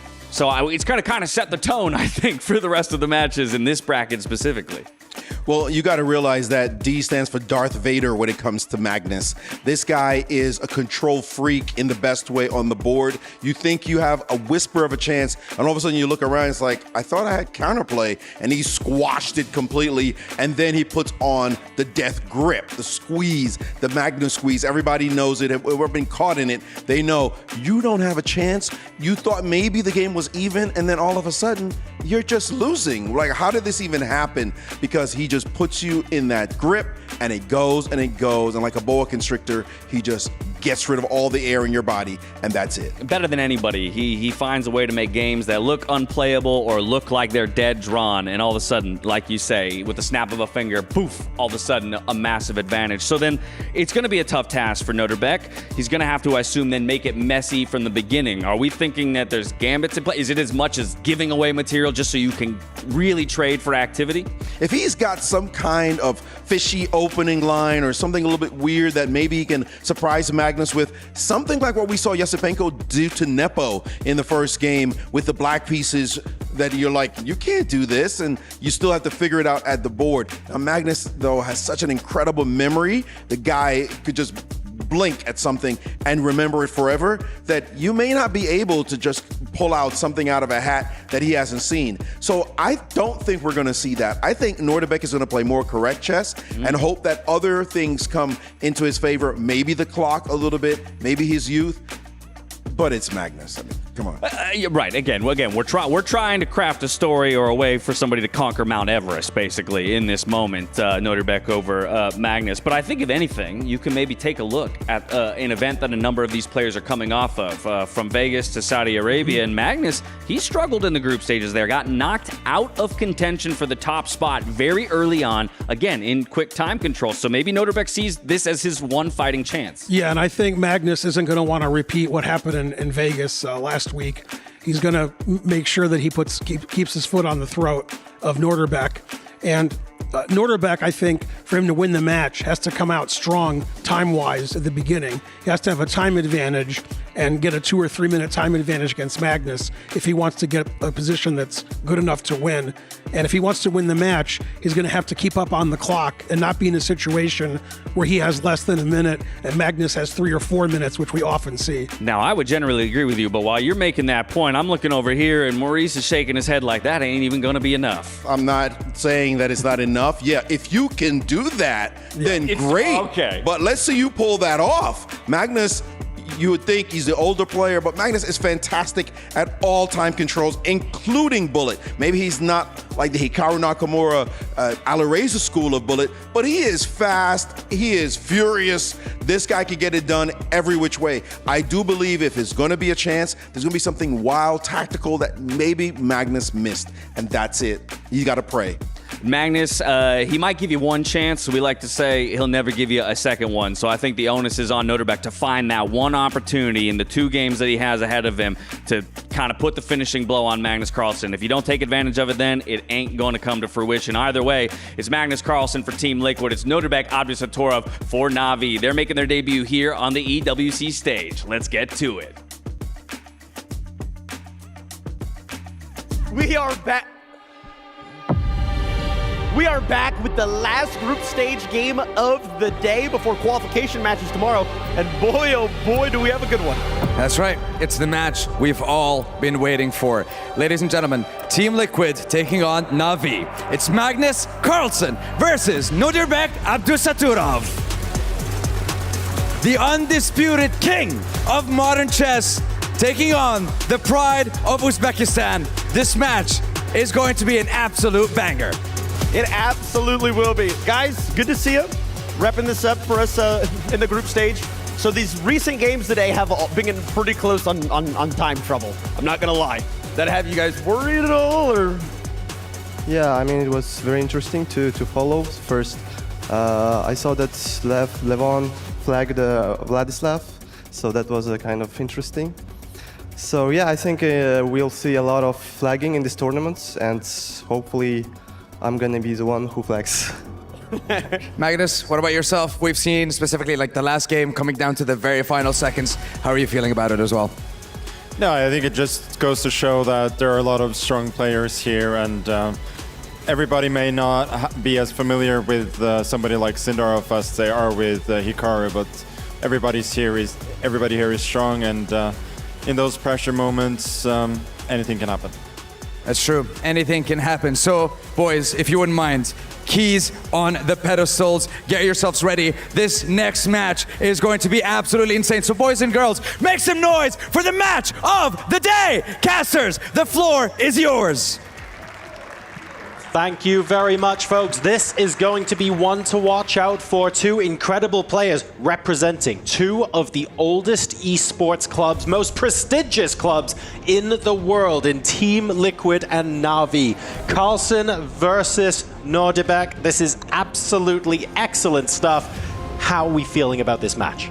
Can't wait to get this one started. It's a generational clash, and their rivalry starts in 2021. Nordebek Abdusatrov becoming the youngest ever world rapid champion, and then on his way to do that takes down Magnus Carlsen. In 2023 he beats Magnus Carlsen again in the classical in Tata Steel Vika and Zay, but that is only poking the dragon. Ever since then Magnus Carlsen has been relentless. He's unleashed. Every match for him has been payback. He's got Nordebek's number. Will we see Nordebek finally striking back in this absolutely unpredictable format? I feel like we're setting something up here, Tanya. Does that make this a grudge match? Because it's sounding like one.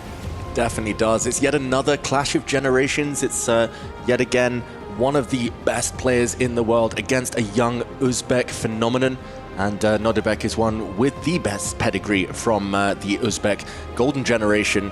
Magnus Carlsen, though, meditating, it seems like, with the white pieces. He does start as a big favorite, as he always does. I'll tell you one thing about Magnus, you beat him once. Yep. For him, revenge isn't just one win then against you. He wants to take you down every single time. He wants to be that dragon that's been poked and relentlessly breathed down fire every single match. For Nordebek, he knows the last few matches have not gone his way. That's the psychological block he needs to get past. He needs to make sure that Magnus Carlsen does not live rent-free in his head.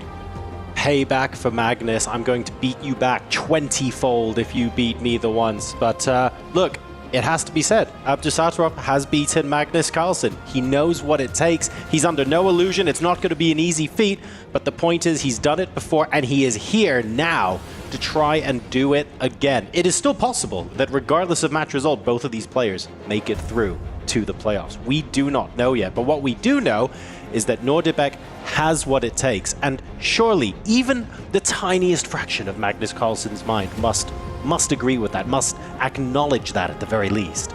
Definitely. There's always hope, even when you play a giant of the game, and Nordebek has done it before. This game does begin with a Queen's Pawn opening. Magnus Carlsen goes for, okay, it's branch of the Queen's Gambit declined. A transposition here. Magnus, will he bring out his bishop? No, he trades pawns. And a very classical start to this game. In strategic waters, he should be a heavy favorite against Nordebek. If it becomes more dynamic, anyone's game.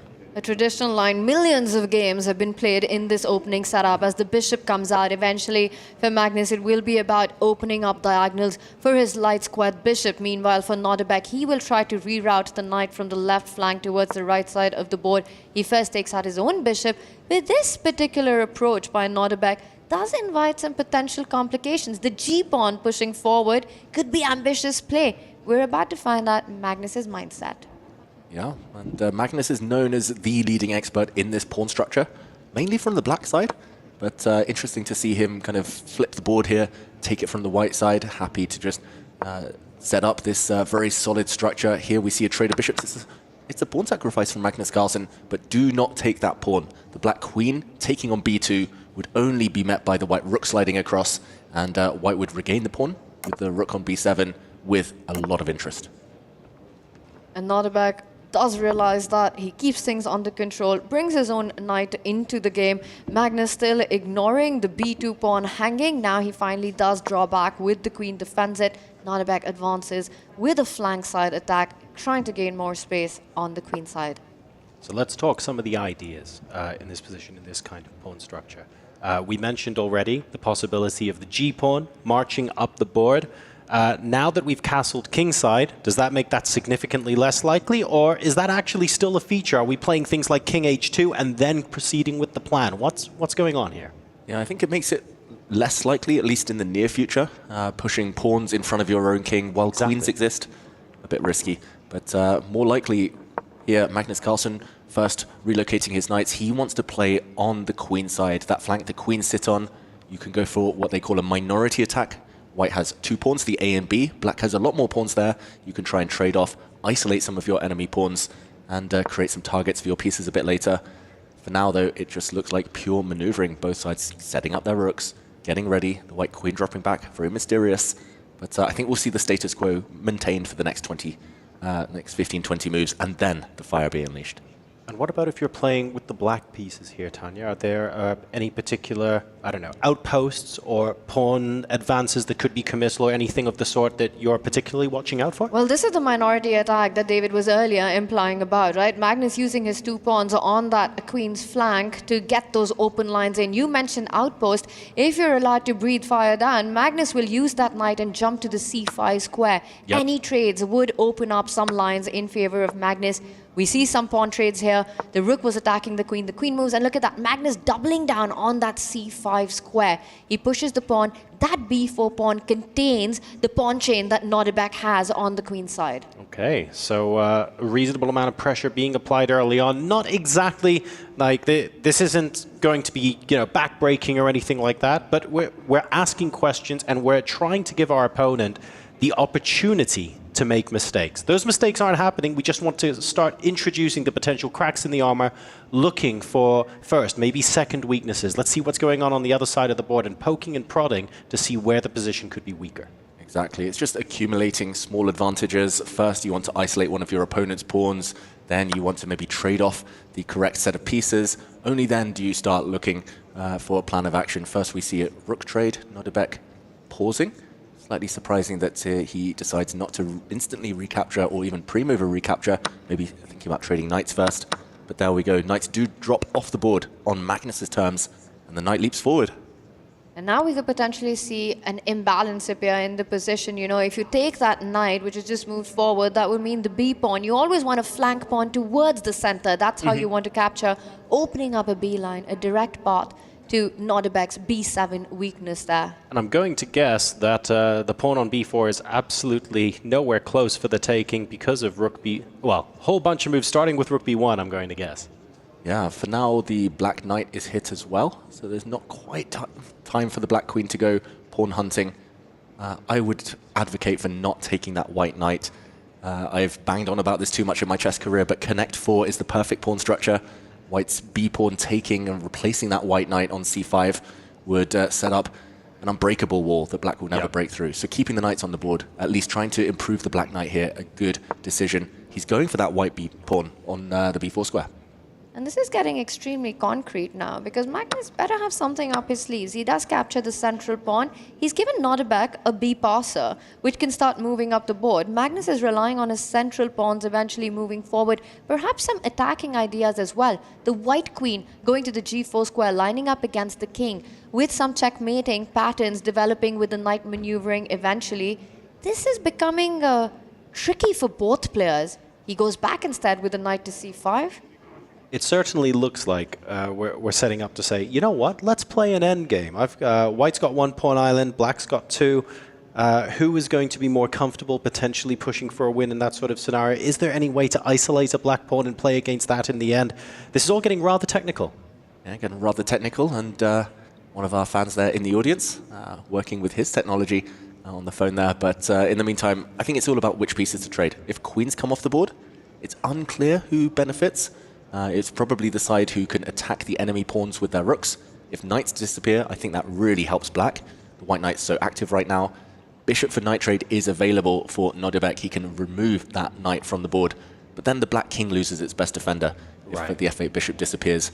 It's just a series of very small questions. Ultimately, alone, one trade might not change the balance too much, but if you leave your opponent with the superior pieces in the endgame, that could be decisive. And you want to be able to get activity for white by playing moves like queen out to g4, but then you allow the black queen to move in and get really active and start harassing the rook as well. So it feels really unclear, and it's almost one of those games where whatever you do, keep everything active. You can't afford a passive move. Exactly. And a trade there. It's queen and knight versus queen and bishop, a big imbalance now, and activity is the name of the game. The queen and knight hold their own because they control a lot of central squares. And honestly, both combos look very tempting. You know, the black queen and knight on those light squares, really nicely planted. The black knight has a beautiful outpost, cannot be kicked out. Magnus's bishop doing a fantastic job on the longest diagonal on the board as well. Extremely active, plus defending its own pawns. That is the big imbalance here, and it's coming to the point of just asking these small questions. That's just what Magnus Carlsen does best. You know, keeps probing his opponent just little by little. It almost feels inconsequential. it's somehow gaining that little time on the clock, gaining that little advantage, those strategic points. There's a B7 weakness. Watch out for that. But right now, we've got Nodebek, who lines up his own rook against the white queen. For Magnus, the big question would be, does he want queens on the board or off the board? That's I love the way you summed that up about Magnus, Tanya. With a lot of players and a lot of games, it's, oh, look, there's a big mistake. Here's a positional weakness that's been introduced that we can target in 4 or 5 moves' time. Magnus plays these subtle, maneuvering, grinding moves where you don't understand why that's useful until 12, 15, 20 moves later, and then it all sort of clicks into place. It becomes clear. He's a master at being able to do that to anyone on the planet. And you have to take 20 right decisions, these small questions being asked, and that's the tough part about facing Magnus. David, we often talk about the Magnus touch in the endgame. He does decide to trade the queens off the board. Are we going to see a vintage Magnus grind here? Well, the ingredients are there, but Magnus did a bit of a double take. He missed this last move, potentially. The Black Knight blocking the power of the White Rook. The Bishop in the center of the board is next on the menu. If you move the White Bishop away, the Black Rook gets in. So it does feel like, objectively, Nodebek totally fine, but we have seen Magnus squeezing water out of that stone so many times before, gaining space, pushing pawns, ready for any potential pawn race later. I'm going to say a draw much more likely than a Magnus grind here specifically, okay, just because Nodebek has enough time on the clock, but you never know. We've seen it before. We've said it possibly hundreds of times. I'm sure some people have said it thousands of times, where the eval bar, dead draw, dead draw, dead draw, squeezing just a tiny bit, and then a little bit more, and it's like a snowball that becomes an avalanche, and Magnus just finds a way to conjure those out of nowhere. It's just unbelievable, right? It's a draw until it's not, and you don't even know where it all slipped away. But so far, Nodebek's doing a great job of keeping everything under control. That knight is a beautiful attacker, also a defender, just completely restricts Magnus's rooks, also takes away some key squares from the bishop. Meanwhile, he's using his rook for activity. The clocks, yes, Magnus has got an advantage, but 4.5 minutes still feels like should be enough for Nodebek. But look at that, Magnus, he's pushing the pawns in the center, you know, once again, asking questions. Are you scared? I'm going to push that just a little bit more. Exactly. Poking and prodding, going, okay, not much going on here. I accept there's not much going on. Let's make something go on. And that's just Magnus's attitude to every position. And he does that when he's in worse positions as well. And you think, hang on a second, this is about to flip. I thought I was the one who's supposed to be pressing, yet he's pressing me. When we've seen him do that to so many people before. So, yeah, very, very dangerous player and #1 in the world for good reason. In the meantime, Magnus asks another difficult question. Do you want to trade rooks or not? Black would be justified in going back. There we go. He does retreat. Magnus looks surprised on the camera there. But a rook trade, I think, would have been totally fine as well for Nodebek. Black has a fortress. Very difficult to break through past the Black Knight. But Nodebek wants the tension. And here we go. Pawns on light squares. Bishop controls dark squares. That is classic Magnus Carlsen strategy. And it feels like Nodebek is just waiting here. He's playing the waiting game, Tanya. Doesn't have much of a choice, right? The knight is ideally placed, the rook maximized for black as well, also in the open line, the king centralized. For Magnus, the big question is, can he strike in the center with that e-pawn moving forward? Who will those trades benefit? That's the key in this position, right? That Magnus holds the break. He's the one who'll decide when to open up the position, and he decides it's right now. Okay, that doesn't come without risk. Magnus Carlsen, he's going for it. The black pawns were hit there on the king's side, but now the black rook has access into the white position. There we go. It attacks the white isolated pawn on c5, and Magnus goes in with his rook. This is already narrowing the margin for error. The black rook here can grab a pawn, but then the white rook gets into the 7th rank. Rook and bishop combine so well, and it's already a blunder by Nodebek. And this is what happens every single time. All those little questions. Finally, this moment, and Magnus Carlsen out of nowhere is winning. The rook about to land on the 7th rank. The pawn beautifully placed. The bishop centralized. There's a check, and you can see panic on Nodebek. He gives a check, but en passant here, taking that pawn as if it just moved 1 square.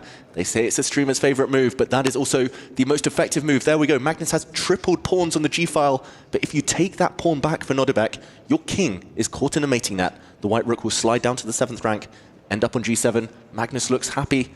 He's winning. He's got all the reasons, and now suddenly Nodebek's knight completely offside, far away from defending the king. I mean, that would just lead to checkmate. A pattern we saw Hikaru deliver with his own rook and knight against Sindarov. And we ask ourselves, how did this even happen?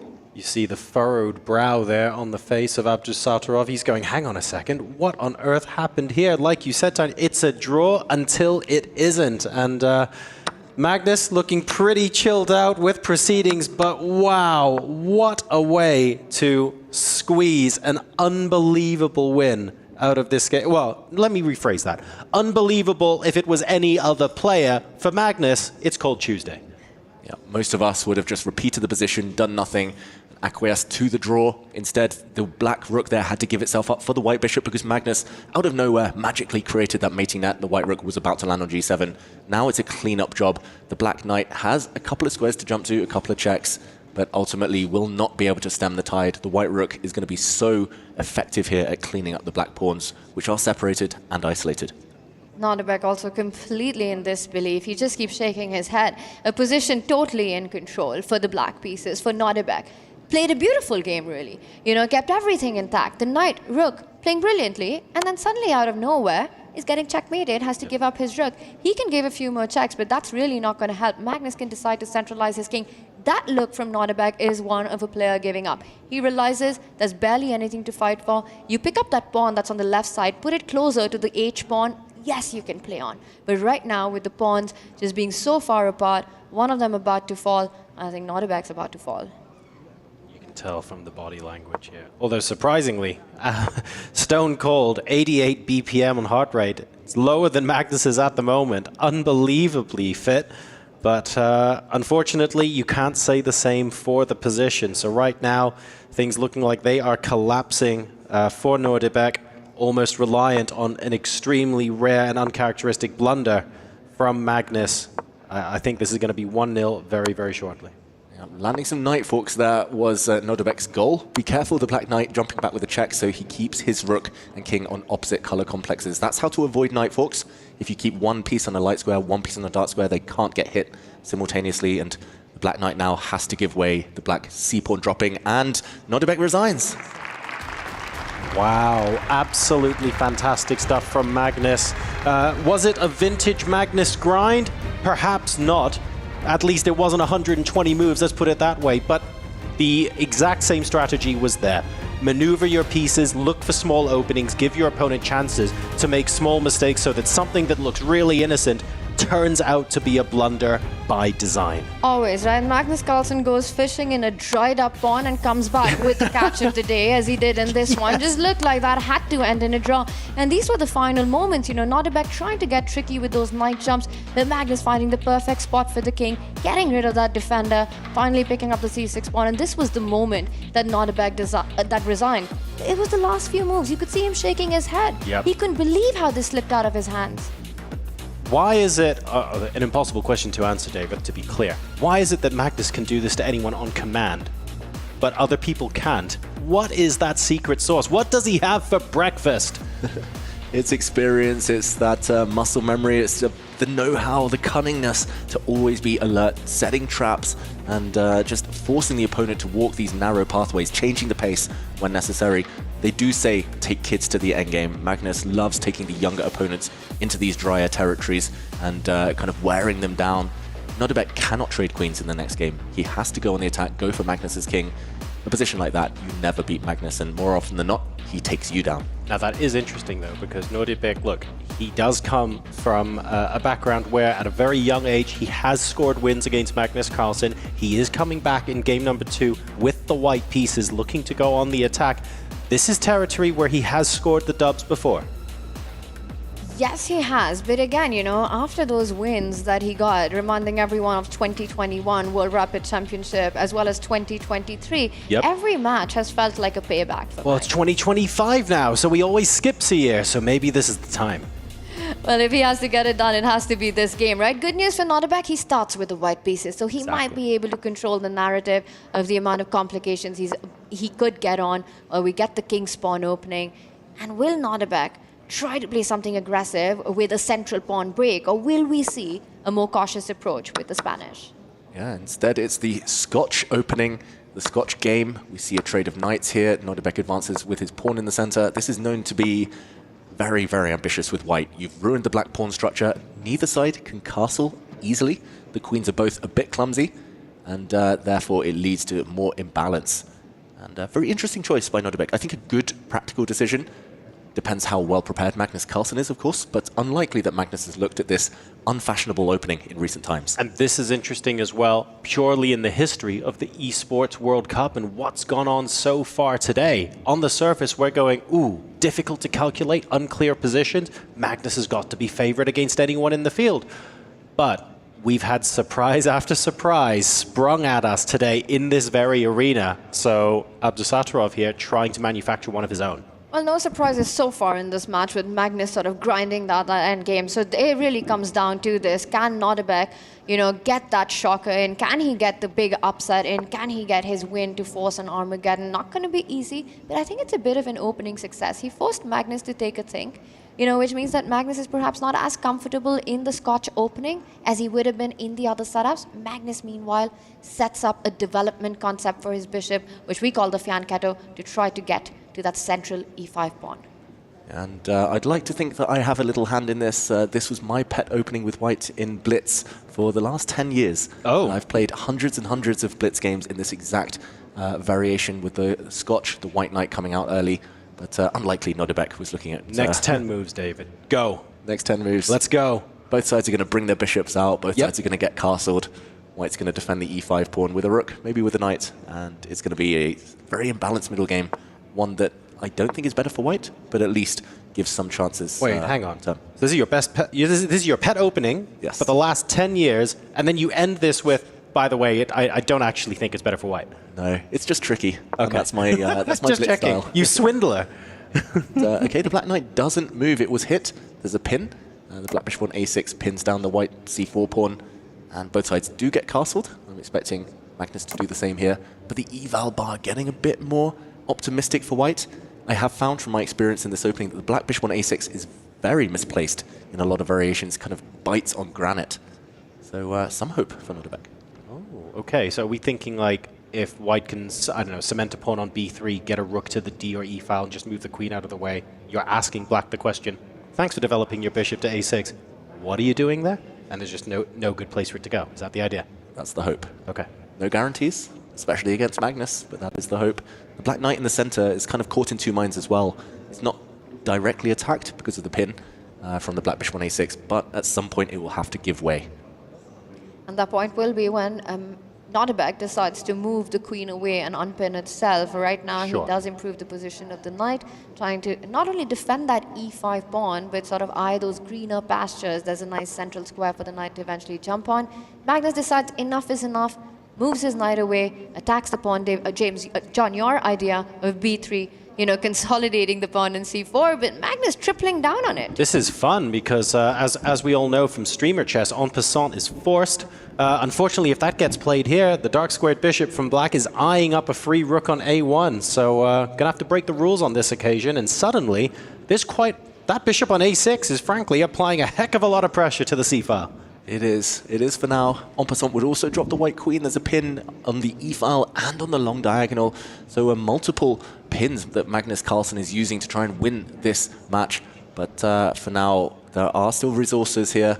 And even dropping the c4 pawn, even allowing that black bishop on a6 back into the game isn't the end of the world. White otherwise has a very healthy pawn structure. And I think what those tactics would be relying on is you give up the c4 pawn with the hopes and dreams of activating your own light squared bishop on g2. You're eyeing those c-pawn weaknesses that Magnus has created if there's a trade on the c4 square. So a lot of tactics. It sort of seems like the position that's about to explode. I don't see a healthy way for Nodebek to defend the pawn, and I think he's setting up those ideas. Saying, Magnus Carlsen, take my pawn, I'm going to play for compensation. If you were to grab on c4, Magnus does not rush. Magnus has studied these types of things before. I've seen him play these types of positions in Blitz. I'm very surprised, therefore, that Nodebek, having chosen this opening, is the one lower on the clock. He's a minute and a half down. After all, if you choose the opening, you want to be well versed in it and at least land the surprise, land the time advantage. But for now, world number one Magnus Carlsen looking very comfortable. Are there any kind of positions that Magnus Carlsen hasn't studied before, David Howell? That's true.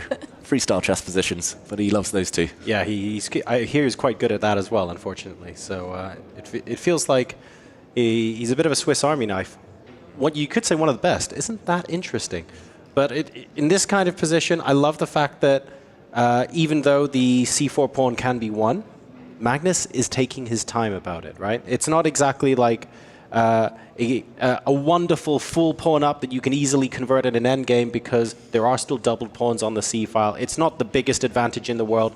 He can sort of take his time here. Isn't that interesting? He doesn't need to rush with that decision because there's really no good way for white to actually defend that pawn at any given moment. You know, you never want to retreat your knight to hang that pawn because you lose another central one instead. So he's just saying the moment you unpin your queen is when I'll grab that pawn. But I'm not going to rush with that decision. I'll just keep the tension on till then. You waste a move, that's when I'll win that pawn. And then we see a few more moves here coming in with tempo, attacks the queen. Magnus pushes that bishop back. Nodebek bringing it to f4, keeping the center under control. Some trades. Eventually, I'm expecting Magnus to go up a pawn because of that c4 weakness. I'm very surprised that Nodebek kind of invited this. He lost a tempo with his bishop. The white dark square bishop moved out, hit the black queen, then retreated.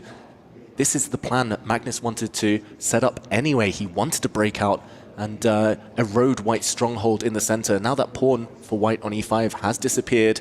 Yes, you can take back on e5 with your bishop, but it's only going to result in trades. You kind of pin yourself as well on the e-file. This feels like it's gone wrong for Nodebek in the last 2 moves. 3 minutes down as well on the clock. Very tricky. And the reason you can't capture that pawn with your own knight is because then Magnus Carlsen has set up the g5 idea, deflecting the defender. All the pins on the e-line will land into trouble. So instead, capturing with the bishop. And now Magnus has plenty of choices. You could trade. You could get more attack, you know, you pin it, you win it, find a way to get to that bishop, grab on c4, a lot of tempting options, and Magnus chooses one that's perhaps strongest, wins material. We see a quick queen trade, but in the process, Magnus has won a rook for bishop. Yes, it's only the exchange, as we call it in chess, but the black rook looks mighty strong as well.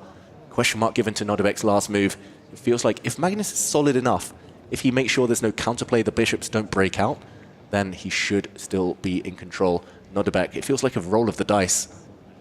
It's not all about grinding out those small imbalances to try and find a win in the endgame. Magnus showing that he can out-position and out-tactic opponents in the middle game as well, showing some of the versatility that has made him the #1 player that he is today. So frustrating position for Nodebek to be in. And I also want to point out, yes, okay, players go exchanges down all the time, but this quickly against a player like Nodebek, it's just incredible the kind of things that Magnus can pull out of his hat. Yeah, looked like a level opening position. Right. And 5 moves later, he's a rook for bishop up in a game he only needs to draw with black. Magnus, though, kind of accepting that it's not over yet. Just to point out, white does have a big threat on the board. The white knight wants to enter the center, land on d4, attacking the black rook, and winning a pawn on c6 in the process. So Magnus needs to preemptively deal with that one. And he also kind of understands, right, the moments where he needs to pause. He understands these threats that his opponent's setting up and just sort of doesn't give them the chance. Like you said, the one big idea, and look at that. Magnus just coolly and calmly not only defends the a5 pawn, also takes control of the c6 pawn. Now he can just fall back with the rook, gain complete control. He's up on material. I mean, he's playing like liquid here. Impossible to contain, smooth endgame conversion. Brilliant stuff by Magnus. Could become solid if need be, this liquid player. And he's just covered all the holes, rock solid. Again, it's a change of gears. He accelerates it, wins the material, then he takes a step back. He knows he's done the hard work, and just defending everything is enough for now. Nodebek needs something special, but if there's nothing immediate here, black will have time to make use of that rook. It feels really strange as well being in a position where the light squared bishops are staring each other down through several pawns in the center of the board, where actually, like, the position's kind of opening up, but the bishops are still just staring. Everywhere else, the action's been absolutely insane, but really, the minor pieces just feel like they're on lockdown a little bit. It's amazing how Magnus has attacked and also defended. You know, that bishop on b7, it also doesn't only take control of c6, but makes sure that the d5 pawn is also supremely guarded, not allowing the bishop pair to get active. And now Magnus's knight comes into the game, tying down the white knight to defend the b3 pawn. It could next jump to the center of the board, knight e4 coming on, trying to trade off more pieces as the game goes towards a Magnus win. Yeah, unfortunately for Nodebek, he's coming up against the best front runner in chess history. When Magnus has a lead, you nearly never see him get pegged back. He knows how to just set up the barricades, be defensive, trade off the right pieces. You need to make sure Magnus is on edge, going for the win, because then you can counterattack. Here, counterattacking chances minimal. The white rook indirectly eyeing up the black knight, but that black knight, as you mentioned, Tanya, can land in the center, can improve. The black pawns will start rolling. Minimal chance of a miracle here for Nodebek. It jumps further into the game, attacks the rook and plants itself on a square where it's inviting a trade, but that trade will only help black to connect the pawns. Now the c-pawn's freed up, you know, it could go to c5, displace that white knight, which is a power piece at the center, c5 being set up. This is beautifully played by Magnus in this endgame. We were talking earlier about how, okay, no big advantage here yet. The c-pawns were doubled. They didn't look great. It didn't look like it was a game-winning asset. And then you compare it to now, and you're thinking, hang on a second, Magnus has just been playing 20 moves ahead of everyone else because this is suddenly looking beautiful. The d-pawn will be able to wall down the board with tempo as well. I mean, he just manufactures this out of thin air, I swear. Yeah, and it just looks so smooth and effortless, almost. The black c-pawn hitting the white knight, c5, d4, push those pawns. Nodebek is going to get steamrolled. And the rook versus bishop kind of dynamic here just doesn't provide any counterplay long term. And okay, a trade, as you mentioned there, Tanya, though, the pawns will just begin to roll. He's hitting 2 pawns. He's hitting d5 as well. But trades here only going to guide black closer to that desired goal of a safe endgame. And you've got to watch out, right? Magnus has all these ideas of that c-pawn moving even further and then creating a b-passer that's going to be unstoppable on the board. Magnus is grooving in his head. He's enjoying the position that he has. You know, he's got it all under control. Meanwhile, for Nodebek, and these are the hard wins, right, where you can't figure out what went wrong. You don't even see a mistake that you've made. How do you overcome this mental block against a player like that? It's just psychologically just a very difficult place for a player to be, even the world number 7. I'm afraid I'm in very much the stereotypical Hollywood movie guy going, it all happens so fast. I'm one of those guys who I don't have an answer to that question. It is unbelievable the extent to which Magnus can make it feel like I've done nothing wrong, and yet I'm not just getting beaten, I'm getting crushed. We mentioned earlier, we've seen it all before. We've seen Magnus grind out these endgames hundreds, thousands of times, but feel for his opponents here. They've been on the receiving end of it. They've been victims to these endgame masterclasses so many times as well, and it's a matter of moments now before Magnus starts pushing those pawns forward, full control. 5 minutes against 1 here. Nodebek, he just never got in the game. It was just the previous endgame. It all turned there. He didn't hold, and he's being punished now. Magnus getting ready to start trading favorably. And, okay, playing safety first chess, dropping one of his central pawns, but still very much in control. Another pawn could be picked up right now if you're white. Rook takes pawn, defending the knight. Magnus is set up. His own bishop retreating. He wants to get as many pieces off the board as possible. There are back rank ideas if white goes pawn hunting. Bishop b7, it's on the board. The knight had to retreat, defending. Rook d1 check. Wait, could you still go for this? You could land a check with the black rook, even drop the exchange rook for knight, then white knight will take back on d1. But at the very end, the white bishop will be forced to self-pin and be lost. That awkward move that didn't feel great earlier on, David. Bishop on a6, saving the day now. Exactly, and note how the white knight didn't take the black rook because the white knight is forced to defend its bishop. Cool tactic on the board by Magnus, and now he's going to go hunting for the white b3 pawn. Just super stuff, right? Combining positional elements, strategic elements, and when the tactics present themselves, he just grabs it with both hands to finish it off in style. And now the b3 pawn, no one's coming to its defense.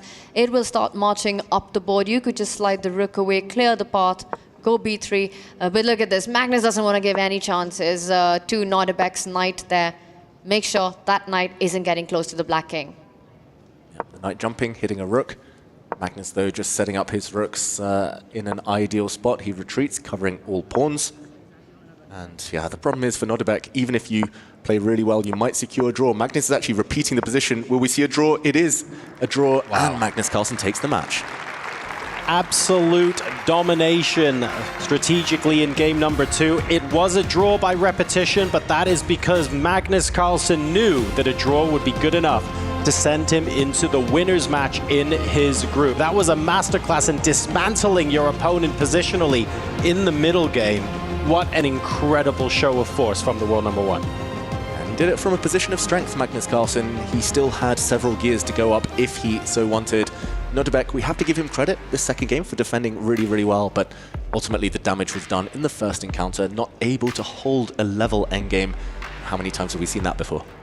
And I think that really plays on your mind. Getting over that first loss is what cost Nordebek the match. Magnus just doing Magnus things, and he made it look easy. Team Liquid, Magnus Carlsen drowning out the competition as he usually does. So that first game decisive, that second game, frankly, more dominant despite ending in the draw. Let's head over live to hear from Magnus Carlsen. We're here with Magnus after that soul-crushing win. I'm not gonna lie, bro, that was methodical, perfect. There was no mishaps, no blunders, no mistakes. They were like, dude, you need to ask him a question. I'm like, I don't really know what to say. So I'm just gonna ask you, how are you feeling during that game? Like actually playing it, did it feel that easy? Was there any things that sparked your interest there, or is it pretty standard?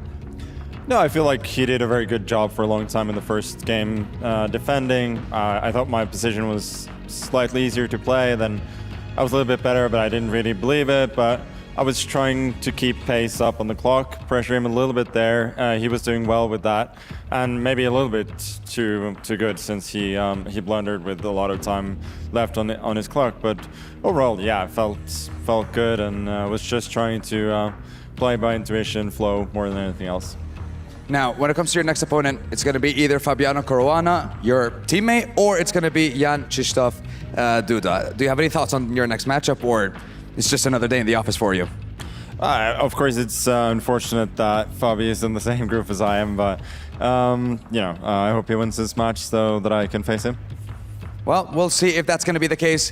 Congratulations on a sensational win. Boys and girls, what a series that we've had so far. 4 matches down, and next up, we're going to have some qualification matches, so stay tuned. We'll be right back. But first, the studio will take over. Thank you so much there, Sandstorm. Magnus Carlsen will get it done here in our 4th matchup of the day and his debut here on the Esports World Cup stage up against Nordebek Abdusatorov. Giving some respect to Nordebek, at least in the way that he played the majority of Game 1. But I think that's the big point there, Maurice. It was the majority of Game 1. Where did it all go wrong? How did it all go wrong? Nordebek had played so well in that game. He was getting it done. He had plenty of time on the clock. And then he cemented his knight on b5 and relaxed. He thought, I'm good. Everything is okay. I think I could just take this pawn here on c5. And then he basically made it himself, because he thought that he had this move that would save his game, and it turned out to just torpedo the position. Once that happened, that was it. He had no chance to come back. Yeah, we like to say that Magnus will only ever give you one chance, but we forgot to say that if you give Magnus one chance, he'll always take it. That's right. It was a very unusual happenstance that you get checkmated mating attack in the end game, and he probably relaxed and thought, my king is safe and there's very few pieces on the board, but there was just enough attack for Magnus to bring home the full point. Big mistake by Nordebek, not understanding the mating attack that was happening. And ultimately, I feel like, Maurice, you could kind of feel the deflation in Nordebek after that first game, right? Because he was so close to doing what we asked of him on the black side of the board. If he could have gone into that second game with the white pieces at even, maybe he really believes he could do it. The body language had changed. When you had done such a good job, you climb this mountain that's Mount Magnus, and you're looking at it, and you're seeing the peak. I'm almost there, and it's like Atlas trying to carry the boulder up the hill, and then the guy goes, sorry, dude, and you gotta go all the way back down to the bottom, and not only that, the boulder crushes you, runs over your skull, and it's Magnus sitting there going, did you really think you're going to stay with me? I mean, he just had no heart to play the second game. And for Magnus, you saw him bounce against head. It was like a party. Yo, seriously, I want to know what tunes were playing in his heads or in his earphones, because he looked like he was grooving out there on the stage. I think he was singing We Are the Champions in his head. Already, you think, huh? Okay, day one. That's a bold song choice, I'd have to say. Let's take a look at some of the brackets here in play. First, we're looking at Group D. That's, of course, with Magnus Carlsen taking down Nordebek Abdusatorov. He awaits his opponent between Fabiano Caruana and Jean-Christophe Duda. They're locked right now in a drawish position through game 1 and currently playing out game number 2. Over in Group C, though, we've had some more results come in. Of course, Hikaru Nakamura, he had a decisive win there against Javakir Sindarov. Ali Reza Firouzja, he got it done. He had the win in game 1. Half a point in the second game is all he needed. So we will have teammates facing off in the next round and in one of our qualifier matchups. To hear more, though, about how Ali Reza got it done in his matchup against Wei Yi, let's head back over to Mike Klein.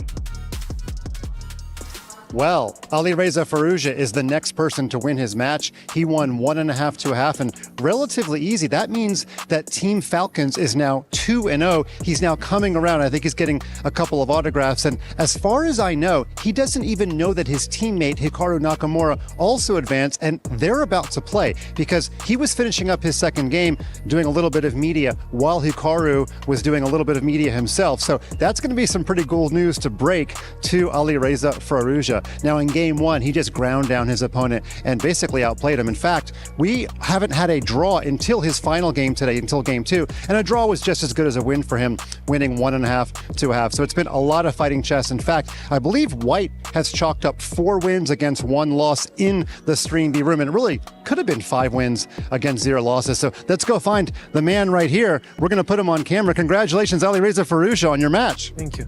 And you were playing while Hikaru was finishing, so do you even know about his result? I saw he won the first game. Yeah, and he won the match, which means Team Falcons are 2-0. How does that make you feel about your start? Yeah, it feels great now. We have to play against each other, so it'll be interesting. Well, let me ask you about that. When the draft happened yesterday and you saw you were in your teammates' group and you saw that this matchup was possible, what were your thoughts? Yeah, I think we could both get out, so we both could get out of the bracket, so it's still good. Even somebody lose now, there is tomorrow another chance. Do you have any kind of team camaraderie with Hikaru? Have you had a meal with him or any kind of meetings or anything? Yeah, we went to some dinner together, that's it, yeah. Okay. And about the match today, it looks like game 1 was a relatively professional win, almost like you'd see in classical chess. You just took an advantage and you ground your opponent down. Yeah, it was a smooth game, but at the end I just had to finish it much better. I gave him a lot of chances, but still I was up so much on time that it didn't matter. Yeah. Okay, and finally, this is a whole new format. You've got people all around you, you've got lights on you, you're playing without increment. Now that your first match is behind you, how do you feel? Yeah, I feel more confident now. I didn't know what to expect, so now I am a bit more familiar with the setup. I think next match is in another arena, so I have to adapt still, yeah. Okay, well, there you go. He's feeling more confident. He's going to probably walk over to where Hikaru just played. Team Falcons will face off in the next round, but congratulations, Ali Reza. Thank you. Thanks, guys. Okay. Thank you so much, Mike. Congrats to Ali Reza Firouzja. We got teammates facing each other down for a qualification match, but there's our next matchup here on Stream A. Thanks to Jamil Motorsports for these two arriving in style. It's Andrei Yesipenko against Levon Aronian. This is a rematch from the LCQ. These guys are familiar with each other. You will not want to miss this match, as one of them will book their ticket into the top 8 and into our single elimination bracket. We'll catch you on the other side of this commercial break to preview it all.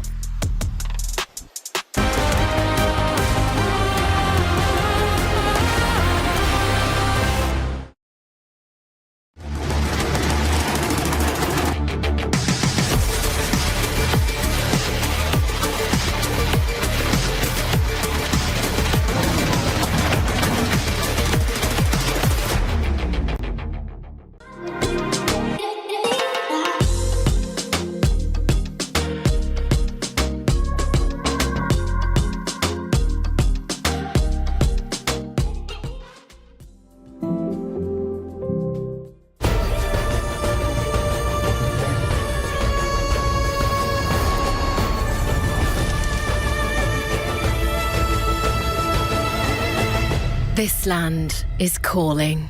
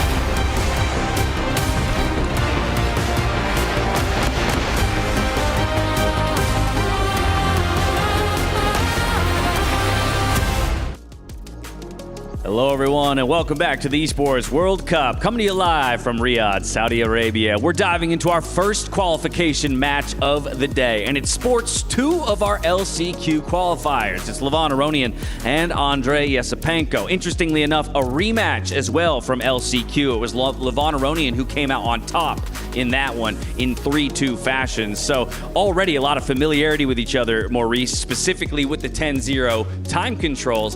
And just like that, they're going back at it. But now it's for a top 8 spot. Listen, the guy must feel like destiny on his side. I'm talking about the young man, Andrei Yesipenko, because he did not qualify through the LCQ. True. He actually failed. He had his bags packed. He might have been on his way to the airport when somebody said, whoa, wait up. Your countryman, Fedoseev, is dropping out of the event and you're getting the slot. Now, that has given him new life. He ended up beating up on his other countryman, Nepo, to be here. So he's got to be thinking the hand of destiny's on my side. Right. He took that breath of life, and he's making the most of it. He took down Jan Nepomniachtchi at the beginning of the day, and now he gets to earn that rematch against Levon. Now, Levon, though, Yovi, is having maybe the month of his career, having just taken home $200K in Vegas, and now he's making a bid for $250. I know, he's feeling in a good mood, and you can actually tell that from his previous match. You know, it went to Armageddon. He made a really aggressive bid. You know, he bid 6 minutes and 58, and he won that Armageddon. I mean, he's feeling confident. He's still in Vegas. Yeah, you're right, exactly. Or he's flying right back there with his tournament winnings, either or. Who are you putting your money on then? Let's talk about Vegas. Let's talk betting. Are you going for the guy who got the breath of life and seems to be taking full advantage? Or are you going with the guy who seems to be just riding a high right now and peaking in his career? I've been super confident in my picks so far, even though I was dead wrong in the first one, and I picked against Yesipenko. I get to pick again, and I'm picking against him again. I'm going to go with Levon, and if he proves me wrong twice, then I'm not betting against him for the rest of the time. But I would say Levon, super cool customer. Again, riding that high. He's taken down so many players so far in the freestyle, including Magnus Carlsen, and now here to even get here through the qualifiers. There's something maybe even more of a mystique that's on him, than it is on Yesipenko right now. I like it though. One's not enough to convince you, but a second time around and then you're fully on board the Yesipenko train. This is a look at that Group A bracket just so everyone has a full picture of what's sitting in front of us. It's those two in the top bracket, Andrei Yesipenko and Levon Aronian, playing for the first qualification to the playoffs. Of course, their opponents from the previous round, they dropped down to the losers bracket. They'll be playing in elimination matches starting tomorrow. But get it done here. Get yourself that day off. I think that's what they got to be thinking right now. Just don't even allow yourself the opportunity to drop down to that lower bracket and feel that kind of pressure yourself. Yeah, exactly. You got to take it one move at a time. Let's be honest here, because if you kind of start getting ahead of yourself and start thinking of the bigger picture, then you are bound to fail. But what Yesipenko has to do, you know, I'm going to argue for him, is that he just has to be confident. You know, he's here for a reason. He played such smart chess in his first match. I'm sure he's going to do it again. You're arguing for him and you're betting on him in this one? Yep. I'm gonna bet on him because he was so clever with his opening choices. He looked like he was here with a mission. Does he get it done without going to an Armageddon? No, it's going to go to Armageddon. This one also going to You think it's decided Armageddon, or does it get decided before that? Levon. Okay. Get it done. All right, well, we'll see. Again, I told you my favorite studio is a split studio, and that's what we've got here. We're set for fireworks on the stage. These are two guys coming out of the LCQ. It's a rematch of them both. Levon Aronian, it's Andrei Yesipenko. Let's get back out to the stage and watch these guys do battle. It is now time for the first qualification match of the day. I'm going to tell you, brother, I am excited. Listen, so far the games have been absolutely insane. So I don't think we need to make this crowd wait any longer. Ladies and gentlemen, first qualification match. Let's introduce our competitors. It's Virtus Pro and Team Reject. Respectively, Andrei Yesipenko representing Virtus Pro and Levon Aronian representing Team Reject. Aronian beating Vladislav Artemiev in our first Armageddon match of the day, and Andrei, who took down Jan Nepomniachtchi, heading towards the top 8, is now on the line. Boys, this is going to be the first qualification match. Aronian, tell me, how are you feeling with the qualification on the line? I'm very excited. First I qualified to this tournament, so this is a non-stop qualification. Love it. That's what you want? Yeah, and I'm not going to lie, brother. They were doubting you in that first match, and I hear them doubting you out there again. What's on your mind about that? Yeah, it will be an exciting match for sure. And Levon is such a top player, and I'm always very excited to play against him. I hope it will be a great match. Well, I know for a fact it will be. So, boys, you know the drill at this point. Keys onto the pedestals. Get yourselves ready for the first qualification match of the day. It's Team Reject taking on Virtus Pro. Levon Aronian taking on Andrei Yesipenko. Casters, take it on, baby. Let's go. Thank you very much, folks. Right, we are here on the cusp of qualification. Chess at the Esports World Cup. We're getting to the point now, the sharp end of the group stage. One of Aronian or Yesipenko will be booking their space in the playoffs right now. Both of them have won a match. They have very different backgrounds, of course, coming into this match. Both incredibly strong players and have shown strong play today, critically. I mean, if you're only as good as your last game, well, guess what? Both of these guys are titans as far as today is concerned. Yeah, they have had different paths. Aronian doing it through Armageddon, Yesipenko doing it very impressively against Nepomniachtchi in the first two games. They also have that history from the last chance qualifiers just a few days ago, where it was Aronian who came out on top in the Armageddon too. So you would think on paper, Yesipenko wants to get it done in normal time. It's high stakes, high drama. This matchup is. It's the qualifier to the quarterfinals, and everything is earned, as our trophy mentioned that. You know, it's going to be Levon's artistry versus Yesipenko's preparation. We saw great stuff by Yesipenko in his match earlier against Nepomniachtchi. This is momentum versus momentum, coming off two big wins for these guys. I mean, look. The history, the recent history has to count for something here, right? They were in the last chance qualifiers. Aronian did defeat Yesipenko, like that is a fact. He must be sat here on the stage right now thinking, hang on a second, does this guy have 9 lives? What do I have to do to get rid of him? And he's going to have to do it all again. How much does that favor one player or the other? Yeah, normally the player with the upper hand, with the recent history, will be feeling very confident. But then again, this is totally new. Yesipenko must be feeling like fate is on his side at this point.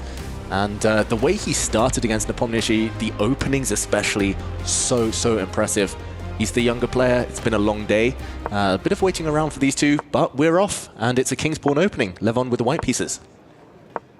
And there we see it is the Italian as the bishop comes out to c4. And the big question is, what does Yesipenko have up his sleeves? You know, he had this brilliant prep against Jan, worked to perfection. He's had a couple of hours since that matchup. And we see the players, they're blitzing out their moves. Yesipenko once again starts with the black pieces. So far, no big surprises on the board.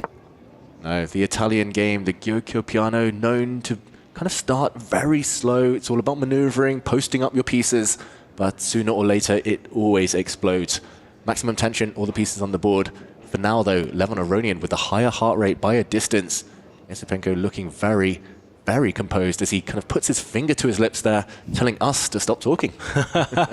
It does feel like that a bit, doesn't it? Like this is, I'm really keen to follow the ebb and flow of the pressure that the players exert in this game. Because when we watch Yesipenko take on Nepomniachtchi, we had Yesipenko pressing in the first game, which ended in a draw. He was then pressing again in game 2. And it was maybe on his 3rd or 4th attempt that he actually found that vital breakthrough. So for me, I'm looking out for which player is applying the pressure. Where are we going to see the sustained pressure that results in one of them cracking? Will it be Yesipenko again? Well, so far it feels like both players are in familiar territory, and, you know, an opening that we've seen games being played before. The imbalance here, of course, is that we've got bishops of different color complexes here, so those cannot be challenged. If you take the majors off the board, trade the queens, trade the rooks, that's a draw for immediately. And I'm just wondering, for Yesipenko playing with the black pieces, I think that would be a bit of a win there, right there, you know, a bit of a moral victory, getting the draw in if he can.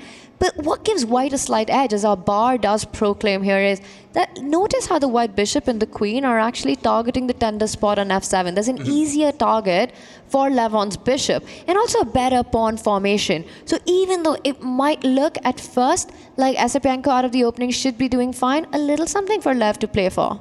Yeah, it's a couple of small things. It's the pressure of the white queen bishop. The bishop clearly superior to its counterpart right now. Slightly better pawn structure, black with the double d pawns. And for now, Levon Aronian just happy to build up. To my eyes, it does look like the type of advantage that the likes of Magnus Carlsen, Hikaru Nakamura might enjoy. Very small, very stable. Levon Aronian, a dynamic player by nature. Will he enjoy it? That is the big question. I'm just shocked by the speed that they're both showing, especially Esipenko. Barely used a minute, and he's made some huge critical committal decisions so far. Does it feel like, because the players have played an opening that we're relatively well-versed in, are they maybe feeling the pressure after their initial matches to go, actually, I need to get to this middle game faster. I need to not get caught in a position where I have less than 2 minutes and I've got some critical decisions to make. Do we think that the speed now is an indirect result of the pressure they had in their first matches? Possibly. They're definitely kind of up to scratch with the pace here. I think potentially as well, it's just a show of respect to each other. They've played down this opening they're clearly both familiar with. Esipenko just trying to equalize, nothing more, nothing flashy with black, as he tried against Nepomniachtchi. And Levon doesn't try to knock out his younger opponent. He's just sitting on the position. He's playing the long game. He's playing the long game, and the long idea here is he retreats the queen, but with an attempt at an attack. I think he wants to push the f-pawn forward, f4, and then think about where he wants to break. Will it be with the e-pawn or the f-pawn? At least just keep the tension, keep sort of having those threats in the air. Levon Aronian with the slight pull in this one, with the better bishop here. Still something to fight for, but I like this approach by Esipenko. You know, he goes for the direct counterplay. Usually you don't want to push pawns in front of your own king. It can be very weakening. But here, due to the opposite color bishops, both sides having control over their respective color complexes, it is fine for now. The white rook steps up, getting ready to stack up the rooks in the center of the board. It's all about the e-file now, tension with a couple of pawns. But ultimately, it's something that Tanya alluded to earlier. If all the rooks disappear, if all the queens disappear, this game fizzling towards a draw, opposite color bishops. So we're at a point now where both players of both colors have to decide like what files they want open for the major pieces, where they want to be picking their battles heading into the later stages of this mid-game. Is there an easy answer? There might not be. To what white wants versus what black wants out of this on the E-file and the F-file? I think you want to keep the tension for as long as possible. You want to get black to trade on e4 so that you can pick that pawn up with your own pawn, open up your queen, also start advancing those central pawns that you would have built. Very instructive is the piece placement that we see. You know, it's Levon with the light squared bishop. Notice how he's placed every single major on the board and the king on light squares. So yes. There can be no checks. You know, for Esipenko, the bishop sort of can't attack a single piece. And Esipenko is doing exactly the same. You know, you move that rook one step up at the center of the board, put it on rook e7, and suddenly everything's on dark squares as well. So that's a great strategy when you're playing with different color complexes. And the pawn on d4, I've noticed that, like, naturally, you almost want to play a pawn up to c5 to protect it and solidify the pawn chain. But I guess you want to delay that for as long as possible because you might want your bishop on b6 and you want to ask white questions of, guess what, your b pawn and c pawn are going nowhere as long as I've cemented the middle of the board. Yeah, it seems counterintuitive, but often when you have a light squared bishop, you want to put pawns on dark squares to color, to kind of cover those squares. And likewise, if the black bishop is on dark squares, you want to put pawns on light squares. The black bishop now, square has been opened up on the edge of the board on the a5 square to hit the white queen where it stands. I think that was Esipenko's plan with his last move. The white queen will slide across. Ultimately, I think it's easier to play with white because you kind of hold the key when to open up this central e-file, when to trade off pieces, when to go for peace if all things go wrong. But for now, it's all under control. Kind of mirroring each other on the clock, board level as well. Very stable start to this game. Does that mean then, I'm going to go with an extension of this idea, does that mean then black can stack rooks on the e-file, but white can't because of bishop a5, and that's one of the small positional imbalances that we're looking to maybe make use of in this game? That's a fantastic point you make. You know, with that square that the black bishop will land on, it will take away the possibility for Levon to double up on that e-line, while Esipenko will be free to do that, and then put pressure on e4, sort of forcing Levon's hand there. So we might even see a trade before he's able to get all of those rooks on the e-line. Esipenko is. He does take a pause. It's a bit of a thing, giving Levon a slight edge on the clock. Bishop a5 to me feels like the most natural move in the position. Yeah, I think he's kind of tempted to play that move to bring the black bishop out, but just looking into the future, deciding on what next. That's what's slowing him down, Esipenko here. But he was very, very impressive when the clock ticked down against Nepomniachtchi. He doesn't want to, however, leave himself with just a minute or two in a position like this where there's no clear path towards simplification. And the point is, right, probably why he's taking this long, like you said, looking into the future. Once you get that bishop on a5, it becomes harder to double up your rooks on the e-line. White will slide the queen over, and then suddenly the rook on e7 is not defended. So any opening up of that file, you'll be sort of forcing trades, and eventually a queen infiltration might happen. So I think he's trying to figure out, does he put that bishop, attack the queen, or does he go for the idea of doubling up on the e-line immediately? For example, now if you play rook e7, pawn takes pawn, and lots to calculate. Yeah, that's a good point. The only thing sort of stopping you from doing that is the immediate pawn takes pawn. So black needs to think of a way to, I guess, mitigate that risk before opening up the position. Not an easy problem to solve, which is really frustrating because what you want to do looks obvious, but the path to get there seems a bit murky. Yeah, and big decision, given a question mark, bringing the black king out into the open. Wow, okay. Bit mysterious to my eyes. He wants to stop the white central pawn, the e-pawn, from stepping forward. But was that a threat in the first place? Does the black king feel safer here than it previously did? What is with Asipenko and his king today? King f7 was the shocker against Jan Nepomniachtchi, and now he steps it up one square further. King f6 against Levon Aronian. Which means tomorrow it's going to be king e5. Whether he's qualified or playing in the final group match, we need to see king e5 tomorrow now when he has the black pieces, and then we'll have completed the set. Yeah, and the chess variant, king of the hill, a king on e5 wins you the game automatically. So he wants to centralize. If the queens were off, this would be a fantastic move, by the way. Kings out in the center, contributing to the battle, often give you a bit of a extra gear there. But here, it does feel like it's provocation. Levon Aronian, he needs to improve the f1 rook. There we go. He does slide it across, threatening to push a pawn to c3 potentially, but maybe opening up the center, going for the black king was available at that right moment. It's really strange. I mean, just with all the mages on the board, to see the king land on f6, you know, potentially lines opening up. Very bold, very gutsy. Could backfire in a position where there was no need for Asipenko to take this risk. I'm going to ask what might be a silly question here. We see a red X on our screen there against rook c1. Really? It looks perfectly natural to me. What am I missing here that could have been played instead? Was it e takes f5? Yeah, white could have actually broken the central tension there and could have traded off a set of pawns. That was a very opportunistic moment. Black didn't have a good way to recapture. That's the problem. Black would have had to part with the e-file. We'll just very quickly show now the players are getting ready to stack up on this e-file. Again, it's available to white. And maybe this is a good moment to show it as well. Pawn takes pawn. We're looking at the green board, the analysis board. And the problem is you don't want to take with the king. You will drop your rook, the black king, also too far out in the open. You want to take with the queen, but queen takes would drop your central pawn and end the game immediately. The black king caught in the crossfire. You cannot really take with your pawn either. And we're actually seeing this unfold. Now there would be a double attack, hitting the king, winning a pawn. This would be game over. So Yesipenko might be forced to trade rooks. There we go, he does. And after the rook trade, white conquers the e-file. I see. Okay, so it was more to do with there was an opportunity to grab space and consolidate the position and take control of the e-file there, rather than rook c1 being objectively poor.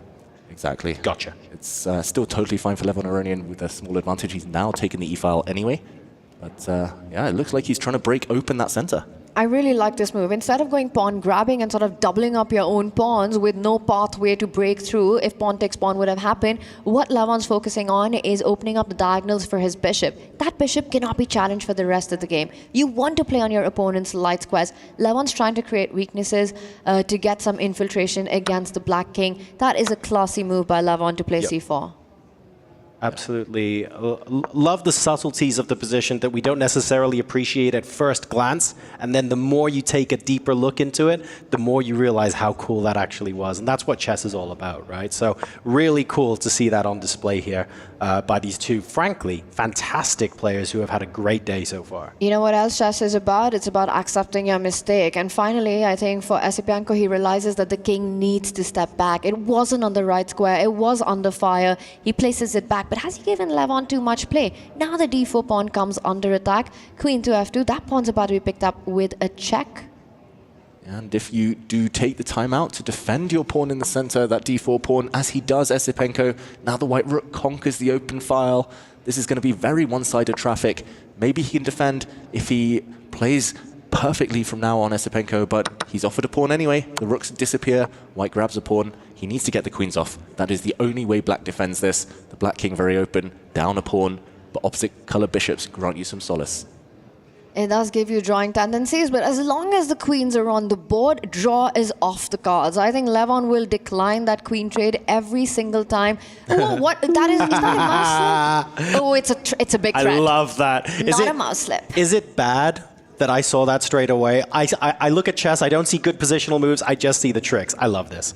He is a trickster at heart, Levon Aronian. He loves these flashy moves. You cannot take that bishop. If you do take it, you get checkmated in the corner. Queen to h8 would end the game. The black king caught embarrassed. Let's just very quickly show it. This bishop now is poisoned. Queen takes bishop, and ooh, he slides it forward one square. That was almost a mouse slip, but queen takes bishop would have allowed a mate. Now the difference is, after he slid it forward to the e7 square, you can block this check with your own queen, and you survive at least for another few moves. And queen trades once again. The only side it favors would be black, would be Esipenko. We saw a little bit of flex there by Levon once he got this flashy bishop to e6 move in. Love to watch that. Right now the mate defended. Okay, and the green board was our analysis. White does not have to go in with a check yet, of course. There is no threat for black. You can slowly improve your position. And here for Aronian, it's just about a matter of breakthrough. He needs to find a second avenue of attack. He's already up a pawn, that's one thing. He advances as king, as opposed to earlier. This one is very safe for white. Black king's still the weaker of the two. It's a game for just two results, right, if you're playing white. And Levon, he rushes through. I was thinking he could perhaps wait with this break, and that is a big, big blunder by Esipenko. Look at this. Now the black queen can never slide across to block. There's a checkmate threatened in the corner. Queen to h8, as we showed earlier, is the mating motif.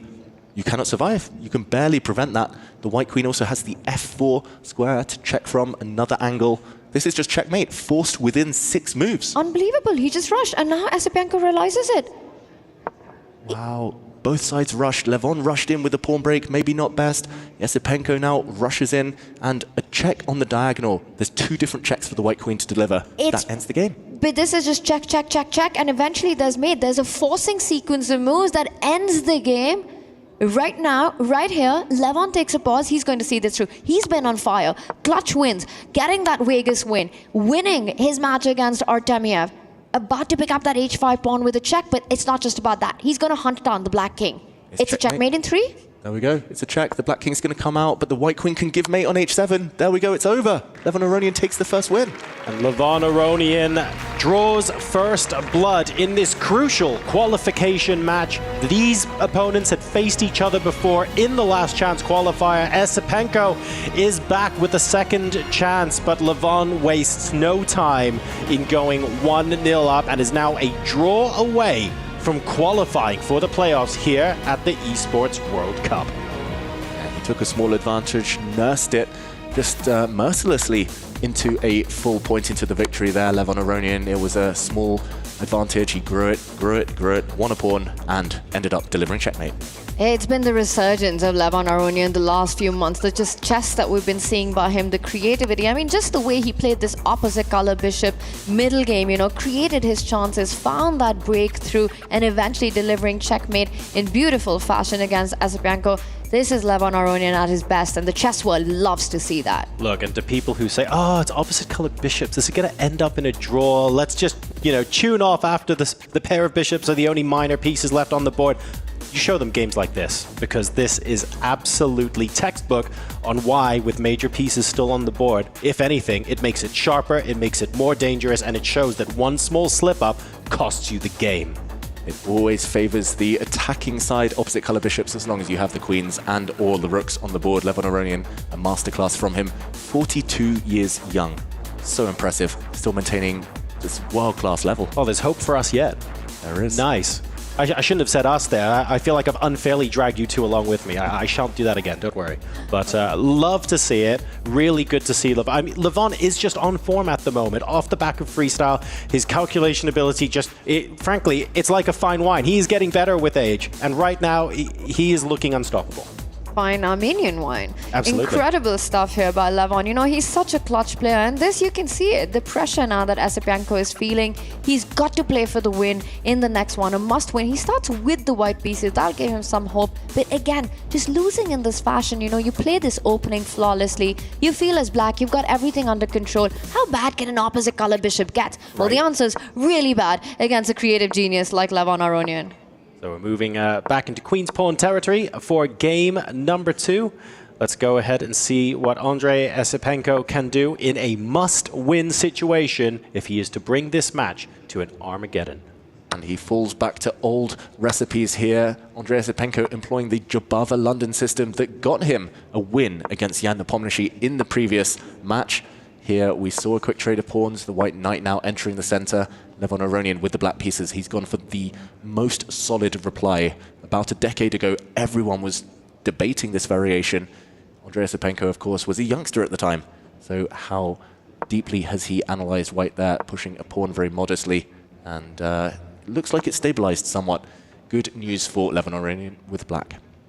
It's safe to say for Andrei Esipenko, Jabava London is the big trick that he's prepared here for trying to get to the quarterfinals. Twice today on the board with the white pieces. He keeps the pace on the clock as well. He's kind of hinting that he might take the king to safety on that left flank, but it looks like that might be still very dangerous, especially with Lev now preempting it, lining up his rook on the C line. I would highly advise against a long castle here. Yeah, sometimes though you need to take risks, must-win situations. He's a very young, very ambitious player. I don't think he'll rush to make that decision. Often castling is a good idea in chess as early as possible, but it also does show your hand somewhat. And White's king is flexible to go either direction, so he might keep Levon Aronian guessing for a few more moves. Oh, or just play h4 now and remove all doubt, David. I mean, Harry's served us well today. Harry has served Esipenko well today, to be fair. He's had some pretty strong results, shoving that pawn off the board. So maybe we'll see the same here. Ooh, his hand it's possible. It's happening. Yeah, the white king had to castle there. That was the only way to defend the d4 pawn and b2 pawn from the black queen's gaze. As the queen moves yet again, setting up some potential sacrifices. The black bishop on f8, looking at an a3 pawn, a hook for the attack. And you mentioned hook for the attack. The b pawn rolling to exactly target that hook, b5, b4 coming in as well. So a lot of threats here being settled, being set by Levon Aronian with those last two moves. That's actually a question I wanted to ask, where if I count the number of moves required for black to get the pawns rolling in, b5, b4, I can count to 2. I'm bad, but I'm not that bad, right? White, h4, g4, h5, g5, g... I'm counting the moves here, and I'm going, white's attack is so much slower. What am I missing? Like, what are we abandoning the king side and going for the center here because black's king is uncastled? What's the plan here? Yeah, I don't think you're missing much. I think at least in ease of plan and ease of play for Levon Aronian, it's very straightforward. You throw pawns down the board. I think there are ways to guard against the attack. When the black b pawn reaches b4, you move the white knight out of the way. There's tension between the queens. Maybe at some point you do just move the knight and offer a queen trade and try to seek your chances in a queenless middle game. Okay. Ultimately, he might have to put his own attack on the back burner for Andrei Esipenko, but with his mood, the match situation, he might not want to do that. He's fighting the board, he's fighting his mind as well, right? Not only that, he's fighting the clock right now, 7.5 minutes. Keeps thinking, and nothing's very clear. How are you building the attack here? Do you have enough time to push immediately? Do you allow black to go b5 and set their own threats right now? Some big questions, little time on the clock, head in hands for Andrei Esipenko. Yeah, the automatic response, whenever you castle on the long side, then in this case, the queen side, you always want to take a time out, move your king closer to the corner. Just means you're less likely to get checked. You cover more squares. There we go. The white queen steps forward, but apparently a big mistake from Andrei Esipenko, allowing some tactics potentially by Levon Aronian. Very surprising decision. And I think he realizes it, and he can't quite believe it, because he took a good 2-minute thing to play this out. It's ideas that you were mentioning, right? The rook and the queen combining threats on that knight on c3. Not just that, bishop takes pawn at a certain moment. Right. And I think he's trying to make this work. It could come in with a tempo. Can he make that happen? Is that about to happen? Bishop takes pawn next? He's giving it a go. And there's an exclam next to that move. So I think you're absolutely right, Tanya. Are we seeing Bishop takes A3 next? Is this the breakthrough moment for Levon Aronian to seal this match against Andrei Esipenko? This is the pivotal moment. Esipenko's reacting. Something happened there. I'm not sure whether he mouse slipped or whether he just totally hallucinated. Look at this, a sacrifice by Levon Aronian. I'm expecting 2 exclamation marks to pop up. There we go. Boom. Computer approved. Esipenko shakes his head. This is going to destroy the defenses around the White King. Even if the queens come off, Black's attack continues and with power. Yeah, he's completely shocked. How did he even allow this? And the point is, you said, right, magic number is 3 when it comes to an attack. You take that rook with the pawn. The bishop joins the party. The queen's ready. The black knight ready to jump in. Well, Esipenko looks ready to resign, by the way. He looks gutted. The end of this sequence as well, with the knight jumping out of danger into the most amazing square on the board for the knight on e4. Everything just seems to be coming together for Black in this position. And if you want to skirt out of the way afterwards, you've still got castling as an option. Yeah, Black Knight is going to be the deliverer of doom here for Black. I just don't see Esipenko saving this game. I don't see him even continuing. Maybe we can show that sequence on the board as the fans there look fascinated by what's about to happen. Or maybe we'll just see it unfold now. The queens do disappear. That was the only way to stop any immediate checkmate. And look at this. It's Forktown incoming. The Black Knight is hitting this pawn on the c3 square. It's hitting the f2 pawn. Either way, that would come with devastating power. The Black Bishop is threatening a pawn too. And you've only sacrificed a rook for knight. You're going to gain far more in return. And you're just unable to defend and guard against all these threats. It's like you said, one way or the other, the knight forks coming in. Bishop takes pawn, knight takes pawn coming in with a check on c3 after that as well. And Esipenko, he realizes this is a miniature. He's absolutely busted out of the opening in this one. Queens are off the board.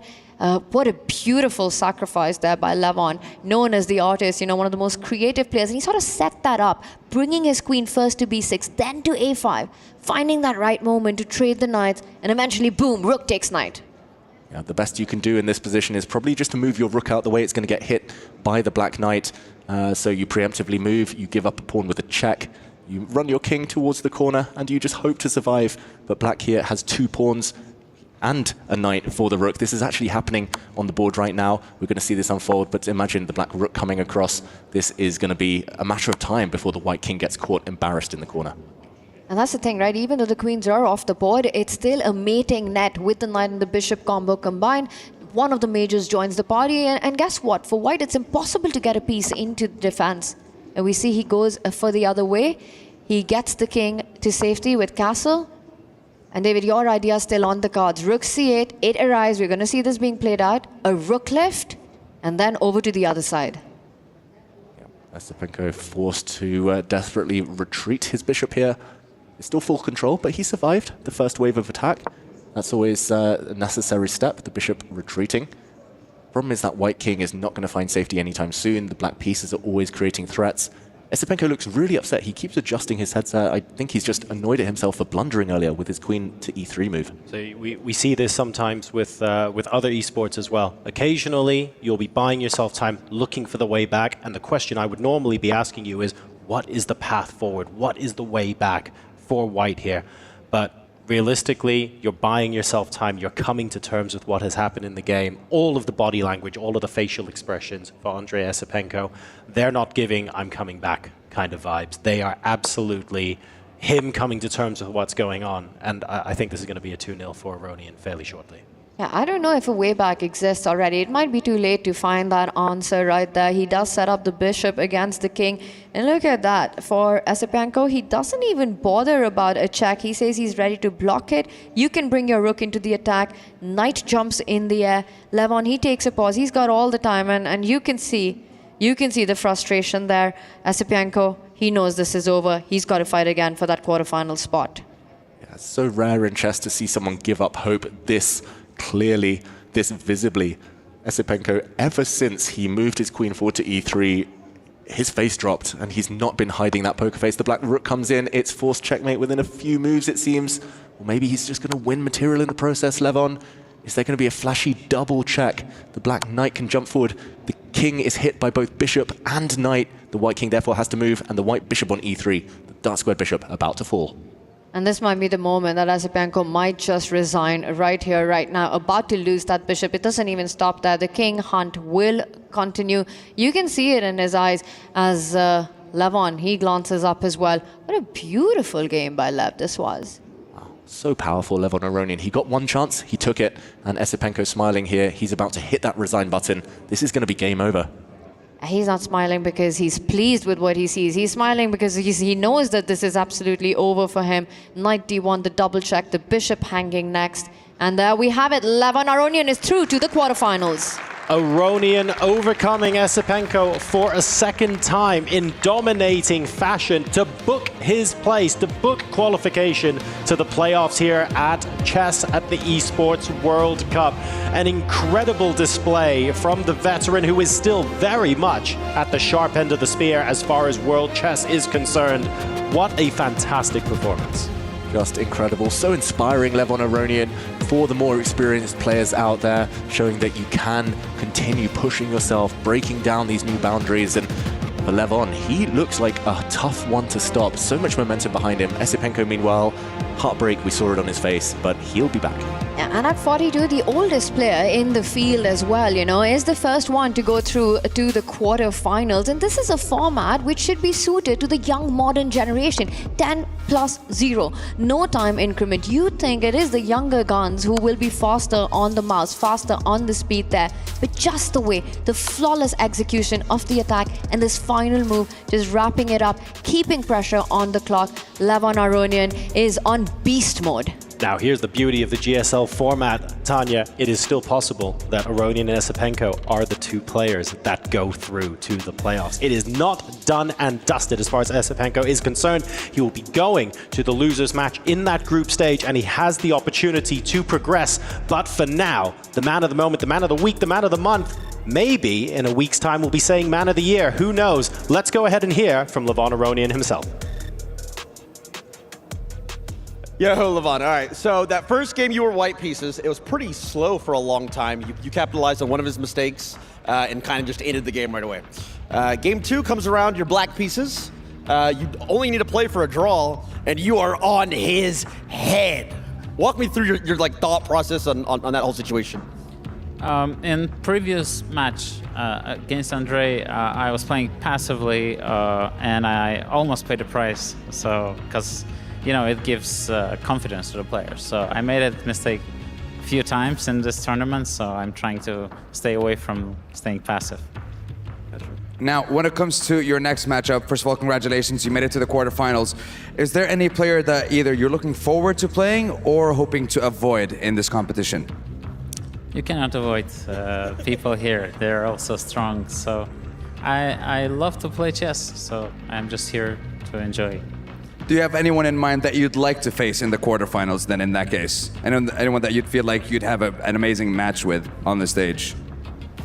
I think, I mean, anybody I'll play will be so strong that they'll probably be favorites. So I'm ready for the challenge. I like that. Ready to take on absolutely anyone and everyone. Ladies and gentlemen, we have one match left. And this time, it's going to be Falcon v. Falcon for yet another qualification match. Don't go anywhere, because we're going to head on to the studio and prepare for our final match of the day. Thank you so much, Sandstorm. Our first quarter finalist has booked his ticket to the top 8 and is none other than Levon Aronian. He gets it done in 2-0 fashion over Andre Esipenko, and he didn't need much time to get it done, Yovi. No, he didn't. There was no Armageddon. It wasn't even a close match. I mean, Levon Aronian, he was in boss mode. There's nothing for it to say. But what can I say? Levon Aronian just played perfect chess. Seems to be his month. He seems to be in top form. But how about that answer, talking about the rematch and how he felt the last time, even though he did come out on top, he played too passively, saying, I needed to shift gears here to make sure I took down Esipenko this time around. Don't call him old. You know, I say he's 42. He's got a little bit long in the tooth. Excuse me, I've got the veteran experience, is what he said. He understood how to change strategy, understands competitive mindset, competitive changes that you have to make. That's exactly what he did, and he completely eviscerated his opponent this round. It says form excellent on your screens. Of course, I agree with that, but we might need to change that to peak. following today, because this guy is starting to cement himself as a possible front runner. He wasn't necessarily one of our favorites from the beginning of the day, but I think that conversation is going to get more interesting as we see results roll in. Yeah, it's definitely very interesting. Whether we saw that Levon is in really good shape there, you know, from start to finish, and we're definitely going to have to be reevaluating some of our assessments as our dark horses and maybe our contenders get knocked down to the lower brackets. On the flip side, Andrei Yasipenko, I mean, what a crushing defeat in so many ways. Again, you can see the deflation in his body. He goes for the Jubava London. That worked for him against Jan Nepomniachtchi, but it's a single inaccuracy, and Levon pounces. The main thing is you want to play good chess.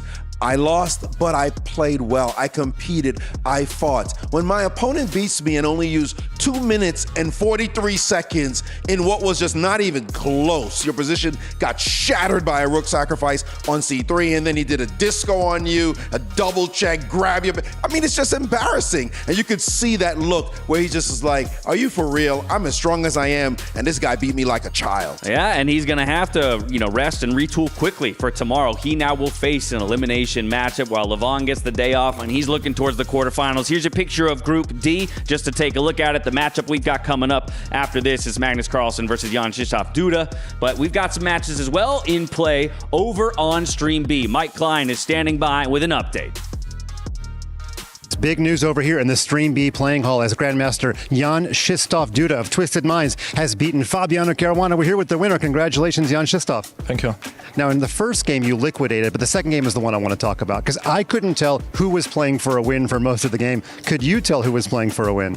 Yeah, probably both. I think it was a very interesting game and kind of, came up with this maybe goofy but quite interesting idea in the opening. This like Alpha Zero, style, this H4 rook H3 and trying to attack. But then Fabio came out with this extreme sacrifice, which was very good, at least from the practical viewpoint, but probably objectively as well. And then at some point I lost track because it was also not very easy to play, with an open king versus two knights and the queen combo. And basically I got confused. I think I completely misplayed my position afterwards, and but you found the final trick with the queen trick. Yeah. In the end, probably blundered the only trick in the position. He must be pretty annoyed, I think, on me because I'm winning games like this a lot actually against him. He was basically kind of the same in the New York. Would you say you have his number then in some of these crazy positions? Yeah, I don't know. Sometimes you are just fortunate against a certain player and you don't even know why. Well, let me ask you, when both players had 2 minutes left, your heart rate was almost double his. You were almost at 140, he was at around 75. Does that surprise you to learn that? Yeah, a little bit because I was kind of sleepy, to be honest. I thought maybe that I had some chance, with the knight, but it liquidated pretty straightforwardly, so it's high rate. Now the groups are taking place at the same time, so while you were busy beating against Fabi, you may not have known that Magnus won his match. So did you know that up until now, and what are your thoughts going into the Magnus match? Well, I didn't, but I kind of expected this, to be honest. Of course he's a very difficult opponent, but at least we are playing without increment this time, so it will be something new, because overall we have played a lot of games against each other. And we'll see what happens, basically. Of course, he's the favorite. He's always a favorite, but I guess that, I hope at the very least I will put up a good fight. And finally, I don't know where that match will be, but if it's over at the Stream A playing hall, it's a lot bigger. Do you prefer sort of a little more quiet, intimate experience on Stream B, or do you prefer the bright lights of Stream A? Well, I'm not really, a media person, I would say, so I enjoy, my comfort, I would say. Of course, there is no talking. When you play Magnus, you can't really, be off the cameras. So, we'll see. Well, you may not be a media person, but I thank you for the interview. You did well with me and Dziękuję, and good luck. Thank you. That's all from here. Thank you, Mike. Massive congratulations to Duda. But here's our next matchup. It's another qualification bout between teammates Alireza Firouzja and Hikaru Nakamura. They're making their way to the stage. We're heading to a break on the other side. We'll break it all down for you. See you soon.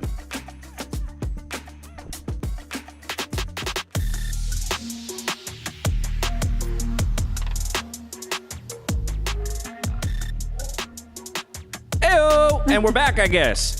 That was a bit of a surprise, was it not? That was. They played us for that. They moment played right us there. on the cameras just like Duda played us when it came to the results. I think that is going to come as a shocking surprise to many, right? The idea that...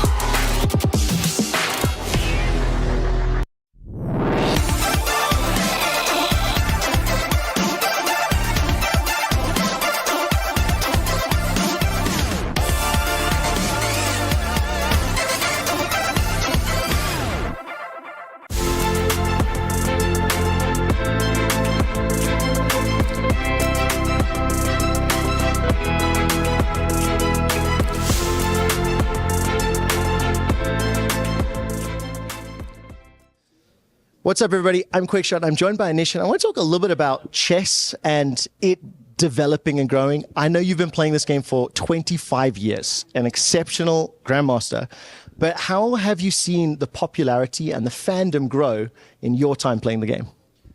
Yeah, I mean, chess is a very rich game, you know. I think it stands apart from the many other games, and, you know, it's been around for a couple of centuries in its form, and it's experienced popularity in cycles.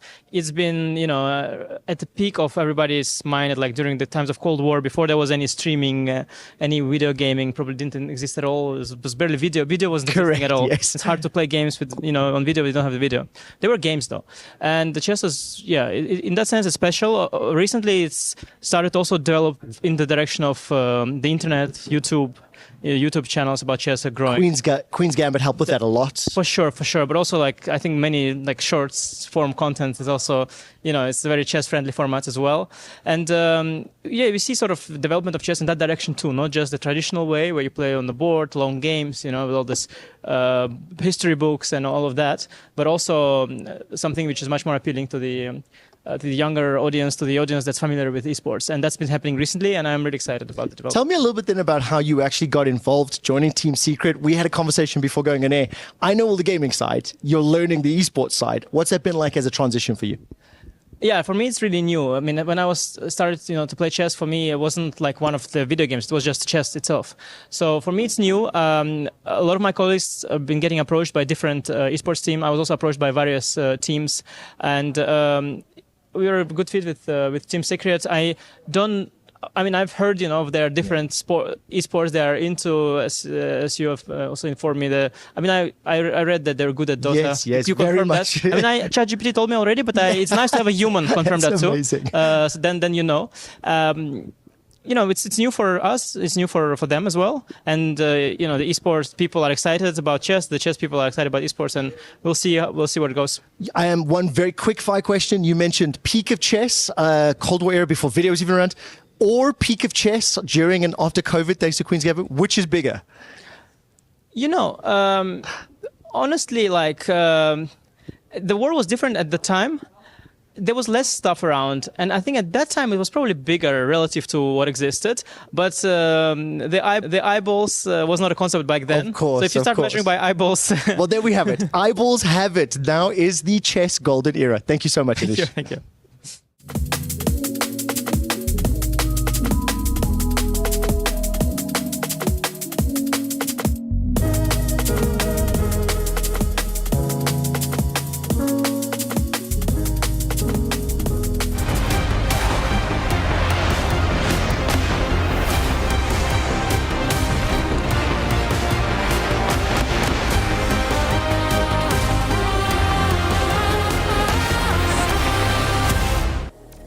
Welcome back to the Esports World Cup. It's a team battle between Hikaru Nakamura and Alireza Firouzja. This is also our Saudi National Bank match of the day, and I think for good reason here, Ben Feingold, we're going to have friendly fire for the first time on the World Cup stage. That's right. We have Alireza versus Hikaru. I'm afraid to make a pick.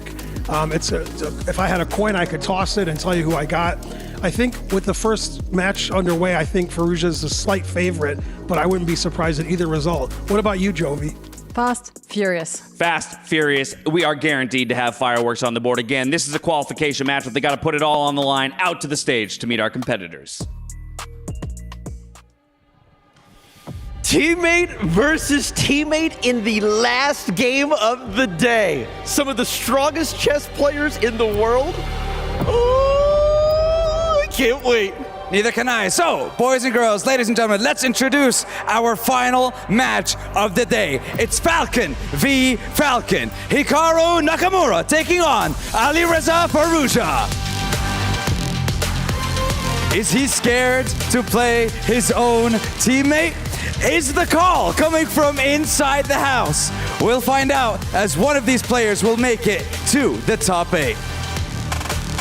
Now, we've already spoken to Hikaru, and he did say that he actually did not want to play you because you were way too good. And I quote, he said that, and I quote. So what's your mindset coming into this one for that? Yeah, I think it will be a tough match either way, so I expect a big fight. Hikaru, you said before you'd prefer to play Wei Yi because, as you said, he was the weaker opponent, but now you're going against your own teammate. Little stressed, little anxious, or how are you feeling about that? Well, I mean, it's a team event, so at least one of us is guaranteed to make it into the final 8, but should be a good match, and hopefully we'll play well in front of the home crowd here that's watching us tonight.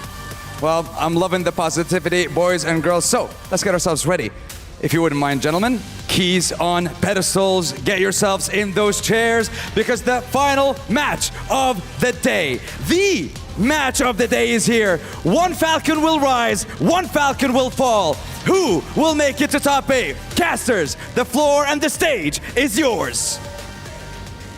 The 2024 Esports World Cup champions, Team Falcons, now face our dilemma. Hikaru Nakamura, Alireza Firouzja facing each other. One of them will get an automatic ticket to the top 8 off the back of this match. The other will have to drop and face more matches, but still have the possibility to qualify. And one thing we should point out for everybody watching at home, David, is this is part of the best case scenario for Team Falcons. One of them has to progress right now, and they have to hope the other also makes it through the group in second place. That's right. One of them will be through. These two, they might be teammates now, but they do have a rather checkered history. A lot of rivalry, some big clashes throughout the years in candidates matches, Bullet World Championship matches, and it looks like the game's delayed slightly by Alireza Firouzja, and potentially just trying to get those last-minute preparations in place. Maybe it's the sound and the music, the screen, who knows, but they both want it. It's that clear. There's going to be no collusion here. They both want this win so badly. This is rather important. It means that they don't have to come back and fight their way through and maybe be a little bit unsure of whether they're also going to be able to make it through. There's also the matter of seeding. Even if, let's have a hypothetical universe where the teammates are very chill, we get 2 quick draws and it's just an Armageddon game so that they save their energy for tomorrow. That's entirely possible, right? But if you do that, there's potential money on the line for the person who drops below. You're not guaranteed to make it through, so that's really risky. And if you finish second in the group, you're going to play the winner of another group, so that's a harder route to the final as well. Yeah, you would literally be taking one for the team, and here it's hard to ask 2 world-class players to kind of fight their path through, fight their way through. Tomorrow it will be whoever loses this match on the line with their last life, and yeah, it's going to be all guns blazing once the games do begin. Exactly. They cannot afford to think about that right now. They have to focus on the 2 games that are directly in front of them. What are they going to do? Do we think there's enough, there's enough respect and friendliness and team play here that we might get some quick draws and we're just going to Armageddon? Or are we absolutely slogging it out and giving everything to qualify? How do we feel about that? Well, I think Hikaru Nakamura, he knows the speed of his opponent, and although he's a speed demon himself, he might want to avoid the Armageddon. Hikaru's track record with Armageddons is actually a bit up and down in the last few years. Armageddon adds that random factor, and he knows how quick Alireza is on the mouse. I think he'll want to avoid that scenario. All right, well, it sounds like, Tanya, we're probably in a position where Hikaru wants to fight and wants to win in regulation time here. How are we feeling? Every single move, every single game, the two rapid before the Armageddon, it's going to be a fight. And I think it's a complete toss who takes this one. I mean, two of these three were in the favorites when in our studio we've got the punditry going on. Magnus Carlsen, Hikaru Nakamura, and Alireza Firouzja as the big favorites to take that $250,000 top prize. I mean, Hikaru said it in his interview, right? He almost wants to face Alireza, so that at least one of the Falcons is through to the quarterfinals. And this is part of the high-risk, high-reward approach of the way the groups are structured. David, you were there. I saw Team Liquid and Falcons having both teammates in the same group, and my eyes went as wide as dinner plates. I went, why would you do this? You actually want to be on opposite side. You are really front-loading a lot of the risk. But the upside is that if in either of those groups, both Liquid players go through or both Falcons players go through, they go through in first and second and end up on the opposite side of the brackets. There's no team kill until the grand final if they make it through the groups. Exactly. As you mentioned, I was there when the groups were being chosen, and I just thought it was the biggest blunder of the century when Magnus sent Alireza to Hikaru's group, because in revenge, in return, of course Hikaru was going to send Fabiano to his own, but yeah, these teammates and the paths that they could make it through, it could be a masterstroke. Maybe Magnus was capable of seeing that far into the future, so many steps ahead. We wouldn't be surprised by that. Yeah, and right now, these two are trying to look ahead into the future. I mean, so much on this match, right? Both want to book that quarterfinal spot. Both absolute speed demons with a bunch of speed chess championships under their wing right now. When it comes to mouse skills, both these players, Hikaru and Alireza, second to none. I think it's going to be so much about those time scrambles. We're going to have some dirty flagging in this one. Dirty flagging. Are we going to see that? Let's find out. We start positionally with 1d4, so let's get cracking into game number one. It's the battle of the teammates, Team Falcons. Let's see what they can do. Yeah, a small surprise from Alireza Firouzja this early. Firstly, serving with the d-pawn. He's not a d4 kind of expert necessarily. He rarely employs this move on move one, and this little pawn push, pawn to g3, gives black a bunch of options. Maybe aiming to transpose to the Catalan defense, but this one, yeah, we'll see how Hikaru reacts. He counters in the center immediately. I mean, Hikaru Nakamura has 9 minutes and 30 seconds on the clock, and I'm used to him being 25 moves deep at this point. So that to me tells me how much he's being made to think instantly. I mean, this is not only a generational clash, it's also a clash of styles between these two players. And I love that there's already a face-off in the center. Hikaru took his time to go in with that. Early moves, it's kind of good if you're not super familiar, something you were not expecting, to just sort of find your rhythm, warm up into the game. There's a trade that just happened right now, and I wonder if White will pick up with the knight. For Alireza, two decisions to be made here. You could go knight takes pawn, you could go queen takes pawn, both with its own pros and cons. I love the facial expression from Hikaru as well. It's almost saying, look, I know this position's fine, but what's your game plan here? What have you got in store? I was not expecting this from you. So I love that Firouzja's clearly kept something up his sleeve. Regardless of the result of this game, the elements of surprise has been achieved here, is what it looks like. And Hikaru maybe waiting for that decision from Alireza. He'll be waiting a bit longer because Alireza castled his king instead, now pushing a pawn. That d4 pawn that black is up currently, it's not running away. So just delaying the decision, a very typical kind of action by these top players. Impossible to defend it, so why not improve your pieces slowly before capturing? He might even bring his bishop to b2 and argue, I might pick that central pawn up with my bishop on the longest diagonal. Some very creative play here by Alireza in the early stages of the game. Safe to say we're out of any opening preparation. The players are on their own now. Yep, both freestyling, both going their own way, and multiple options here. It looks like black probably is likely to develop the dark squared bishop, get castled, attend to all of the kind of first steps of the opening. Nope, he brings the knight out instead, Hikaru Nakamura.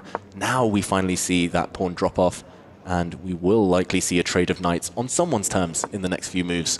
This position resembles a Grunfeld defense with colors reversed, where it's all about hyper-modern chess. That means bishops on the longest diagonals, fianchettos, and central tension from afar. Yeah, being very, very happy, of course, to deal with that from afar. I think those being the key words, because White doesn't have a pawn in the center of the board right now. And that's completely fine.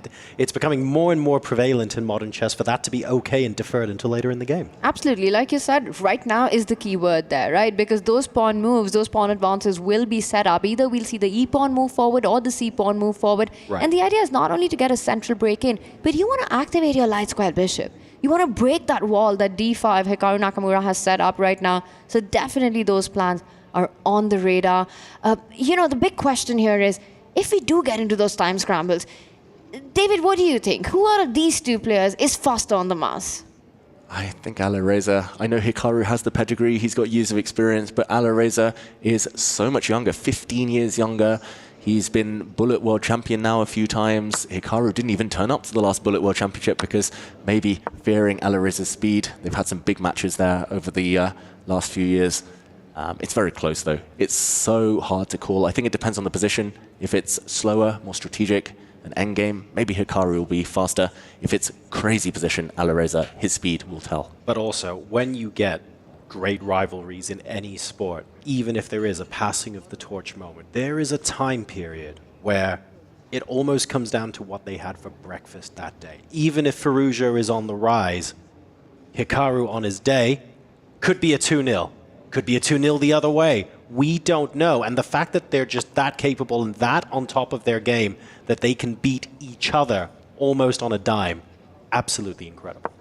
Exactly. Just two warriors, two legendary players. Alireza has already kind of asserted that status despite his young years here. And yeah, the consistency from both is impressive at quick formats. In the meantime, Hikaru, the first to make a bit of a face here, develops his bishop, getting ready to castle. Black with the center, but White with the slight lead in piece development. Both Hikaru and Alireza, they're big stage players. The best comes out in them under pressure. They thrive in the chaos, and that's really the biggest asset an athlete can have. And right now, well, what are the assets in the position? You've got these two beautiful bishops on the long diagonal. If you are Alireza Firouzja, you're again constantly trying to eye either the C4 pawn push or maybe plant your knight on the dark squares. Meanwhile, for Hikaru, he's still got to get his development complete. He's got to take that time out to get the king to safety. I'm liking what Alireza's created here. Yeah, it feels like this is his opportunity, though. This next move before the black king castles to safety that he needs to strike, whether it's the white A pawn to try and create some pressure on the queen side, whether it's preparing the white C pawn to move forward, or the white knight jumping to hit black's light squared bishop. It feels like this is the moment to change the pace, accelerate the pressure, create some small threats that might slow Hikaru down. And I also want to point out, while these two players, of course, they are on Team Falcon right now, but they're also rivals. They push each other to the limit here, So playing against each other, this match means a lot to them because they've had these epic finals. They've had these epic clashes. And I think this is another leaf in that big rivalry, despite their age gap, which is a rivalry that continues to unfold. It's like watching Nadal and Federer on the same team. You look at that and you go, on paper, that's just unfair. And that's what Team Falcons have successfully done here. There's a reason why both of these players are in our top bracket. They are some of our favorites to win the entire event, and it's no coincidence. They've proven this time and time again, despite the fact that Alireza is so young. He's been able to do it multiple times at his age. Incredible. And I love what Team Falcon's done, right? Because they picked up Hikaru as their first player, and it was in March this year that they signed on Alireza, immediately sort of building this rivalry against Team Liquid, which had Magnus and Fabi. Absolutely. So this is the big immediate clash. This is the big storyline at the Esports World Cup. Team Falcons versus Team Liquid. Yeah, you only inspire your rivals to try and one-up you here. You only push them, inspire them to greater heights. And yeah, this team rivalry is going to be fascinating. And look, already, if you're the team bosses here, you're thinking, well, actually, Hikaru is meeting Alireza in the winner's match in their group. Magnus and Fabi will not be. So from a smugness perspective, Team Falcons must be thinking they've drawn first blood. It's still possible, of course, that all four of their players make it through to the playoffs, and it is symbolic at the end of the day, but they are currently more on form. I mean, the results speak for themselves there, so it'll be very interesting to see how they fare going into tomorrow as well. Yeah, it's these two who are slightly closer to those quarterfinals. Meanwhile, there was a trade, a knight for bishop, and a couple of pawns disappeared, so still level material. Here, Hikaru, very principled play from him. He's trying to get the queens off. White has a passed pawn, the pawn on b3, but that is also an isolated pawn, a potential target. White's light squared bishop, surprisingly ineffective right now. It feels like it's dead level, but it's the type of position that could still turn in either side's favor if some inaccuracies creep in. Alireza, it's not his type of position. That's the one thing I'm going to say. It doesn't feel like he's getting at the enemy king. He's not keeping so many pieces on the board that he can hope to whip up an attack later. It feels like Hikaru in his comfort zone. Do we think that it's psychological then, maybe, where Alireza surprised Hikaru with the choice of opening, but Hikaru's now sitting there going, okay, cool, now what? It just shows Hikaru's experience at handling those surprises, just how good he is at it, and that's the response that he got. He kept the pressure on the clock, didn't really spend too much time there, and what he's gotten out of the opening, going into this middle game, everything under control. You know, the b3 pawn, it's a target. He takes control of the only open line, well, the c line with the two rooks right there, not offering any trade. The big break that Alireza has is moving the e pawn forward, but that would just invite a lot of trades in the position. Hikaru would be happy with that. I think starting with the black pieces, if this game ends in a draw, it would be once again just a draw on Hikaru's terms. I do worry for Firouzja here. He needs to pull the break soon. He needs to maybe trade off. Okay, there we go. He does blow the center open. I was going to say bishop for knight trade was available as well, but he's 2.5 minutes down on the clock. He's facing a bit of pressure on the board. Hikaru now looks very interested in what's just happened. This looks like a pawn sacrifice. After a bunch of trades on this e4 square the pawn's just landed. The black queen can snack on the pawn on b3. Some calculation needed. We'll see another trade in a moment. And it's up to Hikaru to try and apply some pressure. He's in the driver's seat right now. He really is, and that's the b3 pawn you're talking about. But like you said, there are checkmating ideas on the back rank, also the tender g7 spot. So there might be some attacking concepts that Alireza is trying to build. If queen takes pawn was to happen on the board, I'm trying to understand if there's a quick knockout blow, because again, Spidey senses tingling here. Yeah, maybe we can show it. I think there's a bit of a trap in the air, or at least something that Alireza wants to bait Hikaru into. He's hoping that Hikaru grabbed that pawn on b3. Nope, Hikaru kicks the bishop back first.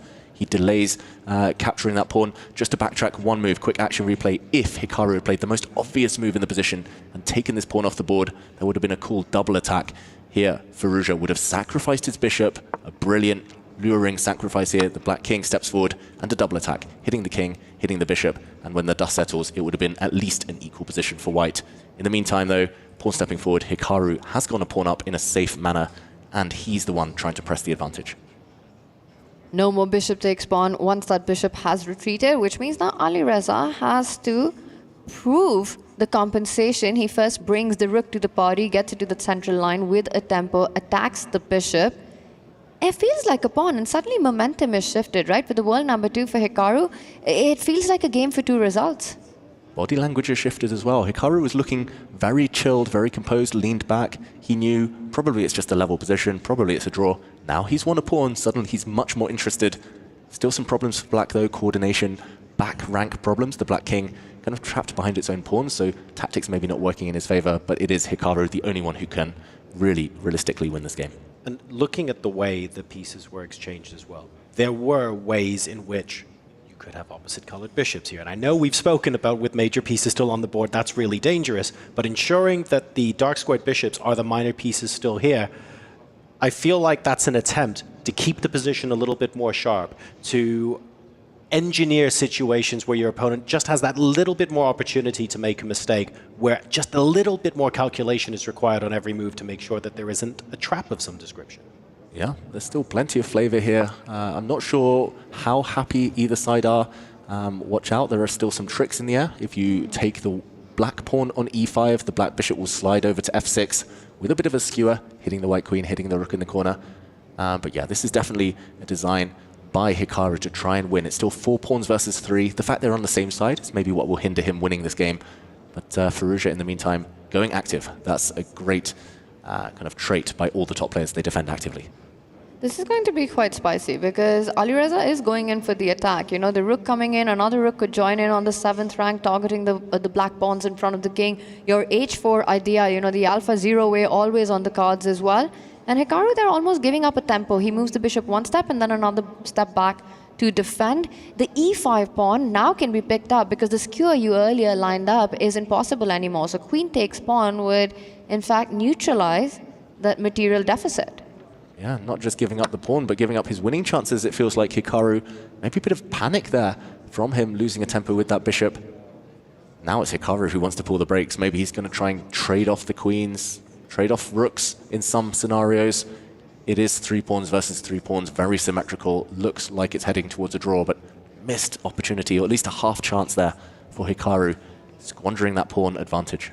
It's also this opportunity that you just make your opponent sweat a little bit more. Even if Alireza has that counterplay against the pawn sacrifice, you make him sort of fight for it because there's another game coming up, right? That's how you build pressure, not just move by move, but game by game, till your opponent cracks. So I think there was something for Hikaru there, but the bishop retreat twice, that tells the full story of the miss there. Like you said, rook's trade being offered right now with some checks on the first rank. Yep. Eventually coming in if white's not careful. When you look at the relative activity of the pieces as well, like previously it felt like Hikaru had a little bit more harmony. The rooks were on the same file before Alireza could get his own into a decent position. But now when I compare the position back then to how it is now, there are significantly fewer imbalances in the position. I feel like Firouzja has had some time to get his house in order. The most active pieces have been traded off. We've got a little bit more harmony in white's position, and it's now difficult to see where the breakthrough is coming. Yeah, the problem is for either side here that you're not going to win unless you can land a tactical blow. There are no pass pawn potential. Queen trade, draw. Rook trade, draw. Bishop's off, likely draw. And here we go. We see the look on Hikaru's face. This game is going to be guided towards safety any moment and a draw by agreement. All right, so the first game ends in peace. 0.5 apiece going into game number 2. There was a little bit of a surprise though, because Alireza Firouzja did break out an opening that Hikaru might not have expected, but they both navigate the middle game. Hikaru showing his experience in being able to handle that under pressure, and at the end of the day, a relatively peaceful conclusion to game number 1. Hikaru handled it really well, and going into this final 10+0 game, you know, Hikaru's got to be pleased with the way things went. I think the draw was completely on his terms, starting with the black piecings, being the one with the edge, with the advantage pushing through. He never really had too much, even the extra pawn. Alireza with that advantage of compensation, of initiative, things under control, but I think Hikaru starting with the white pieces, he could very much go all out in the next one. Does Hikaru respond with a surprise of his own? Like, he was a little bit... We saw his facial expression in game 1. Has he got a surprise with white, David? I think he does, Hikaru Nakamura. Nice to see smiles from the fans out there, by the way. Also, I should mention in the action replay, we saw 98% accuracy from both sides. In order to beat the top players, though, you do need a surprise. You need a bit something a bit spicy. Often that means compromising your own accuracy in your quest to bamboozle the opponent. Yep.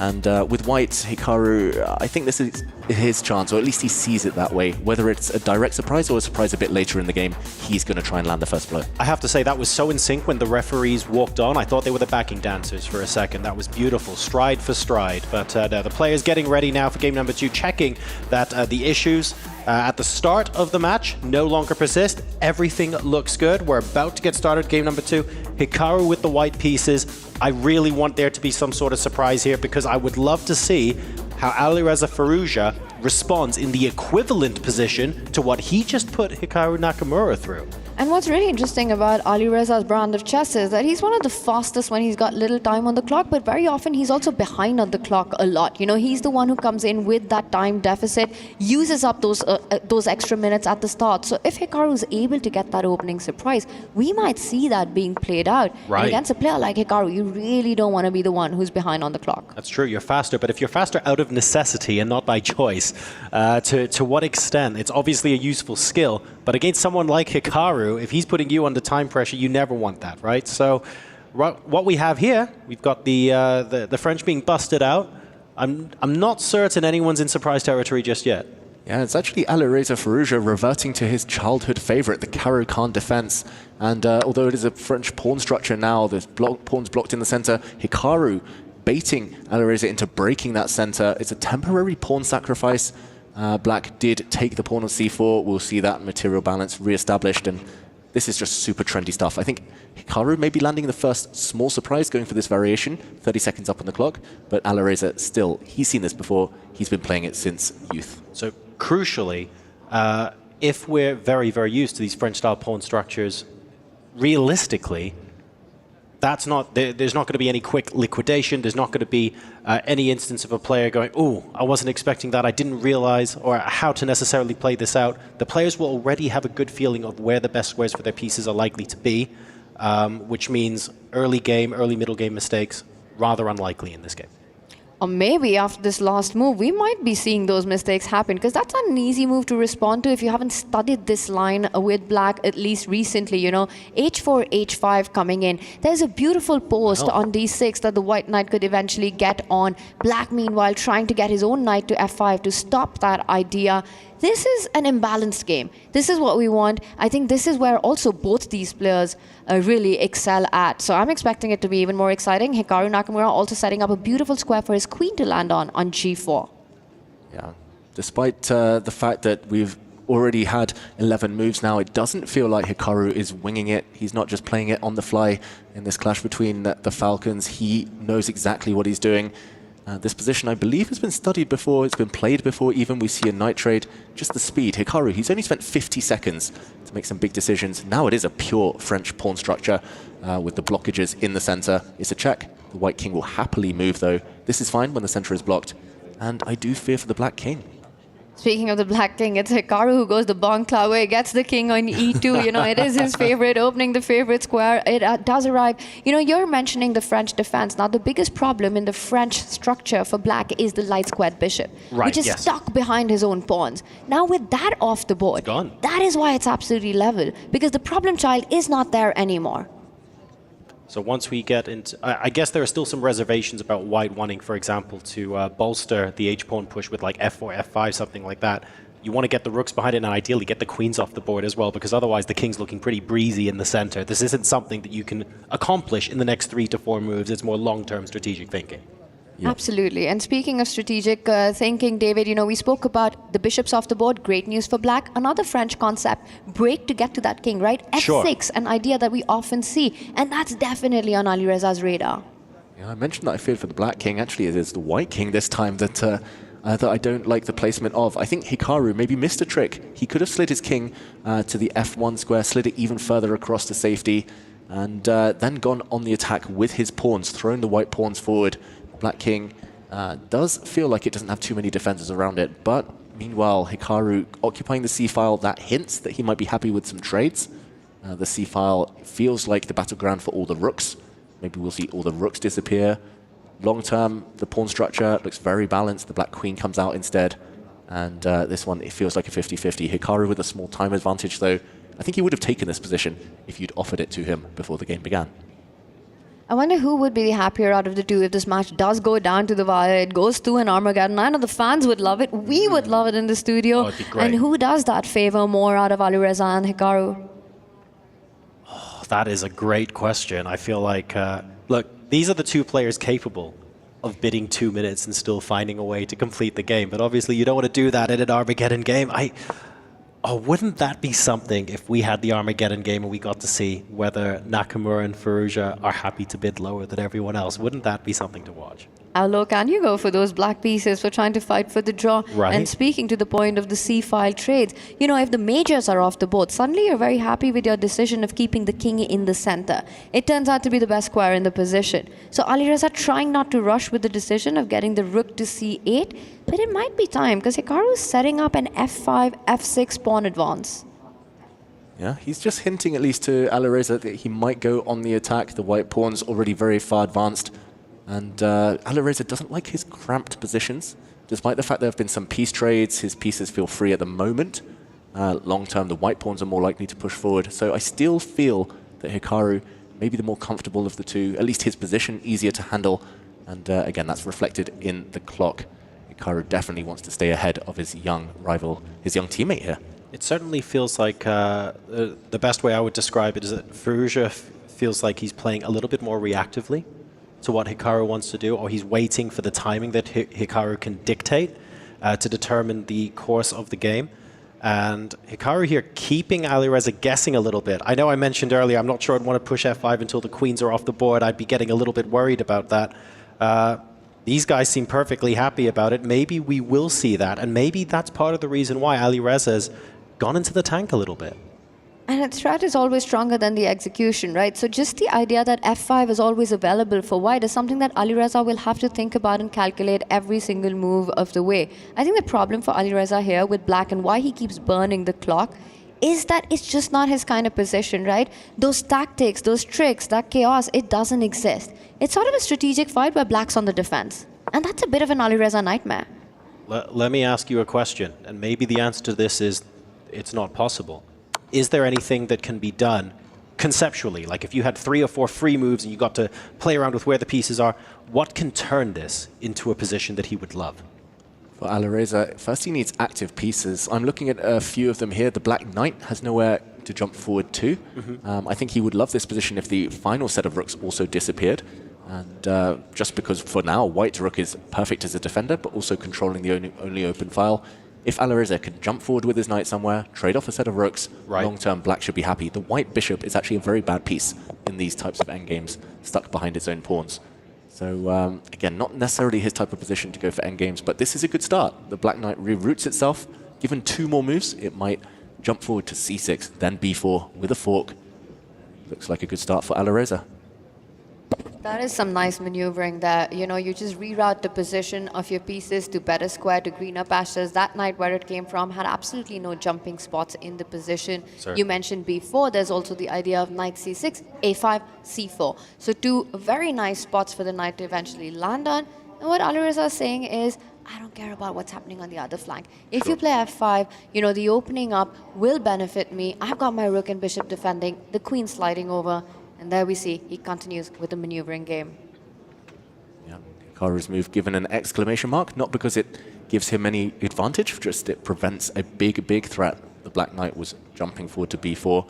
Here, Hikaru wants to prevent your other plan there, Tanya, of the black knight jumping by bringing his knight to d2. First, some pawn pushes look very innocuous there, but actually quite committal long term now. The black king slightly less safe due to that pawn push, but the white king maybe easier to break through to it. I want to point out one spot which, you know, is easy to miss out. That H-pawn, which has been a strength, is something that can come under fire. Yeah. With all of Hikaru's forces on the left side of the board. And look at that. I think Alireza's heading towards the move. Queen E8, Queen H5. Start putting pressure on that pawn because guess what? Hikaru's placed too many pieces on the other flank. I was wondering about that as well, because as soon as I saw that, I went, H5 looks weak. So does E6. Is White going to play Queen G6 is what I was wondering, and it feels like both players saw the light square weaknesses maybe at the same time, and you obviously can't push the F-pawn or take because you've got Queen takes E6 with check. So we're now consolidating on the light squares for both the white and the black pieces. Yeah, and that was a hole presented to the white queen. She jumped in, attacking some pawns. Now, you've got to be a bit careful with Hikaru Nakamura. The white queen doesn't have too many escape squares, especially if black gets the time to push the pawn to f5. There's no way back after that. The black knight is within a couple of moves of kicking that white queen out. So this looks like a very, very nice maneuver from Alireza Firouzja. The problem for Hikaru is no teamwork here, no coordination. White's queen is flying solo. And for now, it does feel like Hikaru maybe losing the thread slightly. Maybe a bit overextended here with the white pieces. And it's really fascinating how Alireza sort of played in his own camp, you know, the queen coming back, queen placing to d7, but all of it comes with this big idea. f5 is actually a huge threat to trap that white queen. And guess what? If you came back from where you came, yes, Alireza will have the option to perhaps repeat, but he could anyway go f5, you know, take away that outpost from the white queen and then target the h5 pawn. He's down on the clock, but he's slowly getting up on the position, and I think Alireza realizes that. Yeah, the time difference at some point was almost 4 minutes. Now it's down to around the 2-minute mark. Hikaru has slowed down, realizing it's not so easy. Retreating the white queen, probably a necessity, there we go, in the next couple of moves at least, and feels like a loss of time.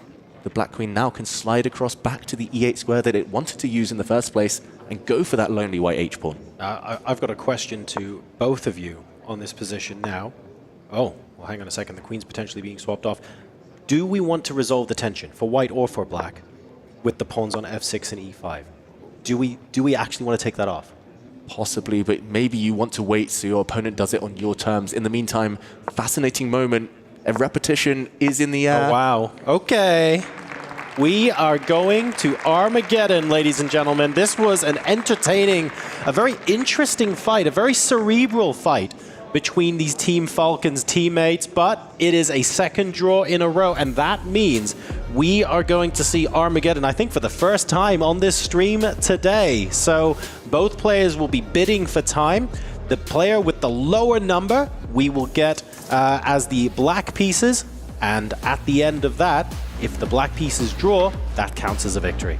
I love it. Two of the fastest players on the planet going into an Armageddon, but for me, slightly surprising that Ali Reza decided so quickly to take it to that repetition. Just felt that there's maybe something more to fight for, maybe something more to play for, but perhaps it was the clock, and we saw a very high accuracy there. 97% to Hikaru, 98% to Ali Reza Firouzja, but perhaps Hikaru, the more relieved one. Two high-quality games cancelling each other out. Ultimately, Hikaru was slightly faster in both, so maybe that bodes well. Maybe that gives him some confidence for the Armageddon. But either way, these two Falcons, it will be decided in this next game. All right, well, Armageddon it is. The players are getting ready to bid for time. It all comes down to one game. Draw, no longer possible because that will be a win for the player with the black pieces. The players are now getting ready to submit their bids to the referees. We're going to a quick break. When we come back, we find out which of the Team Falcons players make it to the quarterfinals.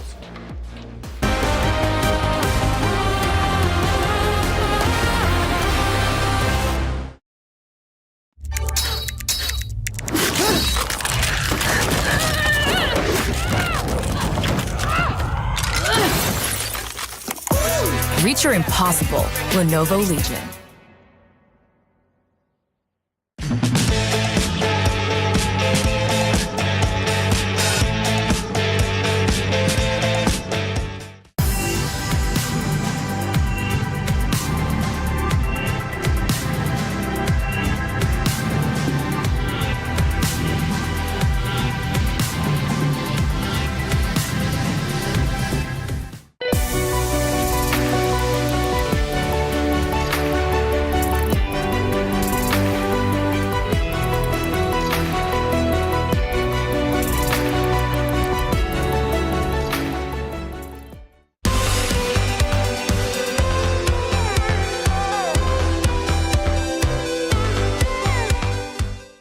Welcome to the most exciting format in chess, Armageddon, the ultimate tiebreaker.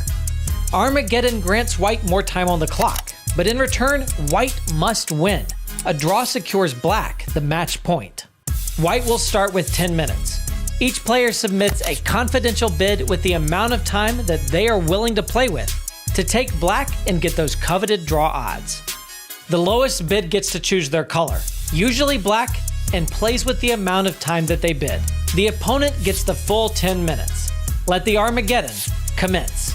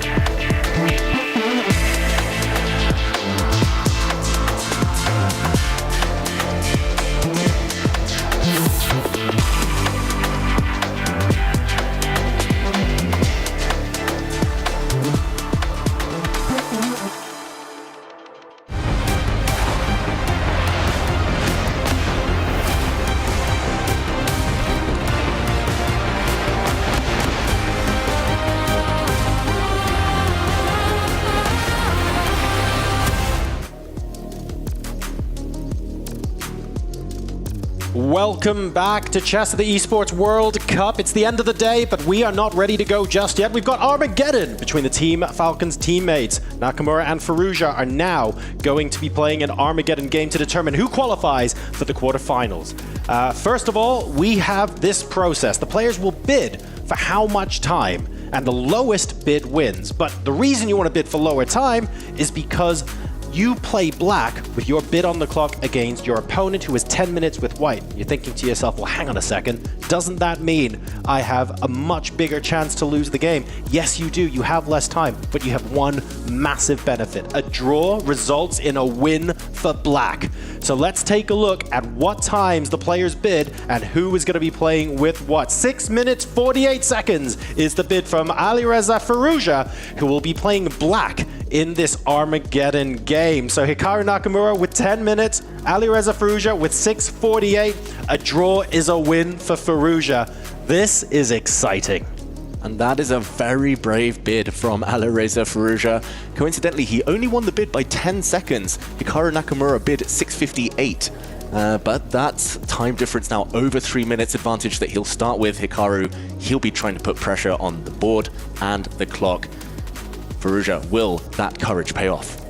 6:48, dangerously low. But the fact that Hikaru went only 10 seconds higher than that, perhaps these two just know each other so incredibly well. And I have to say, what a way to end day one for chess at the Esports World Cup. You know, we get these two speed demons going down to the wire. It's the Armageddon, it's the final game.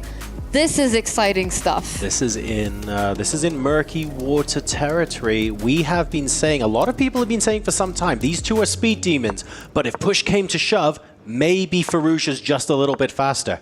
But is he 3 minutes and 12 seconds faster in a 10-minute game? That's a lot. That's a lot, and already Hikaru landing the first surprise. There's been a knight for bishop trade. This is a king's pawn opening, but slightly offbeat. No clear path forward for black, and Fallujah's been eating away at his clock already. Spent 20 seconds. Hikaru had only spent 5 seconds up until this move.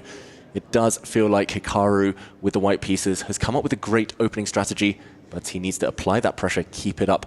I think we'll find an answer as to who is the most in-form player today. If we have the version of Hikaru that plays 20 or 30 moves by the time he's gone 1 minute on the clock, I mean, bringing that version of Hikaru out now when your opponent's already over 3 minutes down, that's got to be the play, right?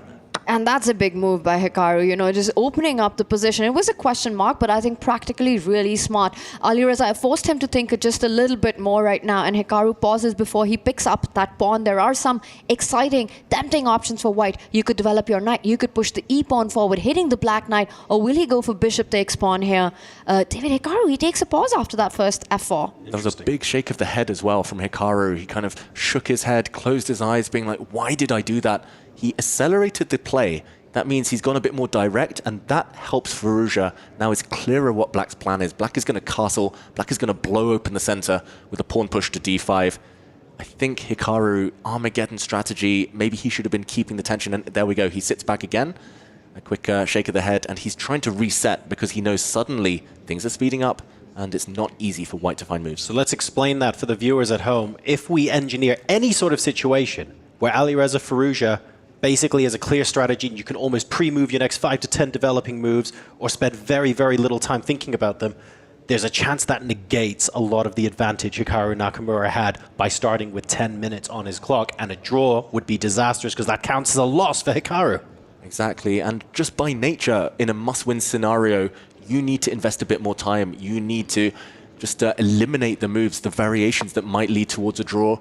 And with the time advantage disappearing, now down to only 2 minutes, Hikaru might be regretting that last move here for Fallujah. He's going to get the black king castled, and then he's going to pounce with pawn to d5. It feels like he rushed with that, right? Especially with the long thing that just came after that pawn move, developing the knight. Now, the big Armageddon strategy at the top levels often been, you know, take those big decisions, the critical pawn trades, much later on when you've got your opponent down to those final few minutes, becomes that much more difficult to deal with. And Hikaru, another question mark on the board.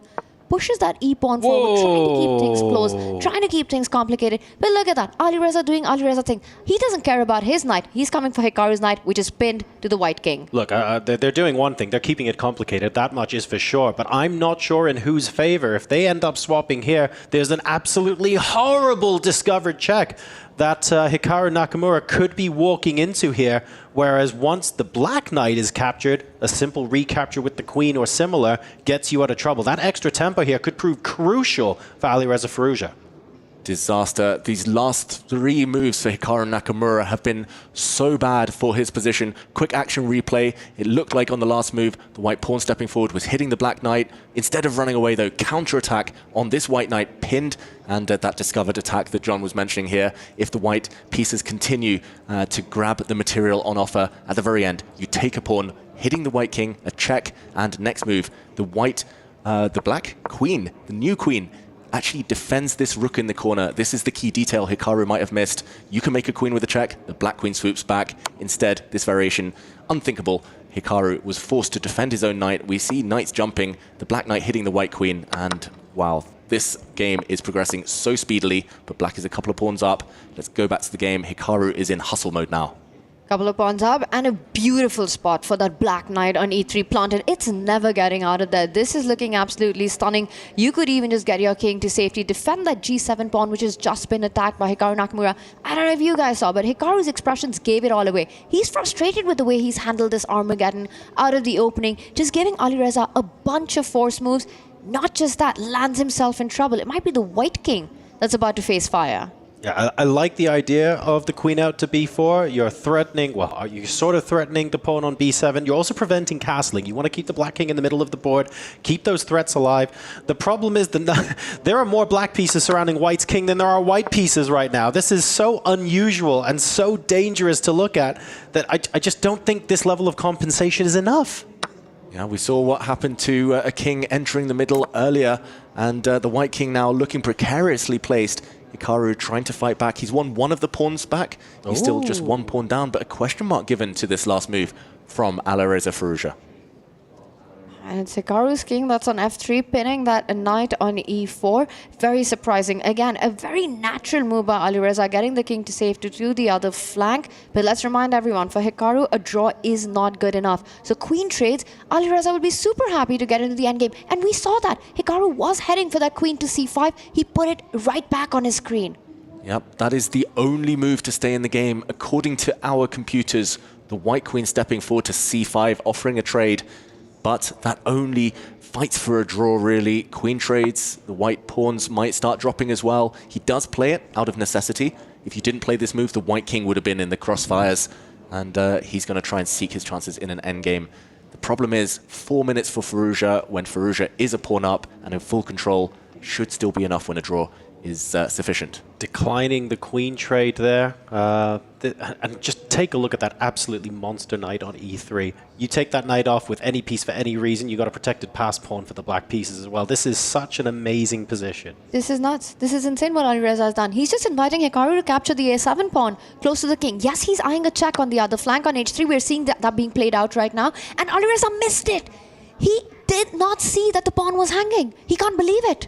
Wow, that was a blind spot. He just made a massive assumption, Alireza, that the black queen can jump in with a check, but that's just a one-mover. That's just a one-move trick. The white king will happily step back and run away. Suddenly, the attack is on the black king. Why didn't he trade queens? A draw up his sleeve in an Armageddon, enough for black. He could have traded queens, gone to safety. That was very impractical. That was Alireza's intuition taking over. You know, something that's his biggest strength can sometimes be your weakness. He wanted to keep the attack going. But again, the practicality of the situation. You have a beautiful knight planted. You have an extra pawn. Get the queens off the board. You need only a draw. And look, this isn't like a game-losing blunder or by any means. But when they say the hardest game to win is a winning position, that's when you get the most complacent. That's when you start missing these small details, these little things that could have ended up being crushing. And there's a big threat on the board. Queen a8 check. Knight coming in with the check would fork the black king and queen. Alireza going into a think after giving up a key pawn is bad news. Yeah, it might not be a game-losing blunder, but it's definitely a momentum-losing blunder. For now sure. It's all about white's threats. The black pieces here just lacking the coordination to deliver a killer blow themselves. It does feel like the path is narrowing. He finds a good move there, Alireza, stopping the white knight from leaping forward to c5.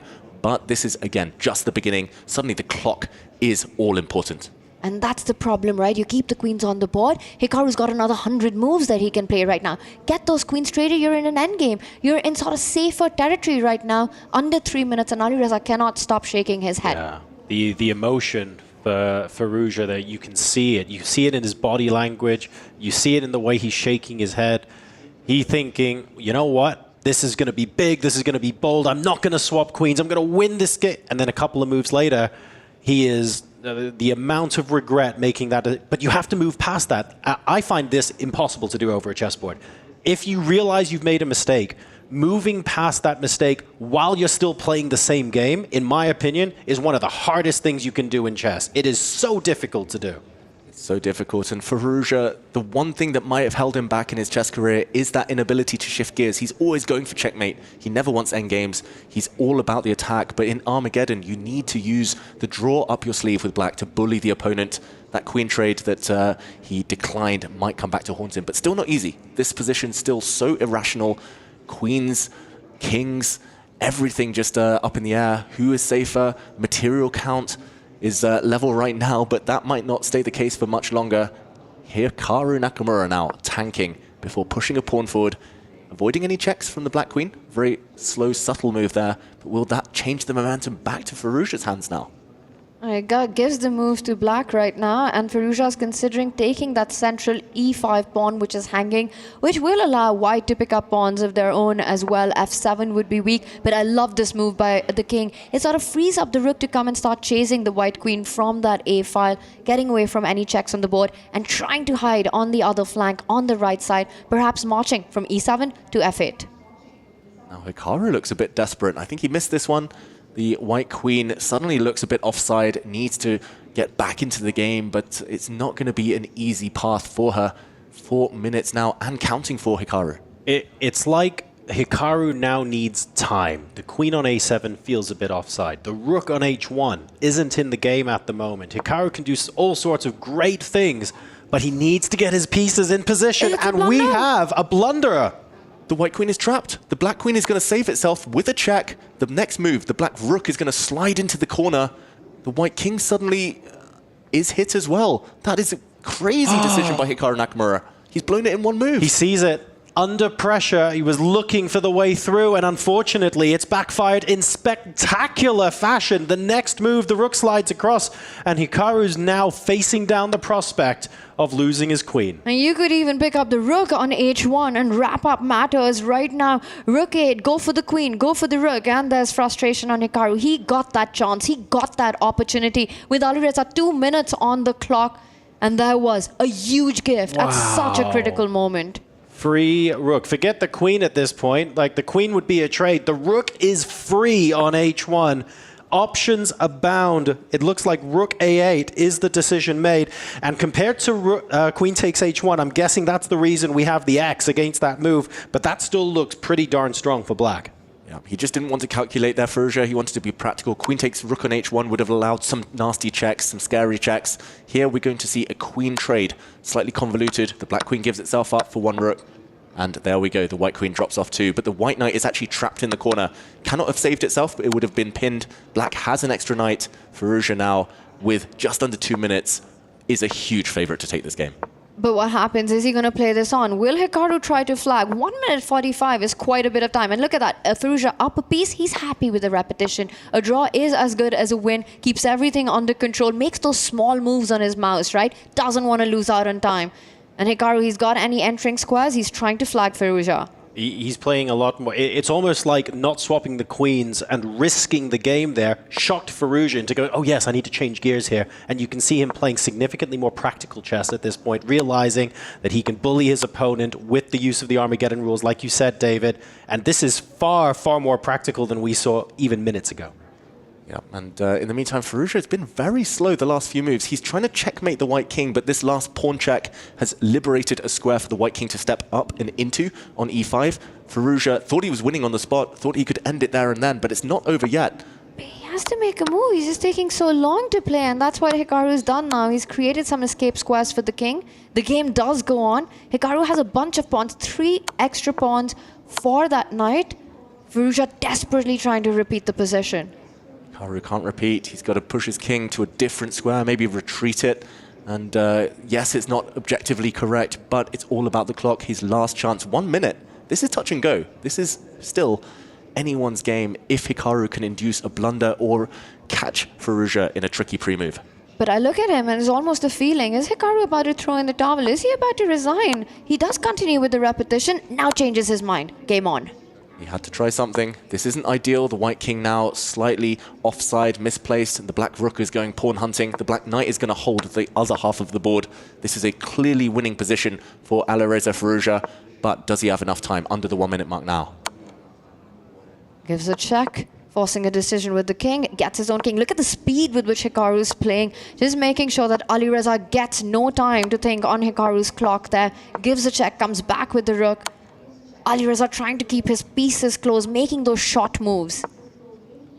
Ooh, and Hikaru's pawns are getting very far forward. Alireza might be getting nervous. 45 seconds this time. The white rook pinning the black knight.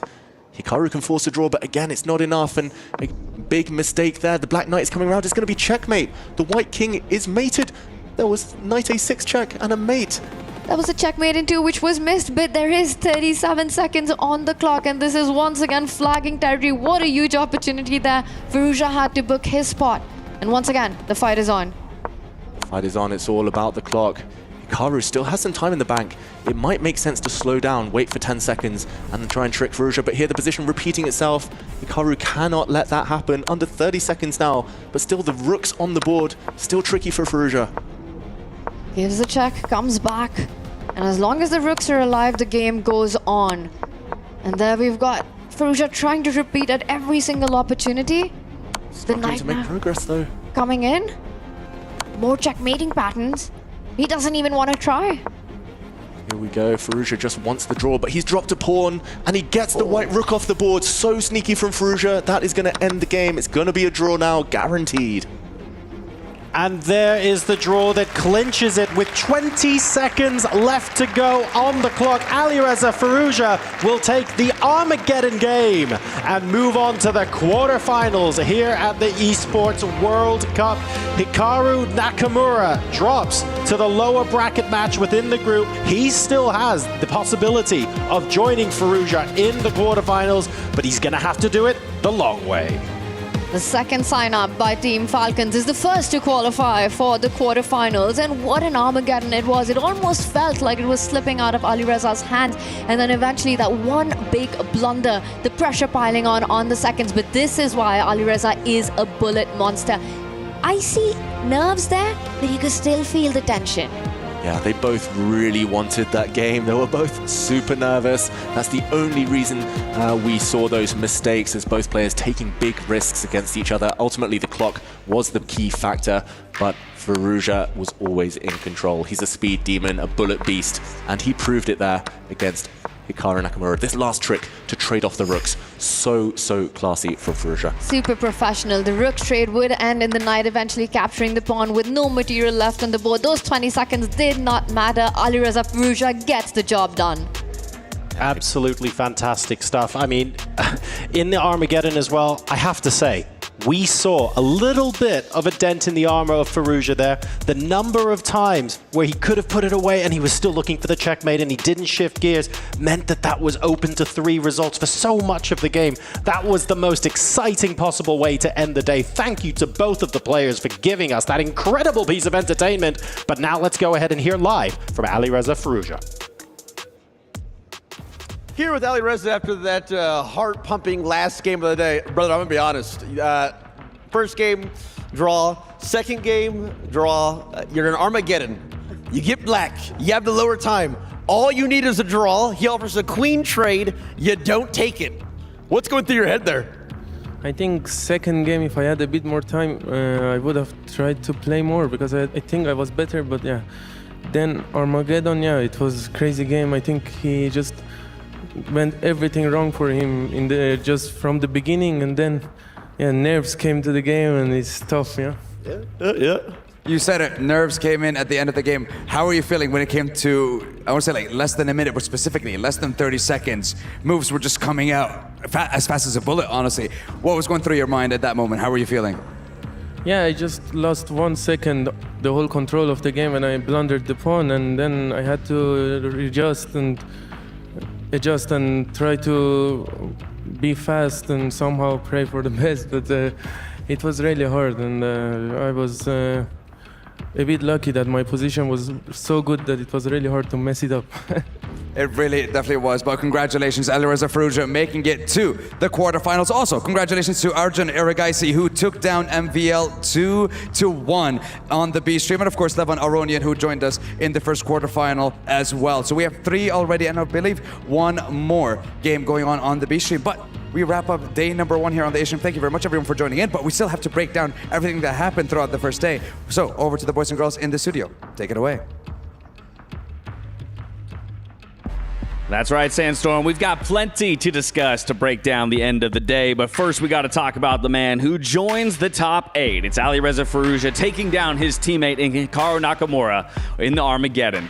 Let's start there, Yovi. Of course, they mentioned kind of the 2 drawish games that forces the Armageddon. All he needs is a draw, and he finds it. Yeah, and what a nervy draw that was, right? You know, with the Black King going on an adventure, White's King doing the same, and then it all coming down to the end. Will he get flagged? No, he didn't manage that, but, you know, well played to Alireza Firouzja there. He just held his nerve, and that's ultimately what Armageddon is all about, just keeping calm and playing some good chess at the right moments. Yeah, and Ben, I can respect the attempt at the flag here from Hikaru, but you even saw it on his face, the realization and the smile once that pawn comes off the board. Respect to his opponent getting it done in the Armageddon. Yeah, he knew there was very little chance when he was down a piece in the ending, and he already had sort of a resigned look on his face. But he fought until the end, and he got his opponent down to 20 seconds. So without increment, if Firouzja didn't find rook d4, forcing the trade of the last pair of rooks, could have been a different outcome. So an amazing try by Nakamura, but brilliant play by Firouzja ensured the draw and ensured the match victory in the Armageddon. Yeah, a smile, a laugh from both guys, a well-deserved show that they just gave us, and a well-deserved berth into the quarterfinals here for Alireza Firouzja. Hikaru Nakamura, of course, his journey is not done. As John mentioned there on the caster booth, he's going to drop down to the lower bracket. A longer road to the top 8 if he wants to get there, but by no means out of it. No, but no means out of this whatsoever. He's going to be facing the winner of the lower bracket, because of course they have 1 more game extra there.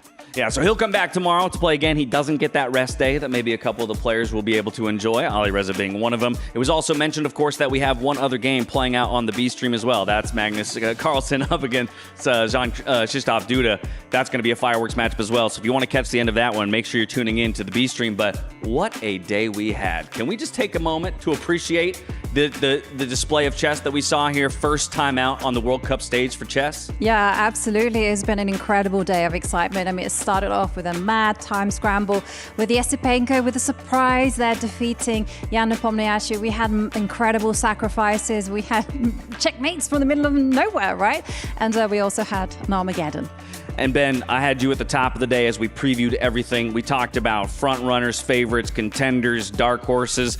So far, Alireza obviously going through. Hikaru couldn't match it just because they were forced to play against each other. Magnus possibly going to join the likes of those 2. But I think this was one of our biggest surprises of the day right here, and it came in game 1, match 1. That's right. We thought Jan was going to win, and Yesipenko played better than Jan in both games and was in control all the way, winning 1.5-half.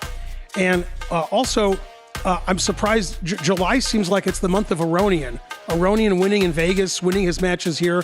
Aronian, to me, was the biggest surprise. He's the oldest player in the event, and didn't seem like it. Seemed like he was fresh off his tournament victory, and he's looking to continue his winning ways. A little bit of a face of disgust there from Nepo. I mean, but how about the ending to that? A time scramble, queen versus rook. You had to find the checkmate at the end, and you got to. That's relief right there. That's relief if I've ever seen it. Absolutely. I mean, you have all the feels looking at that one, and here we see Group A. Group A, Andrei Esipenko, he moved on to face Levon Aronian, but that's who we were talking about, feels unstoppable in the month of July. He goes straight to the playoffs, so it's Esipenko awaiting the winner of Jan Nepomniachtchi versus Vladislav Artemiev. That will be an elimination match that takes place tomorrow. That's the picture of Group A. From Group A, though, we got to talk about that Levon Rook sacrifice, because I think this is one of the things about his play that makes it feel like he might be in unstoppable form. Yeah, this is the thing with Lev. You know, when he's feeling happy, it's almost like luck is on his side. He plays gutsy, fearless chess. We saw him bid in an Armageddon with a really, really bold time bid. He won that one. And there you can see the smile on his face as he enters and advances to the knockouts. I mean, he's already had a great month of earnings, and it's just going to get better as he's already up into the quarterfinals. Here's a look at that Group B and how it's played out. It was MVL over Anish Giri to kick things off, and Arjun Erigaisi over Nihal Sarin. Arjun Erigaisi would again advance to the playoffs. In the bottom bracket, that means MVL is awaiting the winner of Anish Giri versus Nihal Sarin. So still a lot to go when it comes to that bracket. Let's take a look at bracket C as well. We're just going to run through it all, make sure you guys have a good picture of what's in store and what took place on the stage today. This is the matchup that we just took a look at. It was Hikaru and Ali Reza who both dispatched their opponents in the opening matches. Ali Reza would get it done in Armageddon here against Hikaru. So Hikaru awaits the winner of Javokir Sindarov, a possible rematch, or Wei Yi. And I think that'll be a very interesting one, to say the least. This was an exciting matchup. Hikaru's checkmate against Javokir Sindarov. Obviously, it did require Javokir to miss a little bit something, but I think that's the beauty of the format that we have here, Ben. Do you get to see finishes like this? Yeah, and it reminds me of the Magnus game that he checkmated his opponent at the end, in the end game with just a rook and a bishop.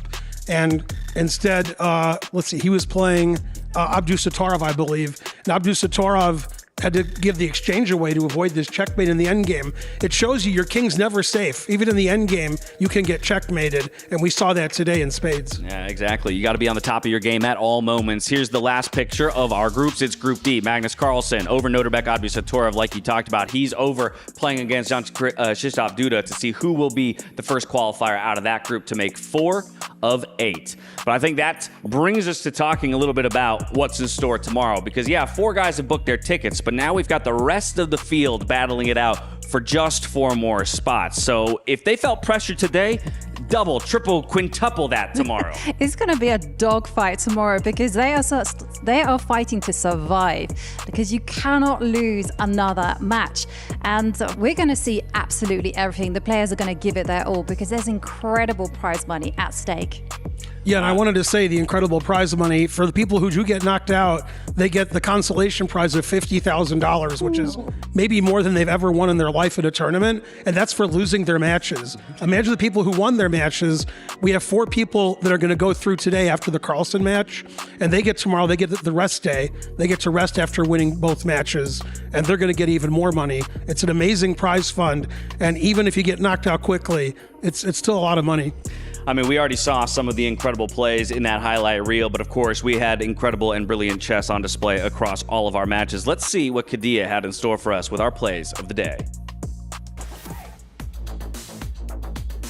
So this brings us back to that Hikaru Nakamura versus Javokir Sindarov. We're going to get another look at it. But again, just speaking, I think, to the intensity and unforgiving nature of the format in general. Yeah, totally. I mean, this happened in a complete mad time scramble. Players with just seconds left on the clock. And it just goes to show how painful chess is in one moment. That checkmate coming from nowhere. Oh. You and the fist pump. Hikaru with the fist pump. I mean, he gets away with it in a way. And we heard straight from Javokir in his interview that, like, it was the time. It was noticing all of a sudden that he only had 20 seconds on the clock, and he misses that one thing. Over here to Noterbeck versus Magnus Carlsen. This is what you just mentioned, Ben.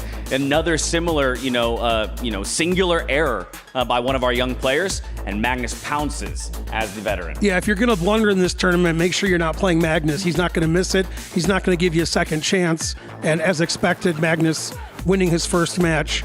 And the second game, easy victory, brilliant bishop a6, and giving himself a 2-0 score. Yeah, just kind of a masterclass Yeah, out of him. totally. Like, you might as well call him Magnus Masterclass Carlsen, because that's exactly what he did. Ooh, and now we're looking at our move of the day here with Levon Aronian. Yeah, I mean, absolutely. Here comes the exchange sack. Rook takes C3, double exclam. That's such a pretty double exclamation mark right there. White's position completely falls apart. The king is attacked, the pawns are attacked, the rooks are forked. Levon wins 2-0. The other thing about that, too, is just the pace at which he's playing and finding those moves. It'd be one thing if he spent 8 of his minutes to find such a brilliant move, but he does it with still 7 minutes on the clock and stuff like that. Yeah, it's just like the hands are just making the moves. The brain is just not even there. It's just simply just flowing so nicely. And Levon is just completely in form. And you can't forget about Levon. He was the second highest rated player in the world a few years ago, getting his rating up to the 2840 or so. So Levon's always dangerous, and he's really finding his form this month in July. Well, he's finding his form. He's finding our Sony MVP of the day, and I think for good reason. We talk about form, we talk about flow for players, and maybe the two of you can speak to it as accomplished chess players yourself. Do you feel like that kind of flow state exists as much in chess as it does in other sports? Absolutely. I mean, you saw it there in his match up against Esipenko. He just made it look easy. And let me tell you, Esipenko is an incredibly strong player. And for Levon in that particular game, the moves just flowed. He didn't even need to use that much time. It was all just coming so naturally. I mean, just take a look at this. He just goes in for a full attack there on the left side of the board. And now, boom, that rook slams down in the position, just wrecking havoc on the pawn structure that White has. And that's... Can't get back from that. Absolutely. An unrecoverable position at this point here for Esipenko. And I think right now, Team Reject feeling very good about their pickup in Levon Aronian. Oh, yeah, definitely. Yeah, Esipenko looked like clearly the better player against Jan Nepomniachtchi in the first match. And then Levon made him look silly in this match. Levon looked like the savvy veteran that he is, and made Esipenko look like he needs to look at his openings again and try to get an advantage somehow. A great match by Aronian, a great day for him. Yeah, so looking for Esipenko to recover tomorrow, but that guy right there, he's earned himself a day off. He's going straight to the quarterfinals, and we'll see how he performs when he gets there. Now, we've talked enough about him. We want to hear from the man himself, my boy from the League of Legends world, Quick Shot, standing by here with Levon Aronian. Yeah, I'm going to go behind this time because he's going to get attacked by fans. So... Series qualified for the next round. Let's start by talking about the games. How did they go, and how do you feel reflecting on both of your wins? I think I started the day slowly because I forgot the detail early on in my first game and I was in huge trouble. So when I managed to win that game, I kind of relaxed, and then I lost like a baby in the next one, and then I fought back to win the match. Yeah, so it was a tough start, but I think in the second match I played much better because I think I kind of relaxed after, at least winning one match. And yeah, I'm quite happy with the way I played in the second match. I can hear it in your voice, the relief. We chatted very briefly before we started and talked about the wins. How much of a benefit is it that you now get to sit back, watch those lower bracket games and kind of prepare for a specific opponent as you can see the bracket play out? Yeah, of course it's an advantage, but at this stage in tournament, so far there are no easy opponents, so it's going to be tough, and I know that I'm going to be an underdog. So, and I like it. It takes away the pressure. I sincerely hope you can see the glint in his eye. I can feel it. You mean that. Now, you look like a sprightly young 35-year-old man. I imagine you've been around for a little while. Yeah. What's it like seeing chess at an event like this alongside other more traditional esports titles? Yeah, I love it. Since I was, let's say, 17, I've been playing chess online, and chess always had this presence in the internet. And it's a great joy, personally, for me to see that chess is being included with more traditional titles. And it also makes me proud because, the game of chess, it takes from 20 to 30 years to master it. And I think that's quite a contrast to the other games. Big time. Some of the other games, it's 20 to 30 hours, depending on your skill level, yeah. The last 5 years has seen an explosion in popularity of chess, especially in the online world. I'm a child of the internet, so I only know the internet. Queen's Gambit, esports organizations, streaming, now EWC. What comes next for chess? Hopefully more opportunities, and finally we might get the recognition and more fans and more players in the game. and I'll feel that my life mission is accomplished. I think when you're standing here and you're going to be one of the top 8 chess players in the world at the Esports World Cup, I would like to say you've accomplished something pretty spectacular. I'll give you one last opportunity. Would you like to say anything to anybody watching, either from home or fans in the audience? Please continue being interested in chess and learn to play. And this is a world of lots of interesting things, and it's a deep game, and I'm sure you'll love it once you get to know it better. I'm going to do one more quick fire. I'm taking a shot, Jackson, no chess. What is the name of your favorite opening move in chess? I love the Najdorf. That's perfect. I don't know what that means. We'll Google it and we'll learn together. Thank you so much. Back to the show. Thank you so much, Quickshot. Maybe later in the week we'll do a little Najdorf explanation for you so that you can put a picture to Levon's answer there. But I would say in Levon's effort to inspire and bring chess to the greater world that he did a great service today with the kind of style of play that he put up. I'd say he inspired a few people. He certainly did, because it was magical when it appeared on the board. And, he summed it up really nicely. You got to be relaxed. You got to just enjoy. Yeah, here you have just some of the matchups that are taking place tomorrow. Those TBDs, of course, those are reliant on winners from our first elimination matchups that will qualify through. But the core element here is we got 12 players now fighting for only 4 spots, Ben. Yeah, it was an amazing day. I like Levon's answer, the Najdorf. I wasn't expecting that. I was expecting a chess move like D4 or E4. So confusing the audience, the Najdorf is one of the most amazing openings for both sides, and it's been considered mainline theory for many years, many decades, and it's actually a very good answer.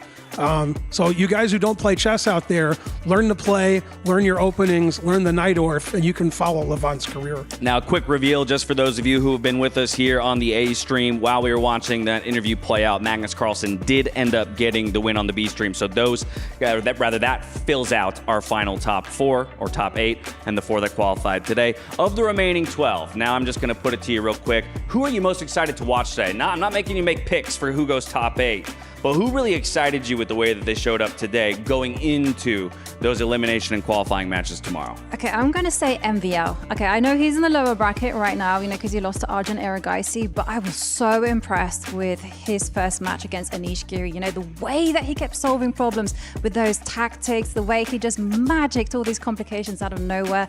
I thought that showed something very special. Yeah, my answer is Levon Aronian. I can't believe he's still playing well, being the oldest player in the tournament. And he's just on a roll, and he had the move of the day, the game of the day today, and I'm looking forward to watching Levon play, although I'm going to have to wait, because he won all his matches. He's not playing tomorrow. He gets to have a rest day. Yeah, that's so tough. I can't wait for a couple of days to see Levon play again. I'm going to have to wait. I like it, though. We've got a teaser for tomorrow and a teaser for 2 days from That's now. right. And how about one more teaser? We got a quick word from Magnus Carlsen as he qualified into the top 8, got himself a day off tomorrow as well. Take a look.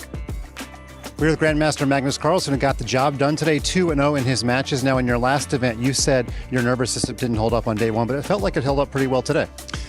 Yeah, decently, but I still felt a bit shaky in both these games, but he's a very good player, so I couldn't expect to get an easy ride. Now, in both of the games, I saw you make gesticulations at the screen. Were you getting mad at yourself for an oversight, or was it something else? Yeah, I was just annoyed with myself a couple of times for things that I missed, and also in the first game, like rushing at a crucial moment.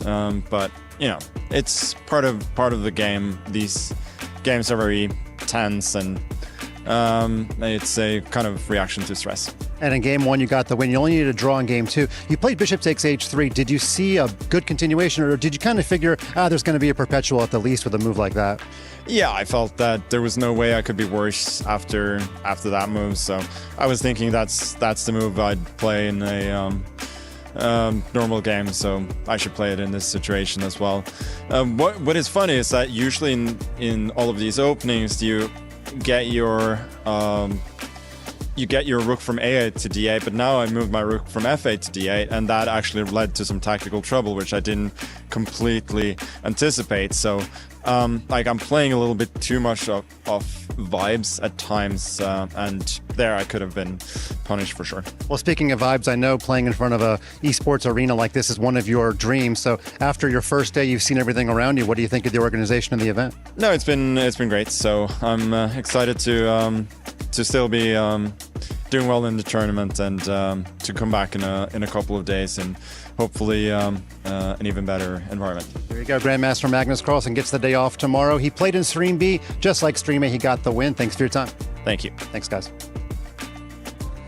Thank you very much, Mike Magnus. He gets the win, and he will join the other 3 as 4 of our top 8 and earning a day off tomorrow. So things are taking shape here with chess at the Esports World Cup, but we still have 12 players in play for another grueling day and brilliant day of chess tomorrow. 4 spots remain in our quarterfinals. Who will take it? Meet us back here, same time, same place tomorrow to see it all unfold. Until then, stay healthy, stay safe, and be good to each other. Good night.